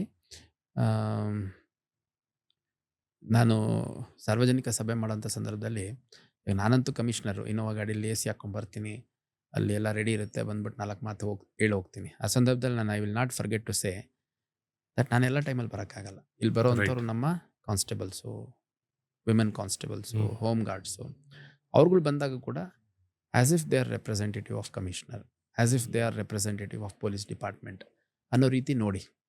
ಈಗ ನೋಡಿ, ಒಂದು ಸಿಂಪಲ್ ಥಿಂಗ್ ಹೇಳ್ತೀನಿ. ನೀವೆಲ್ಲ residential ಏರಿಯಾದಲ್ಲಿ ಇರ್ತೀರಿ. ಹೌದು. ಸೊ ಮಧ್ಯರಾತ್ರಿ 11:30-12 ಗಂಟೆಗೆ ನಮ್ಮ ಪೊಲೀಸ್ನವ್ರು ಯಾರೋ ಬೀಟಿಗೆ ಬರ್ತಾರೆ, ಬೀಟ್ ರೌಂಡ್ಸ್ ಮಾಡ್ಲಿಕ್ಕೆ ಬರ್ತಾರೆ. ಸೊ ನಿಮ್ಮ ಮನೆ ಬಾಗಿಲು ತೆಗ್ದಿರುತ್ತೆ. ಸರ್ ಯಾವ ಸ್ಟೇಷನ್ ಸರ್ ಅಂತ ಕೇಳಿ, ಇಂಥ ಸ್ಟೇಷನ್ ಅಂತ ಹೇಳ್ತಾರೆ. ಬನ್ನಿ ಸರ್, ಒಂದು ಅರ್ಧ ಕಪ್ ಟೀ ಕುಡ್ದೋಗಿ ಬಂತ್ರಿ ಅಂತೇಳಿ. So I tell you, our police officers will deliver even better. Bonding create ಆಗ್ಬಿಡುತ್ತೆ. that bonding is necessary in the society. ಈಗ ನಾನು ಇನ್ನೊಂದು ವಿಷಯ ಹೇಳ್ತೀನಿ. ಪೊಲೀಸ್ ಸ್ಟೇಷನ್ಗೆ ಬರಲಿಕ್ಕೆ ಹೆದರಿಕೆ ಆಗಬಾರ್ದು. ಪೊಲೀಸ್ ಸ್ಟೇಷನ್ಗೆ ಹೋಗ್ಬಿಟ್ರೆ ಏನು ಮಾಡಿಬಿಡ್ತಾರೋ, ಹಂಗೆ ಮಾಡಿಬಿಡ್ತಾರೆ, ಹಿಂಗೆ ಮಾಡಿಬಿಡ್ತಾರೆ. ಇದೆಲ್ಲ wrongly created impression by lot of people, mostly in movies. ಅದು ನನ್ನ ಮುಂದಿನ ಪ್ರಶ್ನೆ ಇತ್ತು ಸರ್. ನಿಮ್ಮ ಪ್ರಕಾರ ತುಂಬಾಷ್ಟು ಇನ್ಸಿಡೆಂಟ್ಗಳು ರಿಪೋರ್ಟ್ ಆಗದೇನೆ ಹಂಗೆ ಇರುತ್ತಾ ನಿಮ್ಮ ಪ್ರಕಾರ ಸರ್? ಎಲ್ಲ ಥರದ್ದಿದೆ ಸರ್. ನೋಡಿ ಸರ್, ಎಷ್ಟೊಂದು ಎಲ್ಲೋ ಮರ್ಡರ್ ಮಾಡಿ ಎಸ್ತೋಗಿರ್ತಾರೆ, ಆ ಬಾಡಿನೇ ಸಿಕ್ಕಿರಲ್ಲ. ಅದು ಮರ್ಡರ್ ಅಂತ ಹೆಂಗೆ ಕಂಡು ಹಿಡಿತೀರಿ? ಯಾರೋ ಹೋಗ್ಬಿಟ್ಟು ಎಲ್ಲೋ ಒಂದು ನದಿಲಿ ಬಿದ್ದು ಸತ್ತೋಗಿರ್ತಾರೆ, ಆ ಬಾಡಿನೇ ಸಿಗಲ್ಲ. ಸೂಸೈಡ್ ಅಂತ ಹೆಂಗೆ ನಮಗೆ ಪತ್ತೆ ಆಗುತ್ತೆ? ಎಷ್ಟೋ ಮನೆಗಳು ಗೆಳೆತನ ಆಗಿರೋದು, ಮನೇಲಿ ವಯಸ್ಸಾಗಿರೋರು ಇರ್ತಾರೆ, ಬಿಡಪ್ಪ ಪೊಲೀಸ್ ಸ್ಟೇಷನ್ಗೆ ಹೋಗಿ ಅಲಿಯೋದು ಯಾಕೆ ಅಂತ ಕಂಪ್ಲೇಂಟೇ ಕೊಟ್ಟಿರಲ್ಲ. ಎಷ್ಟೋ ಆಕ್ಸಿಡೆಂಟ್, ಇವಾಗ ನೀವಾಗಲಿ ಆಕ್ಸಿಡೆಂಟ್ ಅಂದ್ರೆ ಏನು? ಗಾಡೀಲಿ ಹೋಗ್ಬೇಕಾದ್ರೆ ಬಿದ್ರಿ ಅಂದರೆ ದಟ್ಸ್ ಆಕ್ಸಿಡೆಂಟ್, ರೈಟ್? ಸುಮ್ಮನೆ ಬಿದ್ದರೆ ನೀವೇನಾದರೂ ಹೋಗಿ ರಿಪೋರ್ಟ್ ಮಾಡ್ತೀರಾ? ಇಲ್ಲ. ರಸ್ತೆಯಲ್ಲಿ ಎಲ್ಲೋ ಒಂದು ಕಡೆ ಜಗಳ ಮಾಡ್ಕೋತೀರಿ, ಮೂಗು ಮುಷ್ಣಿ ಎಲ್ಲ ಬಿಚ್ಕೊಂಡು ಹೋಗಿರುತ್ತೆ, ರಕ್ತ ಬಂದಿರುತ್ತೆ, ಯಾಕೆ ಸುಮ್ಮನೆ ಕಂಪ್ಲೇಂಟ್ ಅಂತ. ಸೊ ಸುಮಾರು ಇನ್ಸ್ಟೆನ್ಸ್ ರಿಪೋರ್ಟ್ ಆಗಲ್ಲ ಅನ್ನೋವಂಥದ್ದು ಸತ್ಯ. ಮತ್ತು ಕೆಲವೊಂದು ಸಂದರ್ಭದಲ್ಲಿ ನಮ್ಮ ಅಧಿಕಾರಿ ಸಿಬ್ಬಂದಿಗಳು ಕೆಲವನ್ನ ನೆಗೋಸಿಯೇಷನ್ಸ್ ಮುಖಾಂತರ, ರಾಜಿ ಪಂಚಾಯತಿ ಮಾಡೋದ್ರ ಮುಖಾಂತರ ಮುಗಿಸ್ಕೊಡ್ತಾರೆ. ಫಾರ್ ಎಕ್ಸಾಂಪಲ್, ಈ ಮ್ಯಾಟ್ರಿಮೋನಿಯಲ್ ಇಶ್ಯೂಸ್ ಇರುತ್ತೆ, ರೈಟ್? ಸೊ ಅದನ್ನು ಒಂದೇ ಸರಿ ಎಸ್ಕಲೇಟ್ ಮಾಡಿ ಕೋರ್ಟು ಕಚೇರಿ ಅಂತ ಅಲ್ಕೊಂಡು ಇನ್ನೂ ಸಂಸಾರ ಹಾಳಾಗೋದು ಬೇಡ ಅಂತ ಗಂಟೆಗಟ್ಟಲೆ ಸಮಯ ಕೊಟ್ಟು ಎಲ್ಲ ಸಂಬಂಧಪಟ್ಟವ್ರನ್ನ ಕರೆಸಿ ಮಾತಾಡಿ ಸಾರ್ಟ್ ಔಟ್ ಮಾಡಿರುವಂಥ ಸಾಕಷ್ಟು ಉದಾಹರಣೆಗಳು ನಾವು ನೋಡಿದ್ದೇವೆ. ಕೆಲವು ಸರಿ ಯಾವುದೇ ತಪ್ಪಿಲ್ದಲೇ ಕೆಲವ್ರ ಮೇಲೆ ದೊಡ್ಡ ದೊಡ್ಡ ಗಂಭೀರ ಅಪರಾಧ ಪ್ರಕರಣಗಳ ಆರೋಪಗಳು ಬಂದ್ಬಿಡುತ್ತೆ. ಅಂಥ ಸಂದರ್ಭದಲ್ಲೂ ಭಾಳ ಬುದ್ಧಿವಂತಿಕೆಯಿಂದ ಮತ್ತು ಕಾನೂನು ವ್ಯಾಪ್ತಿಯೊಳಗಡೆ ಏನೆಲ್ಲ ಇದೆ ಅದನ್ನೆಲ್ಲ ಉಪಯೋಗಿಸ್ಕೊಂಡು ಭಾಳ ಒಳ್ಳೆ ರೀತಿಯಲ್ಲಿ ನಮ್ಮವ್ರು ಕೆಲಸ ಮಾಡ್ತಾರೆ. ನಾನು ಹೇಳೋವಂಥದ್ದು, ಒಬ್ಬ ಕಾನ್ಸ್ಟೇಬಲ್ ಇರ್ಬೋದು, ಆತನಿಗೆ ಆತನದೇ ಆದಂಥ ಒಂದು ಸಂಸಾರ ಇರುತ್ತೆ, ಒಂದು ಫ್ರೆಂಡ್ ಸರ್ಕಲ್ ಇರುತ್ತೆ, ಒಂದು ಊರಿರುತ್ತೆ, ಅವ್ರದ್ದೇ ಆದಂಥ ಒಂದು ಸಂಬಂಧಿಕರದ್ದು ಸ್ನೇಹಿತರ ಸರ್ಕಲ್ ಇರುತ್ತೆ. ಸೊ ನಮ್ಮ ಅಣ್ಣ ಕಾನ್ಸ್ಟೇಬಲ್ಲು, ನಮ್ಮ ಅಪ್ಪ ಕಾನ್ಸ್ಟೇಬಲ್ಲು, ನಮ್ಮ ಹುಡುಗ ಕಾನ್ಸ್ಟೇಬಲ್ಲು ಅನ್ನುವಂಥ ಖುಷಿ ಪಡುವಂಥ ಒಂದು ಸಮೂಹನೇ ಇರುತ್ತೆ, ಒಂದು ಸಮುದಾಯನೇ ಇರುತ್ತೆ. ಸೊ ಅದನ್ನು ಪ್ರತಿಯೊಬ್ಬರು ನೋಡಬೇಕು. ತುಂಬ ಸರಿ ನಾನು ನೋಡಬೇಕಾದ್ರೆ ಭಾಳ ಫನಿ ಇನ್ಸಿಡೆಂಟ್ಸ್ ಆಗುತ್ತೆ. ಯಾವ ಥರ ಸರ್? ನಾನು ಎಷ್ಟೋ ಸರಿ ನೋಡಿದ್ದೀನಿ, ಟ್ರಾಫಿಕ್ ಫೈನ್ ಆಗ್ತಿರ್ತಾರೆ, ಸುಮ್ಮನೆ ಒಂದು ಲೂಸ್ ಟಾಕ್ಸ್ ಬಿಡೋದು, ಬರೀ ನಮ್ಮನ್ನು ಹಿಡಿದಿದ್ದಾಯ್ತು, ನೀವು ಟೆರರಿಸ್ಟ್ಗಳು ಹಿಡಿಯೋದು ಬಿಟ್ಟು ಅಂತಾರೆ. ಆಯಿತು, ಟೆರರಿಸ್ಟ್ ಹಿಡಿಯೋದಕ್ಕೆ ಸಪ್ರೇಟ್ ಮ್ಯಾಂಡೇಟ್ ಇರುತ್ತೆ, ಇಲ್ಲಿ ಕೆಲಸ ಮಾಡೋರು ಮಾಡ್ತಿರ್ತಾರೆ ಅದ್ರ ಬಗ್ಗೆನೂ. ನಮಗೆ ಹಿಡಿದು ಫೈನ್ ಆಗ್ತೀರಾ, ಹೋಗಿ ವಿಜಯ್ ಮಲ್ಯ ಕರ್ಕೊಂಬರ್ರಿ ಅಂತ ಹೇಳ್ತಾರೆ. ನಾನು ಹೆಂಗೆ ಕರ್ಕೊಂಬರೋಕ್ಕಾಗುತ್ತೆ? ನಾನು ಕಾನ್ಸ್ಟೇಬಲ್, ಇಲ್ಲಿ ನನಗೆ ಟ್ರಾಫಿಕ್ ಹಾಕೋ ಕೆಲಸ ಕೊಟ್ಟಿದ್ದಾರೆ. ಅಂದರೆ ಡ್ರಿಂಕ್ ಅಂಡ್ ಡ್ರೈವ್ ಅಲ್ಲೆಲ್ಲ ಹಿಡಿದಾಗಿದ್ದಲ್ಲ. ವಿಚಿತ್ರ ಇದಾಗುತ್ತೆ. ಎಷ್ಟೋ ಸಂದರ್ಭದಲ್ಲಿ ನಮಗೆ ಅನಿಸುತ್ತೆ ಎಷ್ಟು ಅನುಚಿತವಾಗಿ ನಡ್ಕೋತಿದ್ದಾರಲ್ಲ ಅಂತ. ಆದರೂ ಯೂನಿಫಾರ್ಮ್ ಹಾಕ್ಕೊಂಡಿರ್ತೀವಿ, ನಾವು ರೆಗ್ಯುಲರ್ ಪಬ್ಲಿಕ್ ಥರ ಮಾತಾಡೋಕ್ಕಾಗಲ್ಲ. ಆ ಜಾಗದಲ್ಲಿ ನಾವು ರೆಗ್ಯುಲರ್ ಪಬ್ಲಿಕ್ ಆಗಿದ್ದರೆ ಮೋಸ್ಟ್ಲಿ ಹೊಲ್ಸು ಮಾತಾಡ್ಬಿಟ್ಟು ಜಗಳ ಆಡಕೊಂಡ್ಬಿಡ್ತಿದ್ವೇನೋ ಗೊತ್ತಿಲ್ಲ. ಕೆಲವು ಸಂದರ್ಭದಲ್ಲಿ ನಮ್ಮ ಸಿಬ್ಬಂದಿಗಳು ಕೂಡ ಪೇಷನ್ಸು, ಟೆಂಪರ್ ಕಳ್ಕೊಂಡು ಇನ್ಸಿಡೆಂಟ್ಸ್ ಆಗಿರುವಂಥದ್ದು ಇದೆ. ಬಟ್ ನಮ್ಮ ಹಿರಿಯ ಅಧಿಕಾರಿಗಳಿರ್ಬೋದು, ಸರ್ಕಾರದಲ್ಲಿರುವಂಥ ಮುಖ್ಯಮಂತ್ರಿಗಳು, ಮಂತ್ರಿಗಳಿರ್ಬೋದು, ಒಂದು ಜನಸ್ನೇಹಿ ವ್ಯವಸ್ಥೆಯನ್ನು ನಿರ್ಮಾಣ ಮಾಡಲಿಕ್ಕೆ ಏನೆಲ್ಲ ಪ್ರಯತ್ನ ಮಾಡಬೇಕು ಅದನ್ನೆಲ್ಲ ಮಾಡಿ ಅನ್ನೋಂಥ ಸೂಚನೆ ನಮಗೆ ಕೊಡ್ತಾರೆ. ಕಾಲಕ್ಕೆ ರಿಮೈಂಡ್ ಮಾಡ್ತಾರೆ. ನಮ್ಮ ನಡವಳಿಕೆಯಲ್ಲಿ ಅಥವಾ ನಮ್ಮ ಕೆಲಸ ಕಾರ್ಯವೈಖರಿಯಲ್ಲಿ ವ್ಯತ್ಯಾಸಗಳಾದಂಥ ಸಂದರ್ಭದಲ್ಲಿ ಕಿವಿ ಹಿಂಡುವಂಥ ಕೆಲಸಗಳು ಕೂಡ ಆಗುತ್ತೆ ಹಿರಿಯ ಅಧಿಕಾರಿಗಳಿಂದ. ಸೊ ಒಟ್ಟಾರೆಯಾಗಿ ಕರ್ನಾಟಕ ಪೊಲೀಸ್ ಅಂತಂದರೆ ಭಾಳ ಒಳ್ಳೆಯ ಒಂದು ರೆಪ್ಯುಟೇಷನ್ ಇದೆ. ನಾವು ಕರ್ನಾಟಕ ಪೊಲೀಸ್ ರೆಪ್ರೆಸೆಂಟ್ ಮಾಡ್ತೀವಿ ಅಂತ ದೇಶದ ಯಾವುದೇ ಒಂದು ಮೂಲೆಗೆ ಹೋಗಿ ನಾವು ರೆಪ್ರೆಸೆಂಟ್ ಮಾಡಿಕೊಂಡ್ರೆ ಭಾಳ ಒಳ್ಳೆಯ ಗೌರವ ಸಿಗುತ್ತೆ. ಸೊ ಅದನ್ನು ಇನ್ನೂ ಹೆಚ್ಚು ಆಳ ಮತ್ತು ಎತ್ತರಕ್ಕೆ ತೊಗೊಂಡೋಗುವಂಥ ಕೆಲಸ. ಸರ್, ನಿಮ್ಮ ಟೆನ್ಯೂರಲ್ಲಿ ನೀವು ನ್ಯಾಕ್ಸಲ್ ಏರಿಯಾಸಲ್ಲಿ ಕೂಡ ಸರ್ವ್ ಮಾಡಿದ್ದೀರಾ. ಆ್ಯಂಡ್ ನೀವು ಹೇಳ್ದಂಗೆ ಎಷ್ಟು ಬೇರೆ ಬೇರೆ ಊರುಗಳಲ್ಲಿ, ಸಿಟೀಸಲ್ಲಿ ಸರ್ವ್ ಮಾಡಿದ್ದೀರಾ. ನಿಮ್ಮ ಪ್ರಕಾರ ಯಾವುದು ಜಾಸ್ತಿ ಚಾಲೆಂಜಿಂಗ್ ಇತ್ತು ಸರ್? ಅಲ್ಲಿದೆ ಒಂದು ಚಾಲೆಂಜಸ್ ಅಂತ ಇರ್ಬೋದು. So which was more challenging for you? Sir, ನಾನು ವರ್ಕ್ ಮಾಡಿದ್ದು ಹಾವೇರಿ, ಚಿಕ್ಕಮಗಳೂರು, ರಾಯಚೂರು, ಗುಲ್ಬರ್ಗ, ಬೆಂಗಳೂರು ಸಿಟಿ, ಮಂಗಳೂರು ಮತ್ತು ಈಗ ಹುಬ್ಳಿ ಧಾರವಾಡ. ಸೊ ಇಷ್ಟು ಊರುಗಳಲ್ಲಿ ನನಗೆ ಹಾವೇರಿ ಜಿಲ್ಲೆ ತುಂಬ ಚಾಲೆಂಜಿಂಗ್ ಅನಿಸ್ತು. ಏನಕ್ಕೆ ಸರ್? ಅದು ಹೊರಗಡೆಯಿಂದ ನೋಡ್ಲಿಕ್ಕೆ ಒಂದು ರೂರಲ್ ಡಿಸ್ಟ್ರಿಕ್ಟ್ ರೀತಿಲಿದೆ, ಅದರಲ್ಲಿ ಏನು ಜಾಸ್ತಿ ಸಮಸ್ಯೆ ಇಲ್ಲ ಅನಿಸುತ್ತೆ, ಏನು ಅಲ್ಲಿ ಇಶ್ಯೂಗಳು ಎಸ್ಕಲೇಟ್ ಆಗಲ್ಲ, ಮೀಡಿಯಾದಲ್ಲಿ ತುಂಬ ವಿಸಿಬಲ್ ರಿಪೋರ್ಟಿಂಗ್ ಆಗಲ್ಲ. ಬಟ್ ನಾನು that was my third district. So ಅಲ್ಲಿ ಒಂದು ಕಮ್ಯುನಲ್ ಇಶ್ಯೂ ಆಯಿತು ಅಂತಂದರೆ ತುಂಬ ಇಂಟೆನ್ಸ್ ಕಮ್ಯುನಲ್ ಇಶ್ಯೂಸ್ ಆಗ್ತಾ ಇತ್ತು. ಅಲ್ಲಿ ಯಾವುದಾದ್ರು ಒಂದು ರೈತರ ಹೋರಾಟ ಆಯಿತು ಅಂತಂದರೆ ವಾರಗಟ್ಟಲೆ ಹೈವೇ ಬಂದ್ ಮಾಡ್ಕೊಂಬಿಡೋರು. ಫೈರಿಂಗ್ ಇನ್ಸಿಡೆಂಟ್ ಒಂದು ಆಗಿತ್ತಲ್ಲ ಸರ್? ಅದು ಸ್ವಲ್ಪ ಮುಂಚೆ ಆಗಿತ್ತು. ಆಮೇಲೆ ರೈತರ ಮೇಲೆ ನಾವು ಲಾಠಿ ಚಾರ್ಜ್ ಆಗಲಿ ಆ ಥರದ್ದು ಮಾಡೋದು ಅನವಶ್ಯಕ. ಯಾಕಂದರೆ ಅವ್ರು ಯಾವುದಾದ್ರೂ ಒಂದು ಗಂಭೀರ ಸಮಸ್ಯೆಗಳು ಇಟ್ಕೊಂಡು ಹೋರಾಟ ಮಾಡ್ತಿರ್ತಾರೆ. ಕೆಲವು ಸಂದರ್ಭದಲ್ಲಿ ಆ ಗುಂಪುಗಳನ್ನು ತಮ್ಮ ಲಾಭಕ್ಕೆ ಉಪಯೋಗಿಸ್ಕೊಳ್ಳುವಂಥ ಕೆಲವು ಗುಂಪುಗಳಿರ್ತವೆ, ಕೆಲವು ಇಂಡಿವಿಜುವಲ್ಸ್ ಇರ್ತಾರೆ. ಮತ್ತು ಪೊಲಿಟಿಕಲಿ ಕಂಟೆಸ್ಟೆಡ್ ಪ್ಲೇಸಸ್ ಇದ್ದಾಗ ಸಣ್ಣ ಸಣ್ಣ ಇಶ್ಯೂಸು ಪೊಲಿಟಿಸೈಸ್ ಆಗಿಬಿಡ್ತವೆ. ಸೊ ನಾನು ಆ ಒಂದು 3 ವರ್ಷ ನಾನೇನು ಹಾವೇರಿ SP ಇದ್ದೆ. ಆ ಸಂದರ್ಭದಲ್ಲಿ ನಿಜವಾಗ್ಲೂ ತುಂಬ ಚಾಲೆಂಜಿಂಗ್ ಅನಿಸಿತ್ತು. ಕಮ್ಯುನಲ್ ಇಶ್ಯೂಸ್ ಇತ್ತು, ಆ ಜಿಲ್ಲೆಯಲ್ಲಿ ಕಾಸ್ಟ್ ಇಶ್ಯೂಸ್ ಇತ್ತು, ಮಾರಲ್ ಪೊಲೀಸಿಂಗ್ ಇಶ್ಯೂಸ್ ಇತ್ತು, ಆಮೇಲೆ ಫಾರ್ಮರ್ಸ್ ಇಶ್ಯೂಸ್ ಇತ್ತು, ದಲಿತ್ ರಿಲೇಟೆಡ್ ಇಶ್ಯೂಸ್ ಇತ್ತು. ನನಗೆ ವೈಯಕ್ತಿಕವಾಗಿ ತುಂಬ ಚಾಲೆಂಜಿಂಗ್ ಅನಿಸಿತ್ತು. Maybe that was my third year of SP-ಶಿಪ್. I was very amateur at that point of time. So probably ಇವಾಗ ಅಂಥ ಅವಕಾಶ ಸಿಕ್ಕರೆ ಇನ್ನೂ ಬೆಟರ್ ಹ್ಯಾಂಡಲ್ ಮಾಡ್ತಿದ್ವೇನೋ. ಆಮೇಲೆ ಮಂಗಳೂರಲ್ಲಿ ಕೂಡ ನನಗೆ ಸ್ವಲ್ಪ ಚಾಲೆಂಜಿಂಗ್ ಅನ್ನಿಸ್ತು. ಓಕೆ. ಯಾಕಂದರೆ ಅಲ್ಲಿ ತುಂಬ ಇಂಟೆನ್ಸ್ ಕಮ್ಯುನಲ್ ಫೀಲಿಂಗ್ಸ್ ಇದೆ, ಆಮೇಲೆ ರಿಲಿಜಿಯಸ್ ಫೀಲಿಂಗ್ಸು ಸ್ವಲ್ಪ ಇಂಟೆನ್ಸ್ ಇದೆ. ಅಲ್ಲಿ ಎರಡು ಸಮುದಾಯಗಳ ನಡುವೆ ಸಂಘರ್ಷ ಆದಂಥ ಸಂದರ್ಭದಲ್ಲಿ ನಿಜವಾದ ಸಂಘರ್ಷ ಆಗುತ್ತೆ, ಸ್ವಲ್ಪ ಗಟ್ಟಿ ಸಂಘರ್ಷಗಳಾಗತ್ತೆ. ಆ ಸಂದರ್ಭದಲ್ಲಿ ಪೊಲೀಸರು ಶಾಂತಿ ಕಾಪಾಡೋ ನಿಟ್ಟಿನಲ್ಲಿ ಸಾಕಷ್ಟು ಪ್ರಯತ್ನಗಳು ಮಾಡಬೇಕಾಗತ್ತೆ.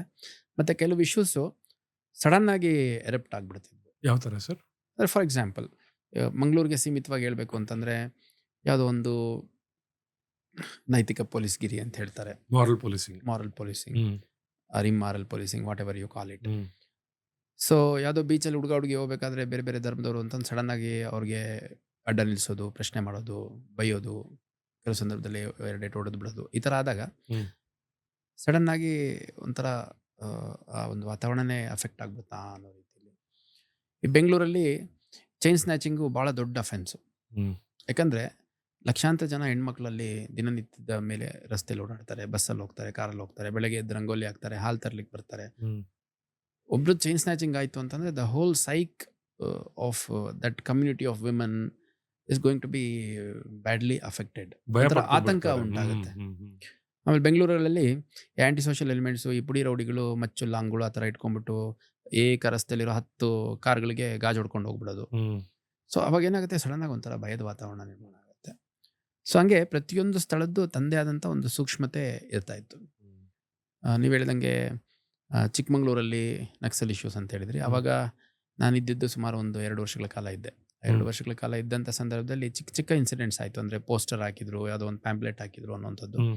ಅದು ಬಿಟ್ಟರೆ ಯಾವುದೇ ಸಂಘರ್ಷದ ವಾತಾವರಣ ಆಗಲಿಲ್ಲ. ಮತ್ತು ನಾವು ಕೂಡ ಸಾಕಷ್ಟು ಕಾಂಬಿಂಗ್ ಮಾಡೋವಂಥದ್ದು, ಇನ್ಫಾರ್ಮೇಷನ್ ಕಲೆಕ್ಷನ್ ಮಾಡೋದು ಅಂತ ಮಾಡಿದಾಗ ಅನ್ಫಾರ್ಚುನೇಟ್ಲಿ ನಮಗಂತ ಯಾವುದು ಬಿಗ್ ಬ್ರೇಕ್ ಥ್ರೂನು ಸಿಗಲಿಲ್ಲ. ಹ್ಮ್. ಇತ್ತೀಚೆಗಿಲ್ಲ ನಾನು when I C Chikmagalur, Udupi ಆ ಭಾಗದಲ್ಲಿ ಭಾಳ ದೊಡ್ಡ ಸಂಖ್ಯೆಯಲ್ಲಿ ನಕ್ಸಲ್ ಸರೆಂಡರ್ ಆದರು. ರೈಟ್. ರೀಸೆಂಟ್ಲಿ. ಯಾ ಅದು ಸರ್ಕಾರದ್ದು ಭಾಳ ದೊಡ್ಡ ಮಟ್ಟದ ಎಫರ್ಟ್ ಇರುತ್ತೆ. ಆಮೇಲೆ ಇಂಟರ್ನಲ್ ಸೆಕ್ಯೂರಿಟಿ ಡಿವಿಷನ್ ಅಂತ ಇರುತ್ತೆ, ಅಲ್ಲಿರುವಂಥ ಅಧಿಕಾರಿ ಸಿಬ್ಬಂದಿಗಳು ಭಾಳ ದೊಡ್ಡ ಮಟ್ಟದ ಎಫರ್ಟ್ಸ್ ಇರುತ್ತೆ. ಮತ್ತು ಲೋಕಲ್ ಪೊಲೀಸ್ ಯೂನಿಟ್ಸು, ಆ ಹೈರಾರ್ಕಿಯಲ್ಲಿರುವಂಥ ಅಧಿಕಾರಿ ಸಿಬ್ಬಂದಿಗಳು ಎಲ್ಲರ ಶ್ರಮದ ಫಲವಾಗಿ ಮತ್ತು ಸಂದರ್ಭ ಕೂಡಿ ಬಂದಾಗ ಈ ಥರದ್ದು ಮೇಜರ್ ಡೆವಲಪ್ಮೆಂಟ್ಸ್ ಆಗುತ್ತೆ. ಅದರ್ವೈಸ್ ನಾವಿದ್ದಾಗ ಒಂಥರ ಯಾವುದೋ ಇನ್ಸಿಡೆಂಟ್ ಆಗ್ದಂಗೆ ನೋಡ್ಕೋಬೇಕು ಅನ್ನೋಂಥದ್ದು, ಮತ್ತು ಮೂಮೆಂಟ್ ಆದರೆ ಅವ್ರನ್ನ ಕ್ಯಾಪ್ಚರ್ ಮಾಡಲಿಕ್ಕೆ ಏನು ಎಫರ್ಟ್ಸ್ ಬೇಕು ಅನ್ನೋಂಥದ್ದು, ಅಂಥ ಸಬ್ಸ್ಟ್ಯಾನ್ಷಿಯಲ್ ಬ್ರೇಕ್ ಥ್ರೂ ಏನು ಸಿಕ್ಕಿರಲಿಲ್ಲ. ಇನ್ನು Gulbarga one of the challenging place ನಾನು ವರ್ಕ್ ಮಾಡಿದ್ದು. ಅಲ್ಲಿ ಈ ದಲಿತ ಪರ ಸಂಘಟನೆಗಳು ತುಂಬ ಗಟ್ಟಿಯಾಗಿದ್ದಾವೆ. ಭಾಳ ಗಟ್ಟಿಯಾದಂಥ ಹೋರಾಟಗಳನ್ನು ಕೂಡ ಮಾಡ್ತವೆ. ಮತ್ತು ದೇಶದ ಯಾವುದೇ ಮೂಲೆಯಲ್ಲಿ ಒಂದು ಸಣ್ಣ ಘಟನೆ ಆದರೂ ಅದಕ್ಕೆ ಸಪೋರ್ಟ್ ಆಗಿ ಅಥವಾ ಎಗನೆಸ್ಟ್ ಆಗಿ ಪ್ರೊಟೆಸ್ಟ್ ಆಗ್ತಿದ್ದಂಥ ಜಾಗ ಅದು. ಸೊ ಪ್ರಾರಂಭದಲ್ಲಿ ನನಗೆ ಅಲ್ಲಿದ್ದು ಪಲ್ಸು ಗೊತ್ತಿಲ್ಲದಾಗ ಇನಿಷಿಯಲ್ ಒಂದು 2-3 months I was literally running around the district. ಚಿಂಚೋಳಿಲಿ ಒಂದು ಇನ್ಸಿಡೆಂಟ್ ಆಯಿತು, ಅಲ್ಲಿ ಓಡೋಗ್ತಾ ಇದ್ದೆ. ನೆಕ್ಸ್ಟ್ ಆಲಂದದಲ್ಲಿ ಆಗ್ತಿತ್ತು, ನೆಕ್ಸ್ಟ್ ಸೇಡಮಲ್ಲಿ ಆಗ್ತಿತ್ತು, ಈ ಕಡೆ ಅಫ್ಜಲ್ಪುರಲ್ಲಿ ಆಗ್ತಿತ್ತು.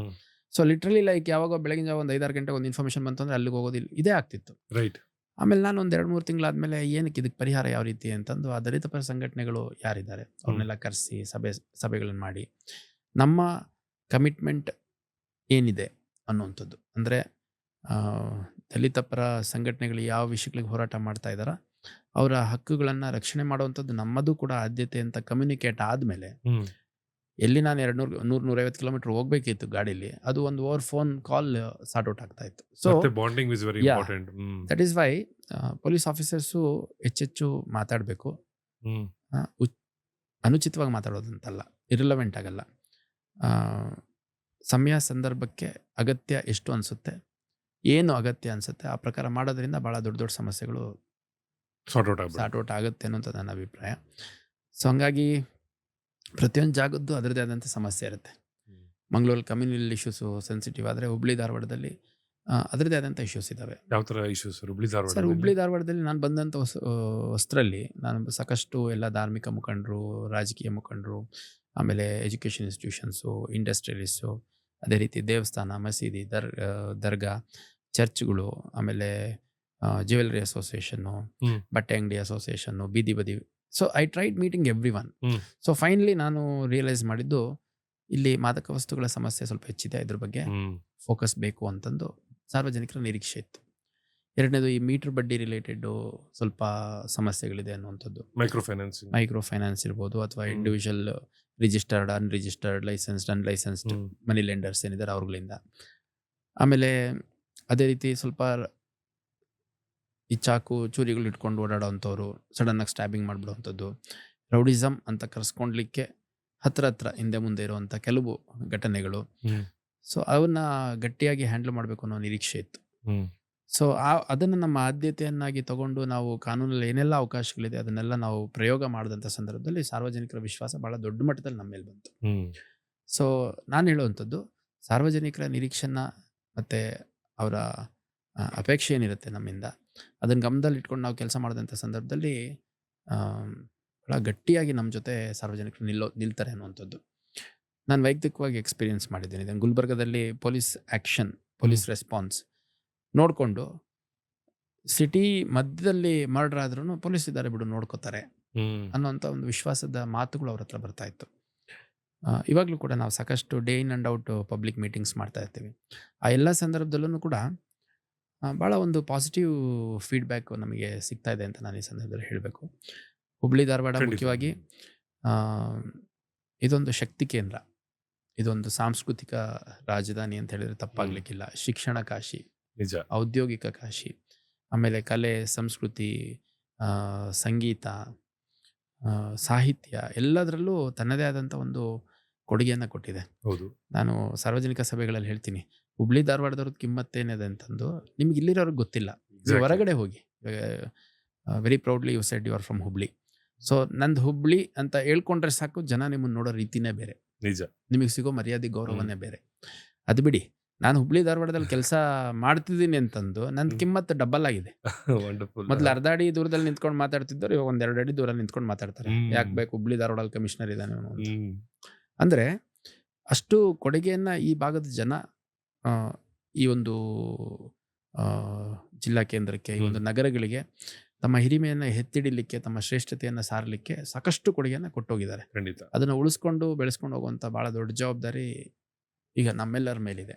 ರೈಟ್. ಅದನ್ನು ಅರ್ಥ ಮಾಡಿಕೊಂಡ್ರೆ ಸಾಕಷ್ಟು ಜನ ಏನು ತಪ್ಪಾಗಿ ನಡ್ಕೋತಾರೆ ಅದನ್ನು ಬದಲಾವಣೆ ಮಾಡ್ಕೊಳ್ಳಿಕ್ಕೆ, ಮನ ಪರಿವರ್ತನೆ ಆಗ್ಲಿಕ್ಕೆ ಸಾಧ್ಯ ಅಂತ ನಾನಾದರೂ ಭಾವಿಸ್ತೀನಿ.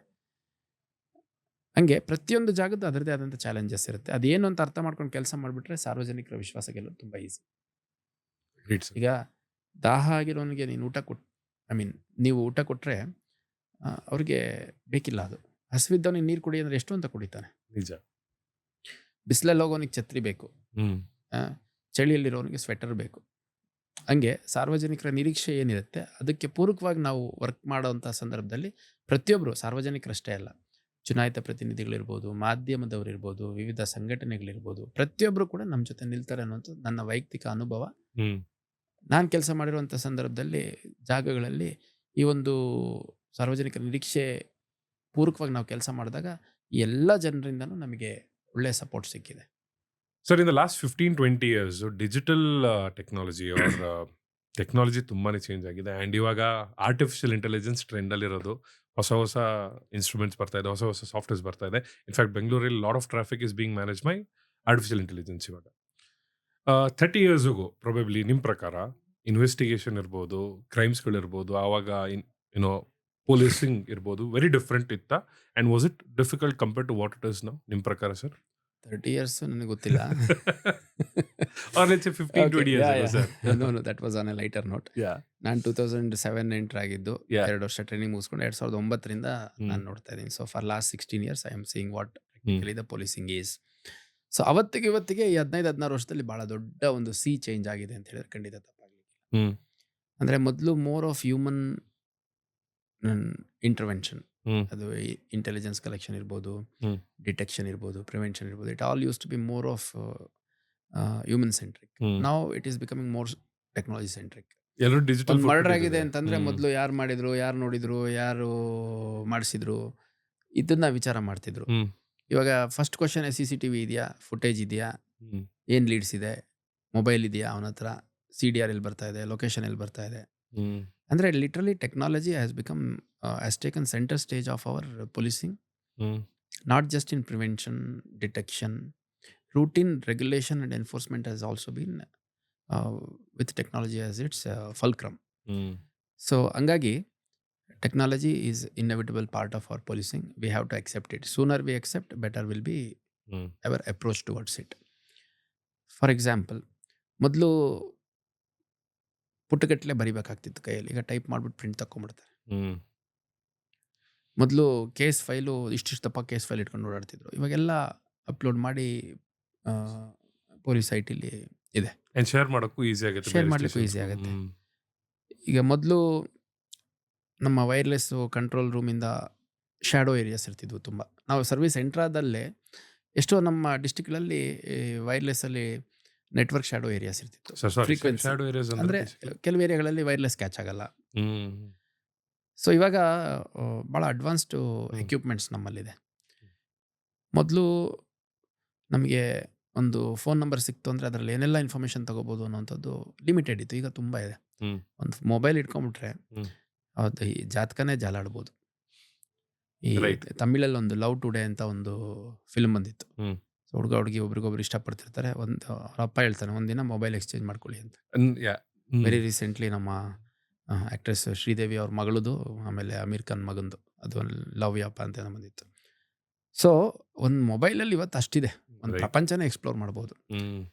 ಪರ್ಟಿಕ್ಯುಲರ್ಲಿ ತುಂಬ ಟೆಕ್ನಿಕಲ್ ಅಫೆನ್ಸಸ್ಸಲ್ಲಿ ಭಾಳ ಟೆಕ್ನಾಲಜಿ ಅಫೆಂಡರ್ಸ್ ಕೂಡ ವೇ ಹೆಡ್ ಇದ್ದಾರೆ ಅನ್ನೋದು ನಾವು ಗಮನಿಸಬೇಕು. Which is one of the biggest challenges in Yeah, digital absolutely. Phishing. ಈಗ ನಾನು ಕೆಲವು ಜಿಲ್ಲೆಗಳಲ್ಲಿ SP ಇದ್ದಾಗ ಪ್ರತಿ ವರ್ಷ ಒಂದು 4 ಕೋಟಿ 5 ಕೋಟಿ ವರ್ತ್ ಪ್ರಾಪರ್ಟಿ ಕಳ್ಳತನ ಆಯಿತು ಅಂತ ಹೇಳ್ತಿದ್ವಿ. ಇವಾಗ ಒಂದೊಂದು ಅಫೆನ್ಸ್ಗಳಲ್ಲಿ ಅಕೌಂಟಿಂದ ಅಷ್ಟು ಸಡನ್ ಆಗಿ it is being lakhs together, close together at times. ಭಾಳಷ್ಟು ಚಾಲೆಂಜಸ್ಸು. ಇನ್ವೆಸ್ಟ್ಮೆಂಟ್ ಫ್ರಾಡ್ಸ್ ಆಗ್ತಾ ಇದೆ, ಎಂಪ್ಲಾಯ್ಮೆಂಟ್ ಫ್ರಾಡ್ಸ್ ಆಗ್ತಾ ಇದೆ, ಆಮೇಲೆ ಸೆಕ್ಸ್ಟಾರ್ಷನ್ ಅಂತ ಕರೀತಾರೆ. ಅಂದರೆ ಒಂದು ಚಾಟಲ್ಲಿ ಯಾವುದೋ ಒಂದು ಹುಡುಗಿ ಚಾಟ್ ಮಾಡ್ತಾ ಇದೆ ಅಥವಾ ಯಾರೋ ಚಾಟ್ ಮಾಡ್ತಿದ್ದಾರೆ ಅನ್ನೋ ಟೈಪ್ ನಮಗೆ ಮೆಸೇಜ್ ಬರುತ್ತೆ. ರೆಸ್ಪಾಂಡ್ ಮಾಡ್ತಾ ಮಾಡ್ತಾ ಪರ್ಸನಲ್ ಡೀಟೇಲ್ಸ್ ಎಲ್ಲ ಶೇರ್ ಮಾಡಿಬಿಟ್ಟು ಆಮೇಲೆ ಅದರಲ್ಲಿ ಅದನ್ನ ಹಿಡ್ಕೊಂಡು ನಮಗೆ ಎಕ್ಸ್ಟಾರ್ಷನ್ ಮಾಡೋದು, Blackmailing. ಸೆಕ್ಸ್ಟಾರ್ಷನ್ ಅಂತ ಕರೀತಾರೆ. ಡಿಜಿಟಲ್ ಅರೆಸ್ಟ್ ಅಂತ ಸಾಕಷ್ಟು ಕೇಳ್ತಾ ಇದ್ದೀರಾ. ಅಂದರೆ ಒಂದು ಕೋರ್ಟ್ ಸೆಟಪ್ ಮಾಡಿಬಿಟ್ಟು ಇದರಲ್ಲಿ ನಿಮ್ಮ ಕೇಸಲ್ಲಿ ಯಾವುದೋ ಒಂದು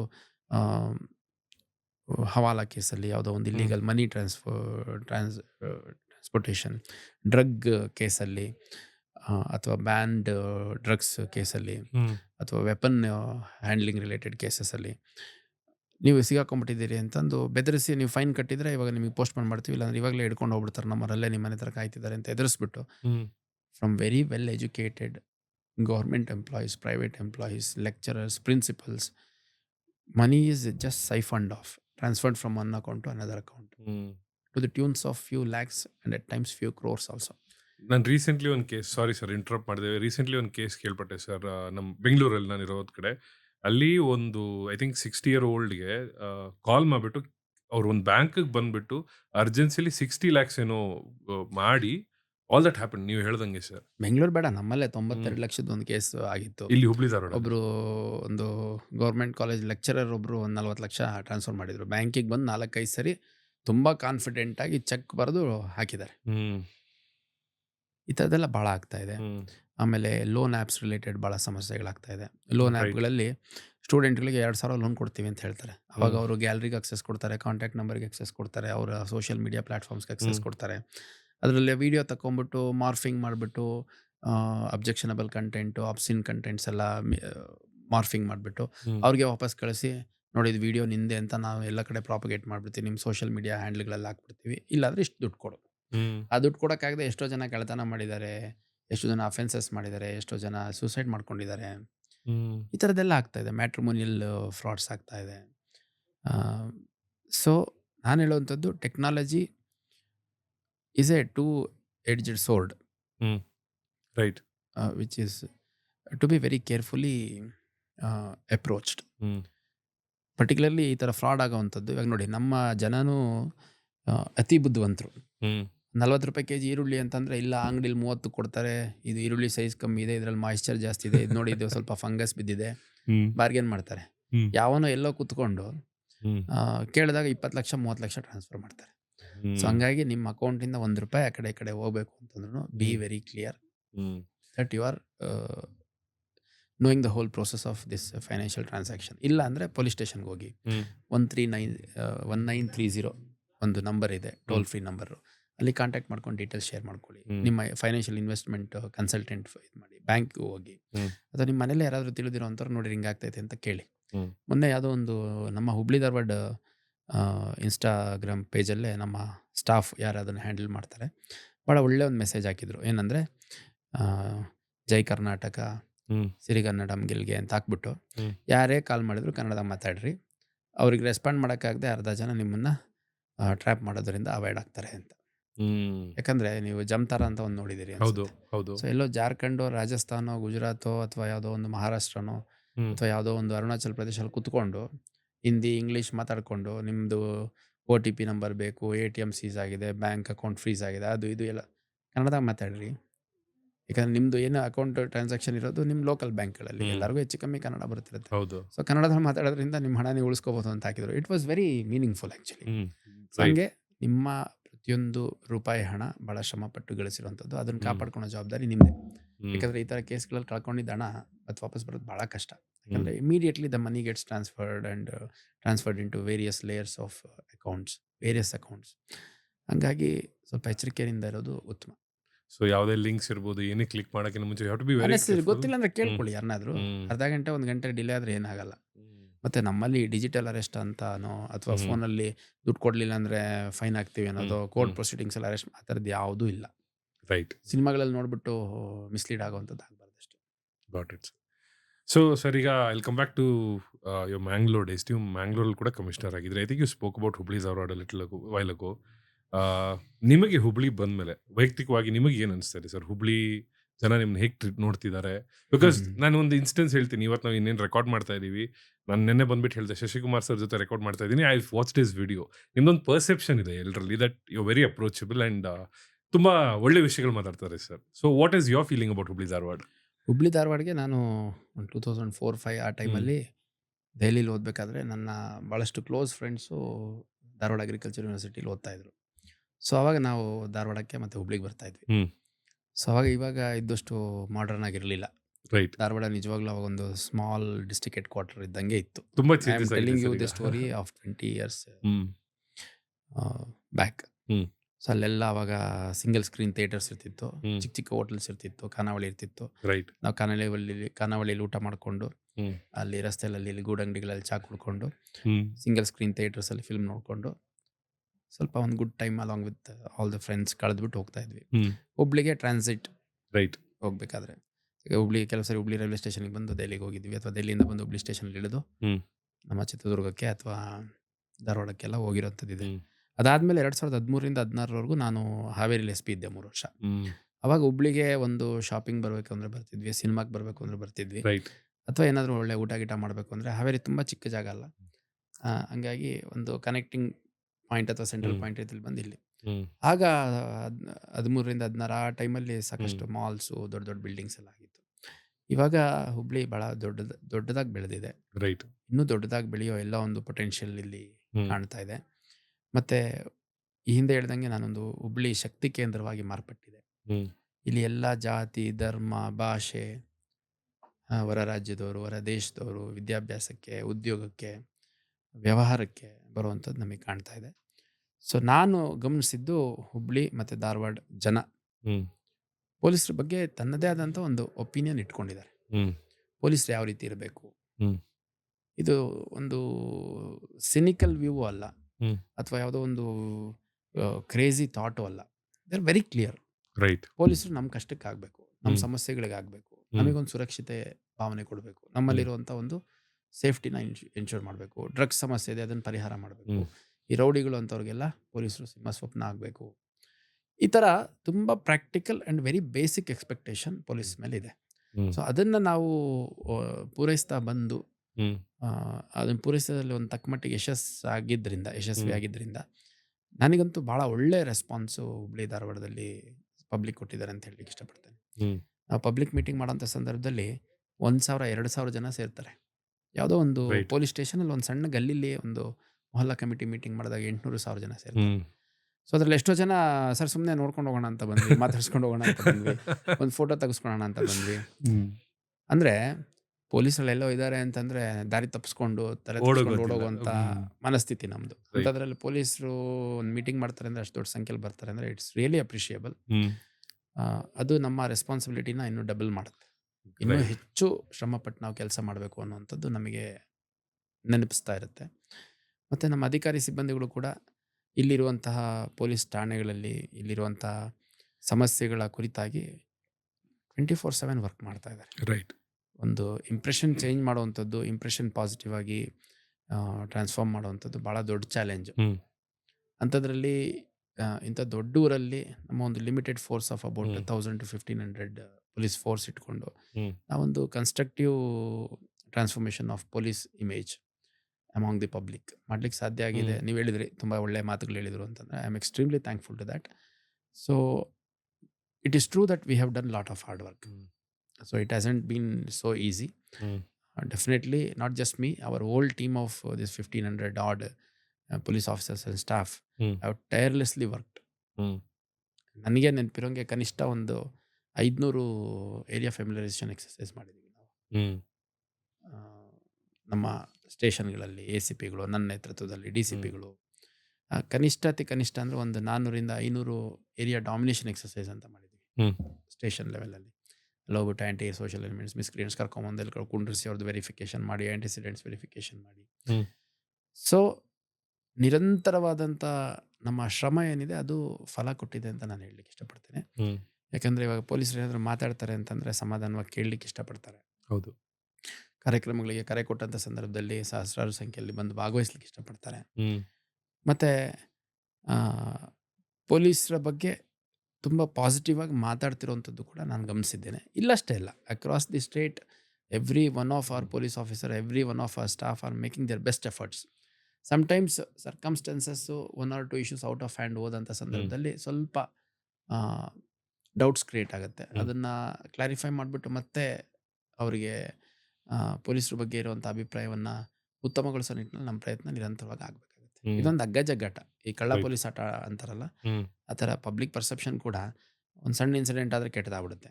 ಅದನ್ನು ಟ್ರಾನ್ಸ್ಫರ್ ಮಾಡ್ಲಿಕ್ಕೆ ಮತ್ತು ನಾವು ಈ ಕುಂಬಾರನಿಗೆ ವರ್ಷ, ದೊಣ್ಣೆಗೆ ನಿಮಿಷ ಅಂತಾರಲ್ಲ, ರೈಟ್. ಹಂಗೆ ಒಳ್ಳೆ ಪರಿಸ್ಥಿತಿ ನಿರ್ಮಾಣ ಮಾಡೋದಕ್ಕೆ ನಮಗೆ ಭಾಳ ಶ್ರಮ ಹಿಡಿದಿರುತ್ತೆ.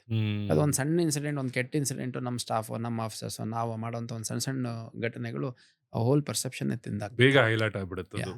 Yeah. ಸರ್, ನನ್ನ ಕೊನೆಯ 3 ಪ್ರಶ್ನೆಗಳು ಸರ್. ನಂಬರ್ 1, ನಾವು ಅಗೇನ್ ನಾನು ಮುಂಚೆ ಹೇಳ್ದಂಗೆ ಸರ್, ನನಗೆ ಪೊಲೀಸ್ ಬಗ್ಗೆ ಇನ್ಫಾರ್ಮೇಷನ್ ಇರೋದು lot of it comes from movies.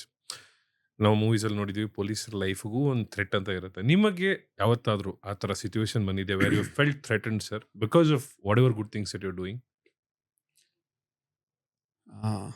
Absolutely ಇಲ್ಲ. ನಮ್ಮ ಕರ್ನಾಟಕ ರಾಜ್ಯದಲ್ಲಿ ಹ್ಮ್. ಪೊಲೀಸರಿಗೆ ಥ್ರೆಟನ್ ಮಾಡುವಂಥ ಯಾವ ಶಕ್ತಿಗಳು ಹುಟ್ಕೊಂಡಿಲ್ಲ ಅಂತ ನಾನು ಈ ಸಂದರ್ಭದಲ್ಲಿ ಹೇಳಲಿಕ್ಕೆ ಇಷ್ಟಪಡ್ತೇನೆ. ಪೊಲೀಸರಿಗೆ ಬಿಡಿ, ಹ್ಮ್. ಯಾರು ಒಂದು ಕಾನೂನಿನ ಚೌಕಟ್ಟಿನಲ್ಲಿ ಹ್ಮ್. ವಾಸ ಮಾಡ್ತಾ ಇದ್ದಾರೆ, ಜೀವಿಸ್ತಾ ಇದ್ದಾರೆ, ಅವ್ರಿಗೆ ಥ್ರೆಟನ್ ಮಾಡುವಂಥ ಶಕ್ತಿಗಳು ಯಾವೂ ಹುಟ್ಟಿಲ್ಲ. ಹ್ಮ್. ನನ್ನ ಒಂದು ವೈಯಕ್ತಿಕ ಅಭಿಪ್ರಾಯ. ಸಣ್ಣ ಪುಟ್ಟ ಸಂಘರ್ಷಗಳು ನಡೆಯುತ್ತೆ. ಈಗ ಒಂದು ಕೊಲೆ ಆರೋಪಿ ಹಿಡಿಲಿಕ್ಕೆ ಹೋದಾಗ ಅವನು ಕಲ್ಲು ತೊಗೊಂಡು ಹೊಡಿಬೋದು, ಅವನ ಹತ್ರ ಚಾಕು ಇದ್ರೆ ಚಾಕು ತೊಗೊಂಡು ಹಲ್ಲೆ ಮಾಡೋಕ್ಕೆ ಪ್ರಯತ್ನ ಮಾಡ್ಬೋದು, ಹ್ಮ್. ಅಥವಾ ಒಂದು ಬಾಟ್ಲಿ ತೊಗೊಂಡು ಎಸೆಯುವಂಥ ಪ್ರಯತ್ನ ಮಾಡೋದು. ಅದು ಸಣ್ಣ ಸಣ್ಣ ಸಂಘರ್ಷಗಳವು. ಒಂದು ಐಸೋಲೇಟೆಡ್ ಇನ್ಸಿಡೆಂಟ್ಸ್ ಅಲ್ಲಿ ಇಲ್ಲಿ ಆಗ್ಬೋದು. ಬಿಟ್ಟರೆ ಹ್ಮ್. ಕರ್ನಾಟಕ ಪೊಲೀಸ್ ಬಗ್ಗೆ ಸಾರ್ವಜನಿಕರಲ್ಲಿ ಭಾಳ ಒಳ್ಳೆಯ ಅಭಿಪ್ರಾಯ ಇದೆ. ಖಂಡಿತ ಸರ್. ಪೊಲೀಸ್ ಇಲಾಖೆಯನ್ನು ಸದಾ ಹೆಚ್ಚೆಚ್ಚು ಶಕ್ತಿಯುತವಾಗಿ ರೂಪುಗೊಳಿಸೋ ನಿಟ್ಟಿನಲ್ಲಿ ಎಲ್ಲ ಅಧಿಕಾರಿ ಸಿಬ್ಬಂದಿಗಳು, ಸರ್ಕಾರಗಳು ಹ್ಮ್. ಒಂದು ಸಹಕಾರವನ್ನು ನೀಡ್ತಾ ಬಂದಿದ್ದಾವೆ. ಹ್ಮ್. ಸೊ ಹಂಗಾಗಿ ಐ ಹ್ಯಾವೆಂಟ್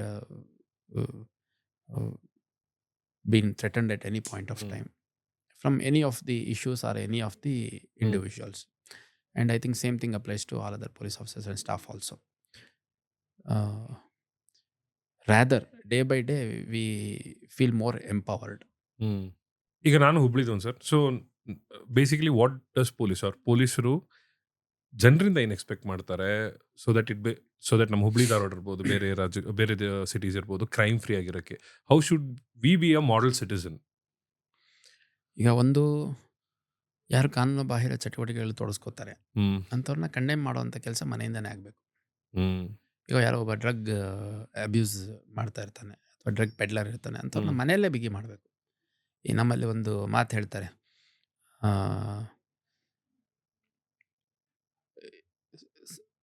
ನಮ್ಮ ಕುಟುಂಬದೊಳಗಡೆನೆ ಸಮಸ್ಯೆಗಳಿಗೆ ಪರಿಹಾರ ಸಿಗಲಿಲ್ಲ ಅಂತಂದರೆ ಹೊರಗಡೆ ಬಂದಾಗ ಸಮಾಜ ಬುದ್ಧಿ ಕಲಿಸುತ್ತೆ ಅಂತ.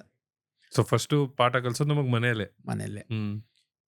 ಯಾರೋ ಕುಡಿದು ರಸ್ತೆಯಲ್ಲಿ ಗಲಾಟೆ ಮಾಡೋದು, ನ್ಯೂಸೆನ್ಸ್ ಮಾಡ್ತಾರೆ, ಅವ್ರ ತಂದೆ ತಾಯಿಗಳೇ ಬುದ್ಧಿ ಕಲಿಸ್ಬೇಕು. ಹೆಣ್ಮಕ್ಳಿಗೆ ಚುಡಾಯಿಸ್ತಾನೆ ಅವ್ನಿಗೆ ಮನೆಯಲ್ಲೇ ಫಸ್ಟ್ ಪಾಠ ಹೇಳಬೇಕು.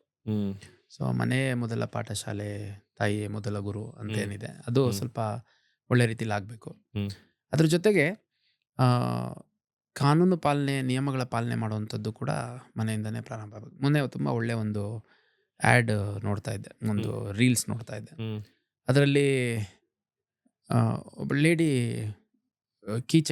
ಸ್ಕೂಟರ್ದು ಕೀ ಚೈನ್ ಎತ್ತಿಟ್ಬಿಟ್ಟಿರ್ತಾಳೆ, ಅಂದರೆ ಕೀ ಎತ್ತಿಟ್ಬಿಟ್ಟಿರ್ತಾಳೆ. ಸೊ ಯಾಕೆ ಅಂತಂದರೆ ಹೆಲ್ಮೆಟ್ ಹಾಕೊಂಡು ಹೋಗ್ತಾ ಇಲ್ಲ ಅಂತ. ಅದೇ ರೀತಿ ಇನ್ನೊಂದು ಅದೇ ಥರದ್ದು ರಿಲೇಟೆಡ್ ರೀಲ್ಸ್ ನೋಡ್ತಾ ಇದೆ. ಪೆಟ್ರೋಲ್ ಬಂಕ್ಗೆ ಹೋದಾಗ ಒಬ್ಬ ಬಂದ್ಬಿಟ್ಟು ಪೆಟ್ರೋಲ್ ಹಾಕ್ರಿ ಅಂತ. ಅದಕ್ಕೆ ಇಲ್ಲ ಹಾಕಲ್ಲ ನಿನಗೆ ಅಂದೆ. ಯಾಕೆ ಅಂತ, ನೀನು ಹೆಲ್ಮೆಟ್ ಹಾಕ್ಕೊಂಬಂದಿಲ್ಲ ಅದಕ್ಕೆ ಆಗ್ತಾ ಇಲ್ಲ. ಅದಕ್ಕೆ ನಿಮಗೇನು ರೀ ದುಡ್ಡು ಕೊಡ್ಬೇಕಲ್ಲ ಹಾಕ್ರಿ ಅಂತಂದರೆ, ದುಡ್ಡು ನೀನು ಕೊಡ್ತೀಯ ನಾವು ಇಸ್ಕೋತೀವಿ ಸರಿ, ಆದರೆ ನೀನು ಹೆಲ್ಮೆಟ್ ಹಾಕ್ಕೊಂತಲೇ ನಾಳೆ ಏನಾದರೂ ಹೆಚ್ಚು ಕಮ್ಮಿ ಆದಾಗ ನಾನು ಅದನ್ನು ಸರಿ ಮಾಡ್ಬೋದಿತ್ತಲ್ಲ ಅನ್ನೋ ಗಿಲ್ಟ್ ನನಗೆ ಕಡತ್ತೆ, ಹಂಗಾಗಿ ನಾನು ಹಾಕಲ್ಲ ಹೋಗು ಅಂತ ಹೇಳ್ತಾನೆ. ಆಮೇಲೆ ಸ್ವಲ್ಪ ಹೊತ್ತು ಅವ್ನು ಹಾಕ್ಸ್ಕೊಂಬಂದು ಹೆಲ್ಮೆಟ್ ಹಾಕ್ಕೊಂಬಂದು ಥ್ಯಾಂಕ್ಸ್ ಹೇಳಿ ಹೋಗ್ತಾನೆ. ಸೊ ಈ ಥರದ್ದು ನಿಜವಾಗ್ಲೂ ಅವು ರೀಲ್ಸ್ ನೋಡಿ ಸುಮ್ಮನಾಗೋದಲ್ಲ, ಯಾವುದೋ ವಿಡಿಯೋ ನೋಡಿ ಅಥವಾ ಯಾವುದೋ ಒಂದು ಮೆಸೇಜ್ ನೋಡಿ ಸುಮ್ಮನಾಗೋದಲ್ಲ. ಲಾ ಅಬೈಡಿಂಗ್ ಸಿಟಿಸನ್ಸ್ ಅಂತ ಏನಿದೆ, ಕಾನೂನು ಪಾಲನೆ ಮಾಡುವಂಥ ನಾಗರಿಕರ ಸಂಖ್ಯೆ ಹೆಚ್ಚಾಗಬೇಕು. ಈಗ ಯಾರಿಗೇನು ಗೊತ್ತಿಲ್ಲ ಅಂತಿಲ್ಲ, ರೈಟ್, ಕುಡಿದು ವಾಹನ ಚಲಾಯಿಸಬಾರ್ದು ಅಂತ ಯಾರಿಗೆ ಗೊತ್ತಿಲ್ಲ, ಟ್ರಿಪಲ್ ರೈಡಿಂಗ್ ಮಾಡಬಾರ್ದು ಅಂತ ಯಾರಿಗೆ ಗೊತ್ತಿಲ್ಲ, ರಾಂಗ್ ಸೈಡ್ ಹೋಗ್ಬಾರ್ದು ಅಂತ ಯಾರಿಗೆ ಗೊತ್ತಿಲ್ಲ, ತುಂಬ ಫಾಸ್ಟಾಗಿ ಹೋಗ್ಬೇಕು ಅಂತ ಯಾರಿಗೆ ಗೊತ್ತಿಲ್ಲ, ಡ್ರಗ್ ಪೆಡ್ಲಿಂಗ್ ಮಾಡಬಾರ್ದು, ಡ್ರಗ್ ಅಬ್ಯೂಸ್ ಮಾಡಬಾರ್ದು ಅಂತ ಯಾರಿಗೆ ಗೊತ್ತಿಲ್ಲ. ಎಲ್ಲರಿಗೂ ಗೊತ್ತು. ನೋಡೋಣ ಅಕಸ್ಮಾತ್ ಸಿಕ್ಕಂದಂಗೆ ಎಲ್ಲೋ ಬಂದ್ಬಿಡ್ಬೋದೇನೋ ಅನ್ನೋಂಥ ಒಂದು ಸೆಂಟಿಮೆಂಟ್ಸ್, ಮನುಷ್ಯ ಸ್ವಭಾವ ಸೆಂಟಿಮೆಂಟ್ಸ್ ಇದೆ. ಹಂಗಾಗಿ ನಮ್ಮ ಸಂಸ್ಕಾರ, ನಮ್ಮ ಶಿಕ್ಷಣ ಎಲ್ಲನೂ ಇದನ್ನು ಹೆಚ್ಚೆಚ್ಚು ಕಲಿಸುವಂಥ ಕೆಲಸ ಆದಂಥ ಸಂದರ್ಭದಲ್ಲಿ ಬದಲಾವಣೆ ತರಲಿಕ್ಕೆ ಸಾಧ್ಯ ಆಗುತ್ತೆ. ಪೊಲೀಸರು ಮನುಷ್ಯರೇ. ರಸ್ತೆಯಲ್ಲಿ ನಿಂತ್ಕೊಂಡು ನೀವು ಗಣೇಶ ಹಬ್ಬ ಮಾಡಬೇಕಾದ್ರೆ ನಿಮ್ಮ ಮನೇಲಿ ಮಾಡ್ತೀರಿ, ಇಲ್ಲ ಪಬ್ಲಿಕಲ್ಲಿ ಬಂದು ಸೆಲೆಬ್ರೇಟ್ ಮಾಡ್ತೀರಿ. ಪೊಲೀಸರು ಏನು ಮಾಡ್ತಾರೆ, ನಿಮಗೆ ರಕ್ಷಣೆ ಕೊಡ್ತಿರ್ತಾರೆ. ಮಳೆ ಬರಲಿ ಬಿಸಿಲಿರಲಿ ಅಲ್ಲಿ ಟ್ರಾಫಿಕಲ್ಲಿ ನಿಂತ್ಕೊಂಡು ಕೆಲಸ ಮಾಡ್ತಿರ್ತಾರೆ. ಸೊ ಅದನ್ನೆಲ್ಲ ಗಮನಿಸಿ. ಸೊ ನಿಮ್ಮ ಕಡೆಯಿಂದ ಎಷ್ಟು ಸಾಧ್ಯ ಆಗುತ್ತೋ ಅಷ್ಟು ಮಾರ್ಗಸೂಚಿಗಳಿರ್ಬೋದು, ನಿಯಮಗಳಿರ್ಬೋದು, ಕಾನೂನನ್ನು ಪಾಲನೆ ಮಾಡುವಂಥ ಕೆಲಸ ಆಗಬೇಕು. ಅವಾಗೇನಾಗುತ್ತೆ, ನಮ್ಮ ಕೆಲಸ ಸ್ವಲ್ಪ ಕಮ್ಮಿ ಆಗುತ್ತೆ. ನಮ್ಮ ಕೆಲಸ ಇಂಥ ರೂಟೀನ್ ನ್ಯೂಸೆನ್ಸ್ಗಳನ್ನ ಅವಾಯ್ಡ್ ಮಾಡೋದು ಅಥವಾ ಅದನ್ನು ಹ್ಯಾಂಡಲ್ ಮಾಡೋದು ಕಮ್ಮಿ ಆದಾಗ ಕೋರ್ ಪೊಲೀಸಿಂಗಿಗೆ ಹೆಚ್ಚು ಫೋಕಸ್ ಮಾಡಲಿಕ್ಕೆ ಸಾಧ್ಯ ಆಗುತ್ತೆ. ಸೊ ಹಂಗಾಗಿ ಸಾರ್ವಜನಿಕರು ಕಾನೂನು ಪಾಲನೆ ಮಾಡುವಂಥದ್ದು ಒಂದು ಸಾಮಾಜಿಕ ಜವಾಬ್ದಾರಿ, ನಾಗರಿಕ ಜವಾಬ್ದಾರಿ ಅನ್ನೋಂಥದ್ದನ್ನು ಅರ್ಥಕೊಂಡ್ರೆ ನಮ್ಮ ಕೆಲಸ ಸುಲಭ ಆಗುತ್ತೆ. ಅಟ್ ದ ಸೇಮ್ ಟೈಮ್ ಅವ್ರಿಗೂ ಒಳ್ಳೇದಾಗುತ್ತೆ. ನಿಮ್ಮ ಸ್ವಾರ್ಥಕ್ಕೆ ನೀವು ಹೆಲ್ಮೆಟ್ ಹಾಕ್ಕೊಳ್ಳಿ, ನಿಮ್ಮ ಸ್ವಾರ್ಥಕ್ಕೆ ನೀವು ಕುಡಿದು ಚಲಾಯಿಸ್ಬೇಡಿ ವಾಹನ, ನಿಮ್ಮ ಜೀವ ಉಳಿಸ್ಕೊಳ್ಲಿಕ್ಕೆ. ಮನೆಗೆ ಹೇಳಿ ಬಂದಿದೆಯಾ ಅಂತ ಕೇಳ್ತೀವಲ್ಲ ನಾವು. ಹೌದು, ಮನೆಗೆ ಹೇಳೇ ಬಂದಿರ್ತಾರೆ ಎಲ್ಲರೂ. ವಾಪಸ್ ಬರ್ತೀನಿ ಅಂತ ಸೇಫಾಗಿ ಹೇಳಿ ಬಂದರೆ ಹೋಗ್ತಾರೆ. ಅವಾಗ ಹೋಗ್ಬೇಕಾದ್ರೆ ಏನಾಗುತ್ತೆ, ಹೆಲ್ಮೆಟ್ ಹಾಕ್ಕೊಂಡಿದ್ದೀನ, ಯಾರು ಡ್ರಂಕನ್ ಇಲ್ವಾ, ಅವೆಲ್ಲ ಕೇರ್ ಮಾಡ್ತಾರೆ. ಅಟ್ ದಿ ಸೇಮ್ ಟೈಮ್ ಇತ್ತೀಚೆಗೆ ನಾವು ನೋಡ್ತೀವಿ ಸಾಮಾಜಿಕ ಜಾಲತಾಣಗಳಲ್ಲಿ ಸುಮ್ಮನೆ 10 ಜನ ನಿಂದೆ ಹಾಕ್ಕೊಂಡ್ಬಿಟ್ಟು ನಾನು ದೊಡ್ಡ ರೌಡಿ ಅನ್ನೋ ರೀತಿ ಓಡಾಡೋ ಅಂಥದ್ದು. ಅವರೆಲ್ಲ ಎಕ್ಸಾಂಪಲ್ಸ್ ನಮಗೆ. ಎಂತೆಂಥ ಸಂಘರ್ಷಮಯ ವಾತಾವರಣದಲ್ಲಿ ತಮ್ಮ ಜೀವನವನ್ನು ರೂಪಿಸ್ಕೊಂಡು ಇಡೀ ದೇಶಕ್ಕೆ ಮಾದರಿಯಾದಂಥ ಅಂಬೇಡ್ಕರ್ ಅವರು ನಮಗೆ ಮಾದರಿ ಆಗಬೇಕು. ಒಂದು ಹುಬ್ಳಿ ಅಂತ ಒಂದು ಸಣ್ಣ ನಗರದಲ್ಲಿ ಹುಟ್ಟಿ ಜ್ಞಾನಪೀಠ ಪ್ರಶಸ್ತಿ, ಹುಬ್ಳಿ ಧಾರವಾಡ, ಮುಖ್ಯವಾಗಿ ಧಾರವಾಡ ಅಂತ ಒಂದು ಚಿಕ್ಕ ನಗರದಲ್ಲಿ ಹುಟ್ಟಿ ಜ್ಞಾನಪೀಠ ಪ್ರಶಸ್ತಿ ತಗೊಂಡಂಥ ದ ರಾ ಬೇಂದ್ರೆ ಅವರು ನಮಗೆ ಮಾದರಿ ಆಗಬೇಕು. ಹೌದು. ಈಗ ಬಹಳ ಕಷ್ಟದ ಪರಿಸ್ಥಿತಿಗಳಲ್ಲಿ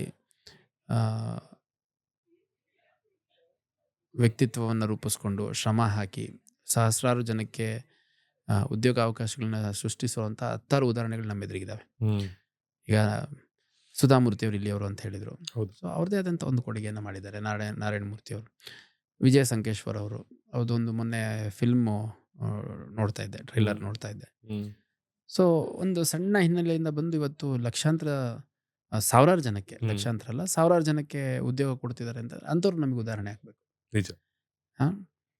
ಹೇಳ್ತಾ ಹೋದರೆ ಸಾಕಷ್ಟು ಉದಾಹರಣೆಗಳು ಸಿಗ್ತವೆ. ಅಷ್ಟು ದೊಡ್ಡವು ಬೇಡ, ಯಾವುದೋ ಒಂದು ಸ್ಲಮ್ಮಲ್ಲಿ ಹುಟ್ಟಿ ಬೆಳೆದು ಒಂದು ಡಾಕ್ಟರ್ ಆಗಿರೋರು, ಇಂಜಿನಿಯರ್ ಆಗಿರೋರು, ಒಂದು ಗೌರ್ಮೆಂಟ್ ಎಂಪ್ಲಾಯ್ ಆಗಿರೋರು, ಕಾನ್ಸ್ಟೇಬಲ್ ಆಗಿರೋರು, ಒಂದು ಸ್ಟಾಫ್ ನರ್ಸ್ ಆಗಿರೋಂಥವ್ರು, ಅಂಥವ್ರು ನಮಗೆ ಉದಾಹರಣೆ ಆಗಬೇಕು. ಹಂಗಾಗಿ ಈ ಆ್ಯಂಟಿ ಸೋಷಿಯಲ್ ಎಲಿಮೆಂಟ್ಸ್ನ ಗ್ಲೋರಿಫೈ ಮಾಡೋವಂಥದ್ದು ನಿಲ್ಲಬೇಕು. ಕೆಲವು ಸರಿ ಬೇಜಾರಾಗುತ್ತೆ.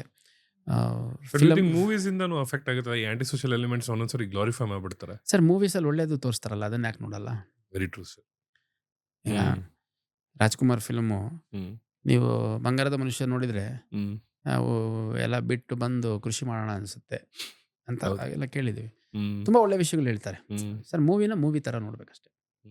ಒಳ್ಳೆ ಅಂಶಗಳು ತಗೊಳ್ಳಿ. ಅದು ಬಿಟ್ಟು ಪುಷ್ಪ 2 ಅಲ್ಲಿ ಅವ್ನು ಸ್ಮಗ್ಲರ್ ಆಗಿದ್ದ, ನಾನು ಸ್ಮಗ್ಲರ್ ಆಗ್ತೀನಿ ಅಂತ ಮೋಟಿವೇಟ್ ಆಗ್ತೀನಿ ಅಂತಂದರೆ, ಅದೇ ಅಲ್ಲು ಅರ್ಜುನು ಅಲ್ಲ ವೈಕುಂಠಪುರಮುಲು ಅದರಲ್ಲಿ as a good son, as a good youth, how can I behave ಅನ್ನೋಂಥದ್ದು ಹೇಳ್ತಾರೆ. ಟ್ರೂ. ಭಾಳ ಒಳ್ಳೆ ಉದಾಹರಣೆಗಳು ನಮ್ಮ ಪುನೀತ್ ರಾಜ್ಕುಮಾರ್, ಶಿವರಾಜ್ ಕುಮಾರ್ ಅವ್ರ ಫಿಲಮ್ಗಳಲ್ಲಿ ಎಲ್ಲ ಒಳ್ಳೆ ಸಂದೇಶನೇ ಇರೋದು. ಎಷ್ಟೋ ಸರಿ ಹೆಂಗಾಗಿದೆ, ಒಳ್ಳೊಳ್ಳೆ ಸಂದೇಶ ಇರೋವಂಥ ಪಿಕ್ಚರ್ಗಳು ಹಿಟ್ಟಾಗೋದೇ ಕಮ್ಮಿ. ಎಂಟರ್ಟೈನ್ಮೆಂಟು ಎಲ್ಲರಿಗೂ ಅವ್ರದ್ದೇ ಲೈಫಲ್ಲಿ ಸಂಘರ್ಷ ಇರುತ್ತೆ, ಸ್ಟ್ರೆಸ್ ಇರುತ್ತೆ. ಹೋಗಿ 2-2.5 ಗಂಟೆ ಸಿನಿಮಾ ನೋಡ್ಕೊಂಡು ಬರಬೇಕು ಅನ್ನೋಂಥದ್ದು ಇರುತ್ತೆ. ಸೊ ಹಂಗಾಗಿ ಆ ಅಂಶಗಳನ್ನು ಹ್ಮ್ ಸೆಲೆಕ್ಟಿವ್ ಆಗಿ ನೀವು ಹಂಸಕ್ಷೀರ ಪಕ್ಷಿನಾರ ನ್ಯಾಯ ಮಾಡಬಾರ್ದು. ನೀವು ಕೆಟ್ಟದ್ದೇ ತೋರಿಸ್ತಾರೆ, ಹ್ಮ್ ಹೌದು, ಒಳ್ಳೇದು ತೋರಿಸ್ತಾರಲ್ಲ, ಹ್ಮ್ ಕೆಟ್ಟದ್ದು ಯಾಕೆ ತೊಗೊಂತೀರಿ, ಒಳ್ಳೇದು ತೊಗೊಳ್ಳಿ. ಸೊ ಹಂಗೆ ಸಿನಿಮಾ ಥರ ನೋಡಿ, ಯಾವುದೋ ಒಂದು ಎಂಟರ್ಟೈನ್ಮೆಂಟ್ ಥರ ನೋಡಿ. ಹ್ಮ್ ನಾನು ಅದನ್ನೇ ಹೇಳೋದು, ನಿಮಗೆ ಯಾರೋ ಫಿಲ್ಮ್ ಸ್ಟಾರೋ ಅಥವಾ ಯಾರೋ ಒಬ್ಬ IAS IPS ಆಫೀಸರೋ ಅಥವಾ ಯಾರೋ ದೊಡ್ಡ ನಾಯಕರು ಹ್ಮ್ ಉದಾಹರಣೆ ಆಗೋದು ನಂತರ. ಅದು ನಿಮ್ಮ ಮನೆ ಸುತ್ತಮುತ್ತನೇ ನಿಮಗೆ ಉದಾಹರಣೆಗಳು ಸಿಗ್ತಾರೆ, ನಿಮ್ಮ ಮನೆಗಳಲ್ಲೇ ಉದಾಹರಣೆ ಸಿಗ್ತಾರೆ, ನಿಮ್ಮ ತಂದೆ ತಾಯಿಗಳೇ ನಿಮಗೆ ಉದಾಹರಣೆಗಳಾಗ್ಬೋದು. ಟ್ರೂ. ಆ ಕೆಲಸ ಮಾಡಿ ಫಸ್ಟು. ಹ್ಮ್ ಸೊ ಹಂಗಾಗಿ ನಾನು ಈ ಸಿನಿಮಾದಲ್ಲಿ ತೋರಿಸ್ತಾರೆ ಹಂಗಾಗಿ ಹಿಂಗೆ ಆಡ್ತಾರೇನೋ ಅಂತದ್ದು ನಾನು ಒಪ್ಪಲ್ಲ. ಯಾಕಂದರೆ ಭಾಳ ಒಳ್ಳೆ ಸಿನಿಮಾ ನೋಡಿಕೊಂಡು ಒಬ್ಬ ಒಳ್ಳೆ ತಂದೆ ಯಾವ ರೀತಿ ಇರಬೇಕು, ಒಬ್ಬ ಒಳ್ಳೆ ಅಣ್ಣ ಯಾವ ರೀತಿ ಇರಬೇಕು, ಒಂದು ಒಳ್ಳೆ ತಾಯಿ ಯಾವ ರೀತಿ ಇರಬೇಕು, ಒಂದು ಒಳ್ಳೆ ಹೆಂಡತಿ ಯಾವ ರೀತಿ ಇರಬೇಕು, ಒಳ್ಳೆ ಗಂಡ ಯಾವ ರೀತಿ ಇರಬೇಕು, ಒಳ್ಳೆ ವಿದ್ಯಾರ್ಥಿ ಹೆಂಗಿರಬೇಕು, ಒಳ್ಳೆ ಗುರು ಹೆಂಗಿರಬೇಕು ಅನ್ನೋಂಥ ತೋರಿಸಿರೋದು 100 ಪಿಕ್ಚರ್ ಇದ್ದಾವೆ. Absolutely sir. ಪಿಕ್ಚರಲ್ಲಿ ಅದನ್ನು ಅಬ್ಸರ್ವ್ ಮಾಡ್ತೀರಿ ಅಂದರೆ ದಯವಿಟ್ಟು ಇದನ್ನು ಅಬ್ಸರ್ವ್ ಮಾಡಿ ಹ್ಮ್ ಅನ್ನೋಂಥದ್ದು ನನ್ನ ಅಭಿಪ್ರಾಯ. ಯಾಕಂದ್ರೆ ನಾನು ಸಿನಿಮಾ ಭಾಳ ಇಷ್ಟಪಟ್ಟು ನೋಡೋಂಥವನು. ಒಳ್ಳೆವು ಕೆಟ್ಟವೆಲ್ಲ ಇರ್ತವೆ. ಹ್ಮ್ ಕೆಲವು ಸರಿ ನಮಗೂ ಬೇಜಾರಾಗುತ್ತೆ, ಏನು ಪೊಲೀಸರು ನಿಂಗೆ ತೋರಿಸಿದ್ದಾರೆ ಅನಿಸುತ್ತೆ. ಹ್ಮ್ ಸೊ ಸಿನಿಮಾ ಅಲ್ವಾ, ಕೆಟ್ಟ ಪೊಲೀಸರು ಇರ್ತಾರಲ್ಲ. ಈಗ ನಿಜ. ಒಳ್ಳೆ ಟೀಚರ್ಸು ಇರ್ತಾರೆ, ಕೆಟ್ಟ ಟೀಚರ್ಸು ಇರ್ತಾರೆ, ಒಳ್ಳೆ ಸ್ಟೂಡೆಂಟ್ಸ್ ಇರ್ತಾರೆ, ಕೆಟ್ಟ ಸ್ಟೂಡೆಂಟ್ಸ್ ಇರ್ತಾರೆ. ಅದೇ ರೀತಿ ಒಳ್ಳೆ ಪೊಲೀಸರು ಇರ್ತಾರೆ, ಕೆಟ್ಟ ಪೊಲೀಸರು ಇರ್ತಾರೆ. True sir. ನಂದು ಅದೇ ಕೊನೆ ಪ್ರಶ್ನೆ ಆಗಿತ್ತು. ಬೇಸಿಕ್ಲಿ ಎಲ್ಲಾ ಕಡೆ ಈ ಬ್ಯಾಡ್ ಆಪಲ್ಸ್ ಅಂತ ಏನು ಹೇಳ್ತೀವಿ ಇದ್ದೇ ಇರ್ತಾರೆ. ನೀವು ಹೇಳ್ದಂಗೆ ಡಾಕ್ಟರ್ಸ್ ಇರ್ಬೋದು, ಸ್ಟೂಡೆಂಟ್ಸ್ ಇರ್ಬೋದು, ಬಿಸ್ನೆಸ್ ಮ್ಯಾನ್ ಇರ್ಬೋದು. ಅದೇ ರೀತಿ ಒಂದಿಷ್ಟು ಜನರು ಇರಬಹುದು. ಲಾಡ್ ಆಫ್ ಅವರ್ ಪರ್ಸೆಪ್ಷನ್ಸ್, ನಮ್ಮ ಪರ್ಸೆಪ್ಷನ್ಸ್ ನೀವು ಹೇಳ್ದಂಗೆ ಮುಂಚೆ ಈ ಕೆಟ್ಟ ವಿಷಯಗಳು ಬೇಗ ಹೈಲೈಟ್ ಆಗ್ಬಿಡುತ್ತೆ. ಸೊ ಜನರಿಗೆ ನೀವು ಹೇಳ್ಬೇಕಂತಂದ್ರೆ ಒಂದು ಪೀಸ್ ಆಫ್ ಅಡ್ವೈಸ್ ಆರ್ ಹೇಗೆ ಪೊಲೀಸಲ್ಲಿ ಟ್ರಸ್ಟ್ ಬೆಳೆಸ್ಕೊಳ್ಳಿ ಅಂತ ಇದ್ರೆ ಅದೊಂದು ಹೇಳ್ಬಿಟ್ಟು ಈ ಪ್ರಾಬ್ಲಿ ಎಪಿಸೋಡ್ನ ಮುಕ್ತಾಯಗೊಳಿಸೋಣ ಸರ್. ಥ್ಯಾಂಕ್ಫುಲಿ ನಾನು ಕೆಲಸ ಮಾಡಿದ ಎಲ್ಲ ಜಾಗಗಳಲ್ಲಿ ಸಾರ್ವಜನಿಕರಿಂದ ಭಾಳ ಒಳ್ಳೆಯ ಒಂದು ರೆಸ್ಪಾನ್ಸ್ ಇತ್ತು. ಹುಬ್ಳಿಲೂ ಕೂಡ ಒಳ್ಳೆ ರೆಸ್ಪಾನ್ಸ್ ಇದೆ ಅಂತ ತಾವೇ ಹೇಳಿದ್ರಿ. ಸೊ ನಾವು ಸಾರ್ವಜನಿಕರಿಗೆ ನಾವೇ ನಿರೀಕ್ಷೆ ಮಾಡ್ತೀವಿ ಅನ್ನೋದಕ್ಕಿಂತ ಸಾರ್ವಜನಿಕರ ನಿರೀಕ್ಷೆಯನ್ನು ಪೂರೈಸುವಂಥ ಕೆಲಸ ಮಾಡ್ತಾ ಹೋದರೆ ಸಾರ್ವಜನಿಕರು ಆಟೋಮೆಟಿಕ್ಕಾಗಿ ಪೊಲೀಸರ ಜೊತೆ ನಿಲ್ತಾರೆ. ನಮ್ಮ ರೋಲ್ ಕಾಲಲ್ಲಿ ಇರ್ಬೋದು, ಪೆರೇಡ್ಸಲ್ಲಿ ಇರ್ಬೋದು, ನಾವು ಸ್ಟೇಷನ್ ವಿಸಿಟ್ ಮಾಡಿದಂಥ ಸಂದರ್ಭದಲ್ಲಿ, ಇನ್ಸಿಡೆಂಟ್ಸ್ ಆದಾಗ ಎಲ್ಲ ಸಂದರ್ಭದಲ್ಲಿ ನಾವು ನಮ್ಮ ಅಧಿಕಾರಿಗಳಿಗೆ ಹೇಳೋದು ಅದನ್ನೇ, ನಮ್ಮ ಸಿಬ್ಬಂದಿಗಳಿಗೆ ಹೇಳೋದು ಅದನ್ನೇ. ನಮಗೆ ಪಬ್ಲಿಕ್ ಹಂಗೆ ನಮಗೆ ರೆಸ್ಪೆಕ್ಟ್ ಮಾಡಬೇಕು, ನಾವು ಹೇಳ್ದಂಗೆ ಕೇಳಬೇಕು, ಇದನ್ನು ಮಾಡೋಣ. ಅದಕ್ಕಿಂತ ಮುಂಚೆ ನಮ್ಮ ನಿರೀಕ್ಷೆ ಏನಿದೆ, ಸಾರ್ವಜನಿಕರಿಗೆ ನಮ್ಮಿಂದ ಏನು ನಿರೀಕ್ಷೆ ಇದೆ ಅದನ್ನು ಫುಲ್ಫಿಲ್ ಮಾಡೋಣ ಅಂತ. ಸೊ ಅದು ಒಂಥರ ಗಿವ್ ಆ್ಯಂಡ್ ಟೇಕ್ ಇದ್ದಂಗೆ. So if you respect me, I will respect you ಅನ್ನಂಗೆ. So let us deliver for the public. So automatically public will start respecting us and public will start doing the things which otherwise we expect from them ಅನ್ನೋಂಥದ್ದು ನನ್ನ ಅಭಿಪ್ರಾಯ. So ನಾನು ಮಾಡಲ್ಲ, ನೀನು first ಮಾಡು, ನೀನು ನೀನು ಮಾಡಿದ್ಮೇಲೆ ನಾನು ಮಾಡ್ತೀನಿ. ಈ ಒಂದು ಈ ವಿತಂಡವಾದದಲ್ಲಿ ನಮ್ಮ ಆಲೋಚನೆಗಳು ಕಳೆದೋಗೋದಕ್ಕಿಂತ ಸೊ ಲೆಟ್ ದ ಒಂದು ತುಂಬ ಫೇಮಸ್ ಸೇಯಿಂಗ್ ಇದೆ, let you be the change you want to see in others ಅಂತ. Basically be the change you want to see in others ಅಂತ. Be the change you want to see in others ಅಂತ. So ನೀನೇನು ಸಮಾಜದಲ್ಲಿ ಅಥವಾ ಸೊಸೈಟಿಲಿ ಬದಲಾವಣೆ ನಿರೀಕ್ಷಿಸ್ತೀಯ, ಅದು ನಿನ್ನಿಂದನೇ ಪ್ರಾರಂಭ ಆಗಲಿ ಅನ್ನೋಂಥದ್ದು ಅರ್ಥ ಮಾಡ್ಕೊಂಡು ಅದನ್ನು ಅಳವಡಿಸ್ಕೊಂಡ್ರೆ ಭಾಳ ಒಳ್ಳೆಯದಾಗುತ್ತೆ. ಶಶಿಕುಮಾರ್ ಸರ್, ಇದು one of my most informative podcast. ನನಗೆ ನಿಮ್ಮ ಜೊತೆ ಕೂತ್ಕೊಂಡ್ಬಿಟ್ಟು ಮಾತಾಡೋಕ್ಕೆ ಒಂದು ಆಪರ್ಚುನಿಟಿ ಸಿಕ್ಕಿದೆ, ಒಂದು ದೊಡ್ಡ ವಿಷಯ. So thank you so much, ನೀವು ನಮ್ಮ ಎಪಿಸೋಡ್ ನಮ್ಮದು ಮಿಡ್ ನೈಟ್ ಲ್ಯಾಬ್ಗೆ ಬಂದಿದ್ದಕ್ಕೆ. I hope Hubli Dharwad remains to be crime free and wish you all the very best sir. ಇಲ್ಲ ಸೂರಜ್, ನನಗೆ ಟೆಲಿಫೋನಿಕಲಿ ನೀವು ಕಾಂಟ್ಯಾಕ್ಟ್ ಮಾಡಿದಾಗ ನಾನು ನಿಮ್ದು ಯಾವುದು ಎಪಿಸೋಡ್ಸ್ ಮಾಡಿದ್ದೀರಿ, ಯಾವುದಾದ್ರು ಮಾಡಿರೋದಿದ್ರೆ ಕೊಡಿ, so that I can prepare for it ಅಂತ ಹೇಳಿದೆ. ಕಳಿಸಿದ್ರಿ ಕೂಡ, ಬಟ್ ನನಗೆ ನೋಡೋಕ್ಕಾಗಲಿಲ್ಲ. ಸೊ ನೀವು ಪರ್ಸ್ನಲಿ ಭೇಟಿಯಾದಾಗ I was pretty sure that you are definitely going to be very cordial and very cooperative as a host also ಅಂತ ಅನ್ನಿಸ್ತು. So this has been very informative interaction for me also. And thank you so much, I sir. tried to speak my mind without any hesitation. And ತಮ್ಮದೇನು mid night lab podcast ಇದೆ, ಇನ್ನೂ ಎತ್ತರಕ್ಕೆ ಬೆಳೀಲಿ, ಹೆಚ್ಚು ಜನರಿಗೆ reach ಆಗಲಿ, ನಿಮ್ಮ ಒಂದು ಕನ್ಸ್ಟ್ರಕ್ಟಿವ್ ಥಾಟ್ಸ್ ಏನಿದೆ ಅದು ಪ್ರತಿಯೊಬ್ಬರಿಗೂ ತಲುಪಲಿ ಅಂತ ನಾನು ನಿಮಗೆ ವಿಶ್ ಮಾಡ್ತೀನಿ. Thank you so much sir. This means a lot to me. Thank you. All the best.